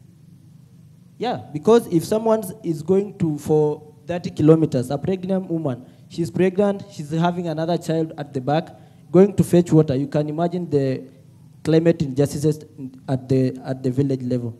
So my urge is that the government should measure on the grassroots. The indigenous voices and the marginalized communities, they should be brought on board because we have the knowledge. It's only that we don't know where to take the knowledge. Thank you very much. Let me come to you, Mr. Ohenjo. Now that we are talking about wisdom, and we are talking about these communities actually having the solutions to the problems that we are grappling with today, and we actually do not have the solutions. We don't know. We don't know how tomorrow looks like. We've just seen a presentation here that had a very, very bad forecast on how probably the next 10 years are going to look like as far as temperatures are concerned, global temperatures are concerned, and rainfall. From where you sit, and again, from your interactions with indigenous communities, what solutions do you think they bring to the table and that we probably could even adapt at the national level? Well, thank you once more. I think I'll just reiterate what the other panelists have said, including Daktari and Edith and my friend here. The biggest solution that indigenous peoples bring to the table is indigenous knowledge and technologies in this climate change conversation. Indigenous knowledge and technologies are so invaluable that if harnessed properly, if documented, the challenge is that we don't have them documented, and the problem is sometimes when you bring in this conversation, it is very quickly kicked out for preference of science. Now today, or this year, we've had a problem with weather forecasting. And for those of us who have been very keen in Kenya, Kenya has very many microclimates. It could be raining here, but just 2 kilometers away from here, it's not raining. It's a completely different microclimate. And when you go deeper into communities that are very local and indigenous, they used to have a knowledge. And this knowledge is disappearing or has disappeared, of course, because of the change in lifestyles that we're experiencing. But if you actually went back and tried to reignite or resuscitate this knowledge, you'll find that within specific microclimates, for instance, it's very possible for these communities to actually engage in a very accurate weather forecasting for that microclimate. So what we need is to find a way of ensuring that this indigenous knowledge, these indigenous technologies do not disappear. And probably just to weigh in on what Dr. Wamukoya was saying, I think to some extent it also, the ball is in indigenous people's courts, ourselves, and the people who work with indigenous peoples, for us to be able to force ourselves on the table and say, hey, listen, this one has to happen the way we want it to happen. I must say that it's not all gloom in as far as this conversation is concerned. We've had efforts. We've had seen instances where development actors and governments, for instance, have very deliberately sought to bring indigenous peoples on the table. Like, for instance, when the National Climate Change Action Plan was being developed, the third National Climate Change Action Plan, you know, the Climate Change Directorate actually reached out very directly to indigenous peoples through Semiraid and another organization called ELEP and said, look, we are missing the indigenous people's voice on this table. So I think by the end of the day, it's also about indigenous peoples exploiting existing spaces and making sure that they push themselves also on that table so that we always don't wait to be invited to the table. I think being proactive and wanting to be on the table actually increases your stock, because by the time you're getting to that table, you're not getting to the table as if it's a favor that is being done to you, but you're getting to that table as a right. And when you're getting to that table as a right, then the conversation you're going to have is actually very different from when you just invited to the table. Thank you. Right, thank you very much. I think it's very, very important. I mean, you're very right that, I mean, why would you be sitting here to discuss about, you know, indigenous solutions to the climate and conservation crisis, yet, in the eyes of many, you're part of the problem?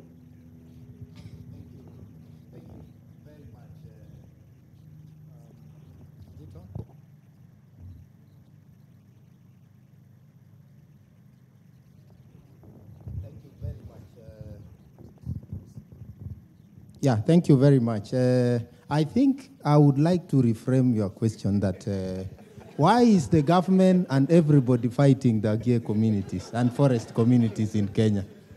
I wished I had my map to just demonstrate, because we are the Agie communities, and by the way, it's only that the Agie are seen, but in Kenya, we have other communities like the Yaku, the forest communities in Laikipia.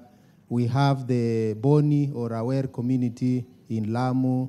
We have the Sanye community also in Lamu. We have the Sengwer. All these communities is not our wish. Actually, and I will give an example. I happen to have seen the first letter that was, the first forester that was posted in Mount Elgon in 1928. And his job description was, one, to take care of nurseries, tree nurseries. That means there must have been a forest destroyed so that you plant tree seedlings, right? Second, his second job description was to supervise the sawmills, right? And he's coming for conservation. And the last one was to take care of the natives, which was us. So you can see where it started. And it's all about conservation. And that's why when I when I was talking about this, climate change to a large extent is conservation, is an issue of conservation. And for us, we were the first victims of conservation. I could give you, for example, our lands, just so that you get the context. 30% of our lands were turned to white settlers.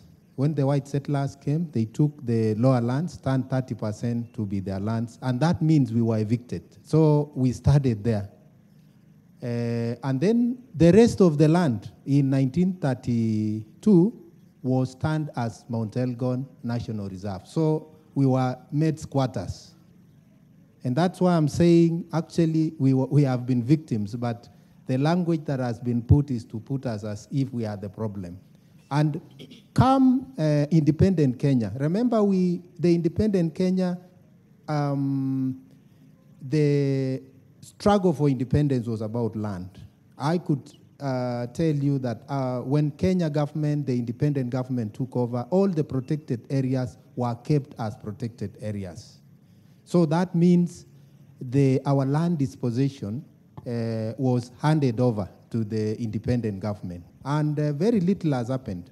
The only thing, maybe if you look at, when I was growing up, for example, whenever the Kenya Forest Service, at that time it was called the Forest Department. When they came burning our houses, when they were asked, why are you burning? They say, the law says so, right? And they were right. But during the constitutional making, for example, debate, and that's why I think that's where we started being seen, is because we were saying the law has also to recognize communities like ours. If you go to the National Land Policy, for example, because that's where it started, paragraph 366, it talks about these communities and how we have lost our lands. Constitution, Article 63, 2D2, talks about ancestral lands and lands traditionally occupied by hunter-gatherer being community lands. But today, as I speak, that particular article in the Constitution, there is no single community land that has been registered for hunter-gatherer communities in Kenya. And the problem is, most of these things in Kenya, it is about power, and power is political power. These communities are too few. So many of them do not even have a member of county assembly. Like ourselves, we normally struggle. Sometimes we get one, sometimes we don't get. And many of these things are done at that level. I would give an example of the Boni, for example. They lost all their lands as forests, as Boni Lungi and Boni Ijara, because they were gazetted even after the Constitution in 2016. So it's not our wish. It is. We are struggling for recognition of our land rights. Thank you. All right, I agree with you, and apologies if I offended you by describing you as part of the crisis. But you've explained yourself quite well, and as they normally say, time flies when you're having fun. And I would like to panel an opportunity to give your closing remarks. What are the key takeaways for you as far as the place, the position of the indigenous community in the climate conversation is concerned? And I would like to start with you, Dr. Wamukoya. Yeah, thanks.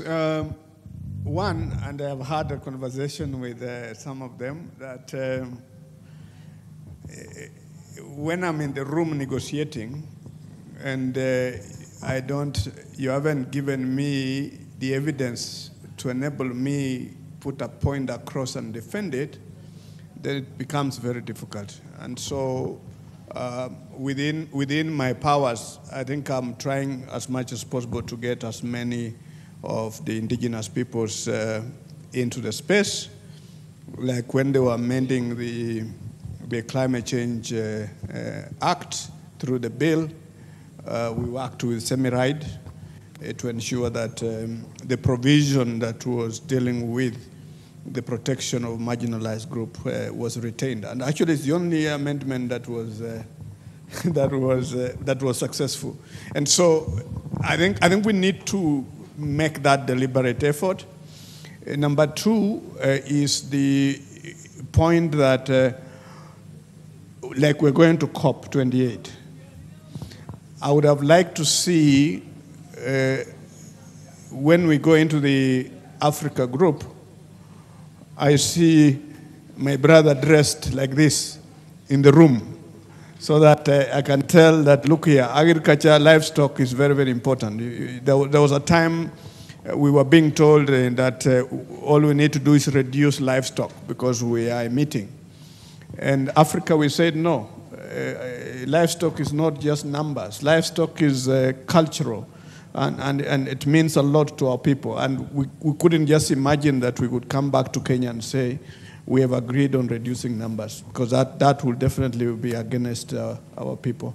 And so personally, I'm doing what we can, but I want to appeal to the organizations and the colleagues here that you need to claim this space. Now that we're moving from the negotiations to implementation, it means you must be visible, you must bring your solutions on the table so that they are part of that ecosystem of addressing climate change. Then you will be protected. Otherwise, solutions will be imported and that will not be useful. So wherever I can, I'll be able to support. But I invite you to join us during the COP on the negotiations on agriculture.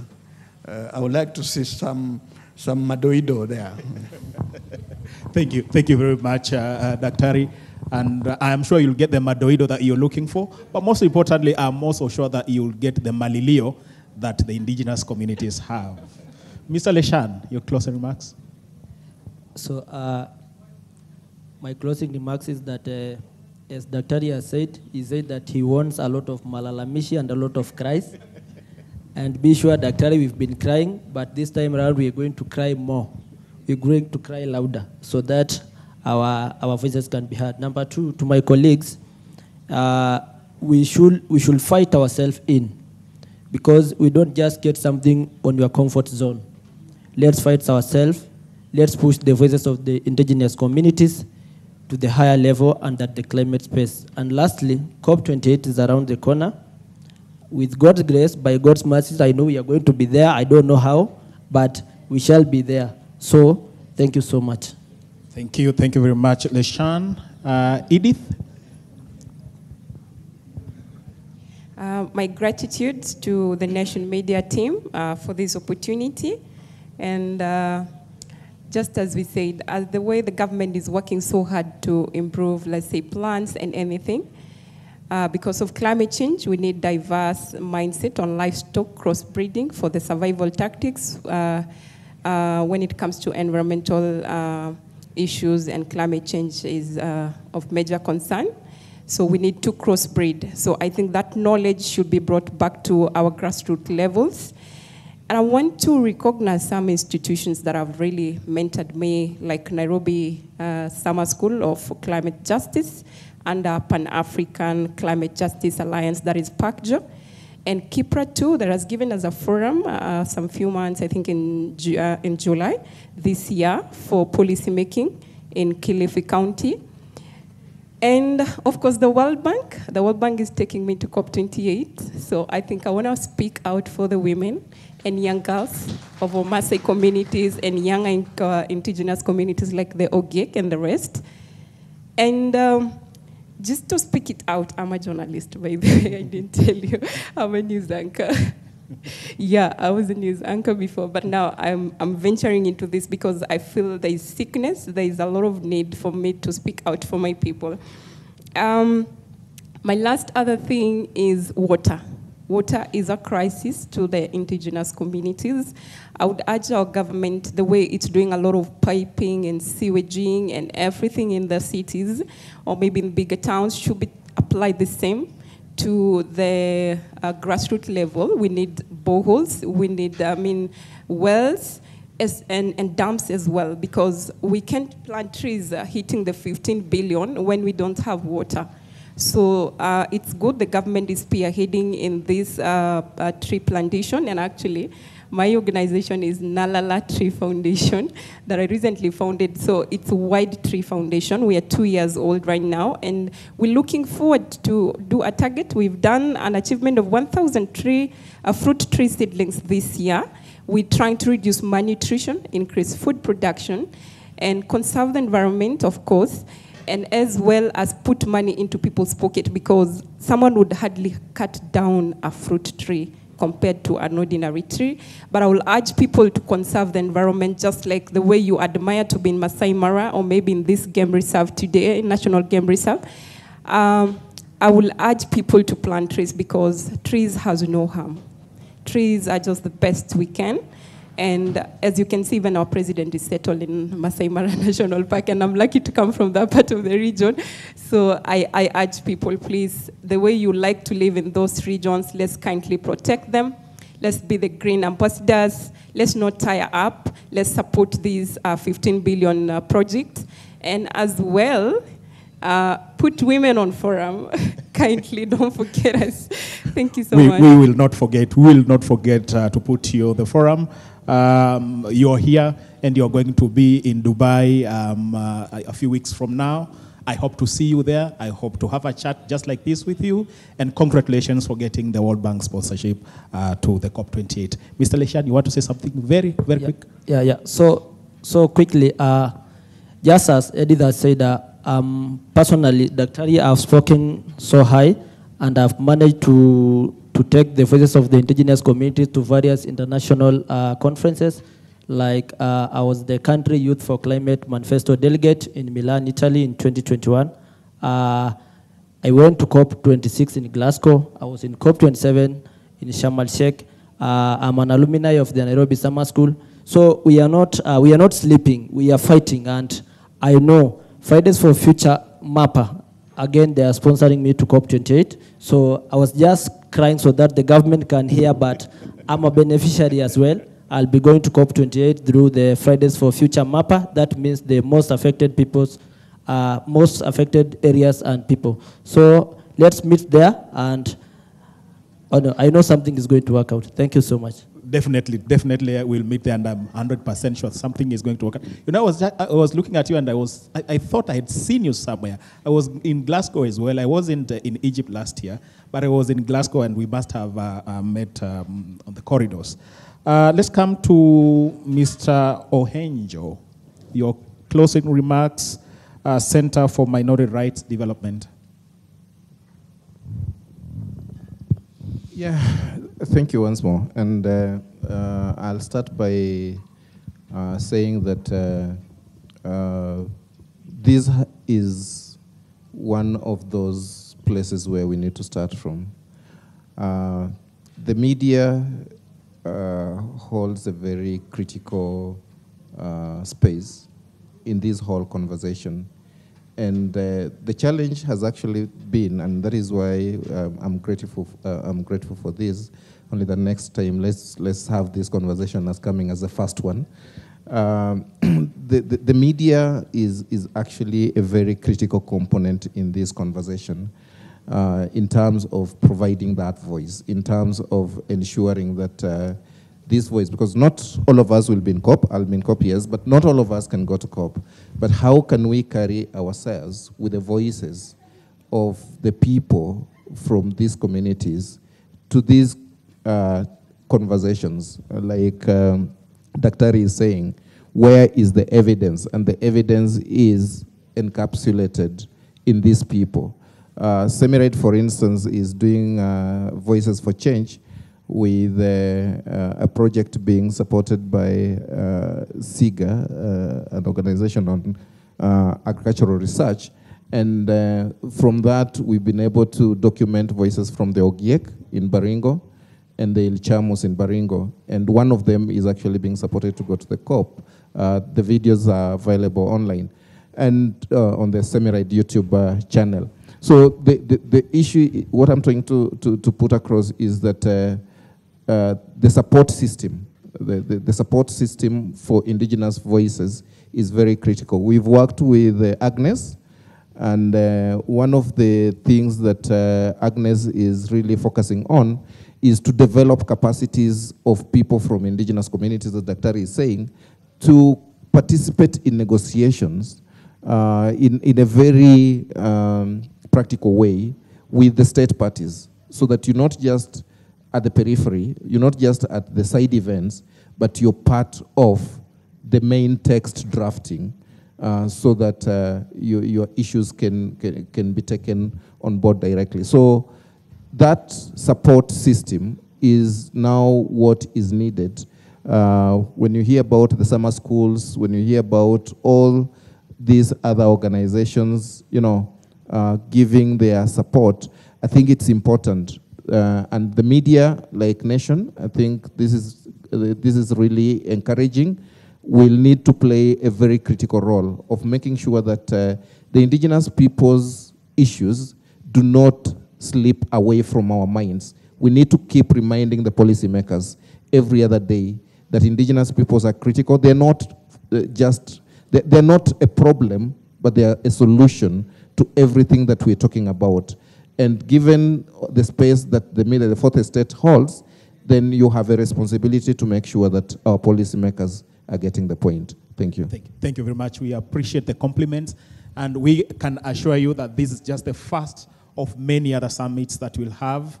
The Earthwise Summit 2023 is the first of many climate summits that we are going to continue having. And this conversation will obviously continue even after this. We positioned it just before the COP28 summit so that we can have an agenda. We can start talking about what we expect out of this. We can have a united voice, and we can show the world that we really, at the Nation Media Group, can take leadership of this event. Let me come to you, Mr. Kitelo, your closing remarks. Yeah, thank you very much. I think, first of all, I have to appreciate the Nation Media Group for giving me, on behalf of the other forest communities, this opportunity to bring the perspectives of forest communities vis-a-vis climate change, and for us, conservation as well. The last, what I would like to maybe close with is I hope by my contributions in this debate, I could convince more people, and the media houses can help us put our story out there, because as it is, for example, the Ogiek of Mau are facing evictions as we speak, and yet they won a court case. I just mentioned about the struggles we had to have some provisions in the Constitution which have not been implemented. I think, and these communities have put up their proposals that will not only safeguard their rights, but would give the objectives of conservation, climate change, give space for that. But what we have is that these communities are being sometimes seen as like opposing conservation, opposing climate change, which I think is not the case. So I really hope that from this conversation, we are able to, those who have maybe following this online here, are able to see the other picture and the other part of the struggles of the Ogiek community and the forest communities in general. Thank you very much. All right, thank you very much.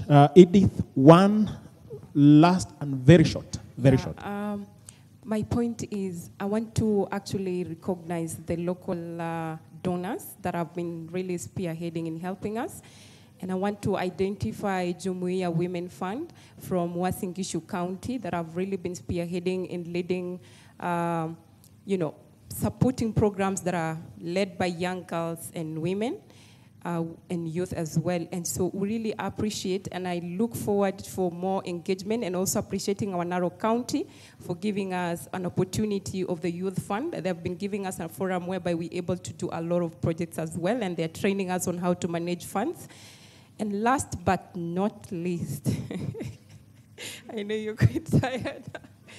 The last one is I want to actually call upon the bigger institutions that are actually giving out funds for climate space. When we talk about it, it's that it should be available on grassroots level. Kindly, we will urge our government to put in policies that can make younger and smaller grassroots institutions to maybe CBOs and NGOs to access funds as easy as possible so we can all develop this country and fixing the problem with climate change. Thank you. All right, thank you. You said you just needed a few, but I know, you had quite a lot to say. Thank you very much, my esteemed panel, starting from my right, Mr. Peter Kitelo, who comes from the Ogiek community, Mr. Nyangori Ohenjo from the Center for Minority Rights Development, Miss Edith Santinian. I said I can't pronounce that name, and I probably should not even bother trying to pronounce it, but founder and CEO of Nalalat Tree Foundation, Mr. Joshua Leshan, and indeed the issues that we are facing today, and they want to be on the table, not as part of the menu, but as part of the discussants. Asanteni sana. Back to you. Thank you so much. Quite the insightful conversation, Mr. Bernard Mwinzi, and your panel as well. Thank you so much for that information. I believe we have time maybe just for 1 or 2 questions at most. In the event there was a... No. I think everyone is okay when it comes to the questions. Okay. Okay. All right. Unfortunately, we don't have so much time on our end, so just those 2 questions only, and that's it. All right. The lady and the gentleman. Yes. All right. And you'll introduce yourself as well? All right. Kindly. So I'm Tabitha Macharia from Ocean Group Limited, and I'm directing my question to Rishan and Edith. They've been quite privileged to attend some of the international dialogues on climate change. That is, they've attended the COP26 and COP27. So my question is, how are they teaching the people back home on the topic climate change? All right, and there was a gentleman as well. Thank you. Good afternoon. My name is Babu from Family Group Foundation and Green Brewer Africa Foundation. Mine is a comment and also a question. I will do it in 2 parts. First comment. We were told by Dr. Manang that passion must be demonstrated in the morning. And there are people here demonstrating that. What we have lacked, in this summit, we haven't connected conservation or climate change and health, and which is a critical piece. And I'm mentioning this particularly for Dr. Wamuk, of those plants is actually a critical piece, part of the indigenous knowledge, and also in terms of health issues. So let's put them on the map too, and even as we do conservation. Thank you very much.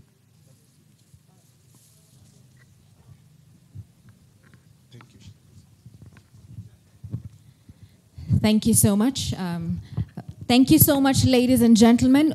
We shall continue the conversation offline, and our panel also will answer and address the questions that the 2 of you have asked. But as at now, we are informed that time is not on our side.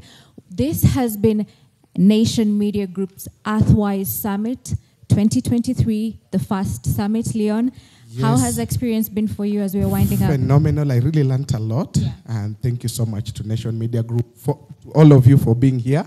We really appreciate you. And as Mr. Bernard has said, this is just the first of many. Yeah. Yes. All right. Thank you so much. We're going to call Mr. Philbert Mbindi, who is the head of marketing at the Nation Media Group, to give the vote of thanks before we close. Mr. Philbert.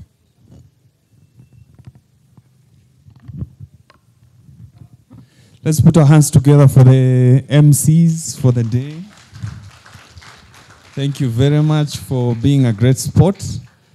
On behalf of Nation Media Group, I want to take this opportunity to thank all of you, the delegates, for making time to be here with us today. We do not take it for granted. Can you clap for yourselves? Thank you very much. We are living in perilous times, right? If we don't take action around the climate challenge we have, indeed, we will have problems, and our future generations will not enjoy what we are enjoying today. So we've had very good conversations, and I want to take this opportunity to thank all the panelists. Can we clap for all the panelists? Thank you very much. Can we clap for all the guest speakers? Can we clap for the in-house facilitators for the conversations? Can you clap for yourselves? Thank you so much for being very patient with us. And we want to apologize for having started late. And we are very, very encouraged by your patience. This is just the beginning of the Earthwise Summit. We believe that the conversation towards creating a sustainable change is just at the beginning. And we are committed as a media house to play our part. And therefore, we hope to engage with you in the days to come. And we hope to make it even much better. And it's going to be bigger and better. And I think this would not have been possible without our partners, and I want to mention a few. We have Pakja, we have Unga, and we have Nation Media Group. Can we put our hands together for them?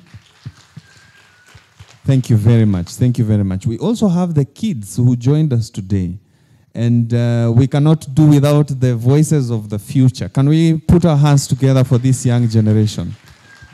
Thank you very much. So, before I bow out, today is Zainab's birthday. Yes. And so it so happens that we were hosting this event on a day that is very special to her. It was not planned. It is a beautiful coincidence, and I want to invite Zainab on stage. We want to celebrate you.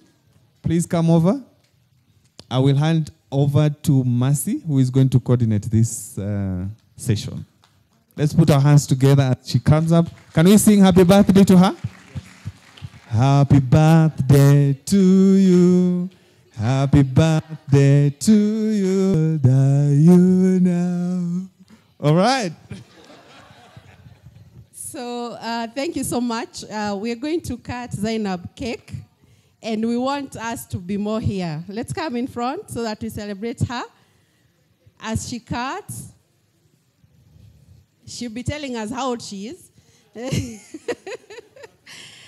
So please come closer so that we celebrate her. And after this, a few of us are going to plant trees.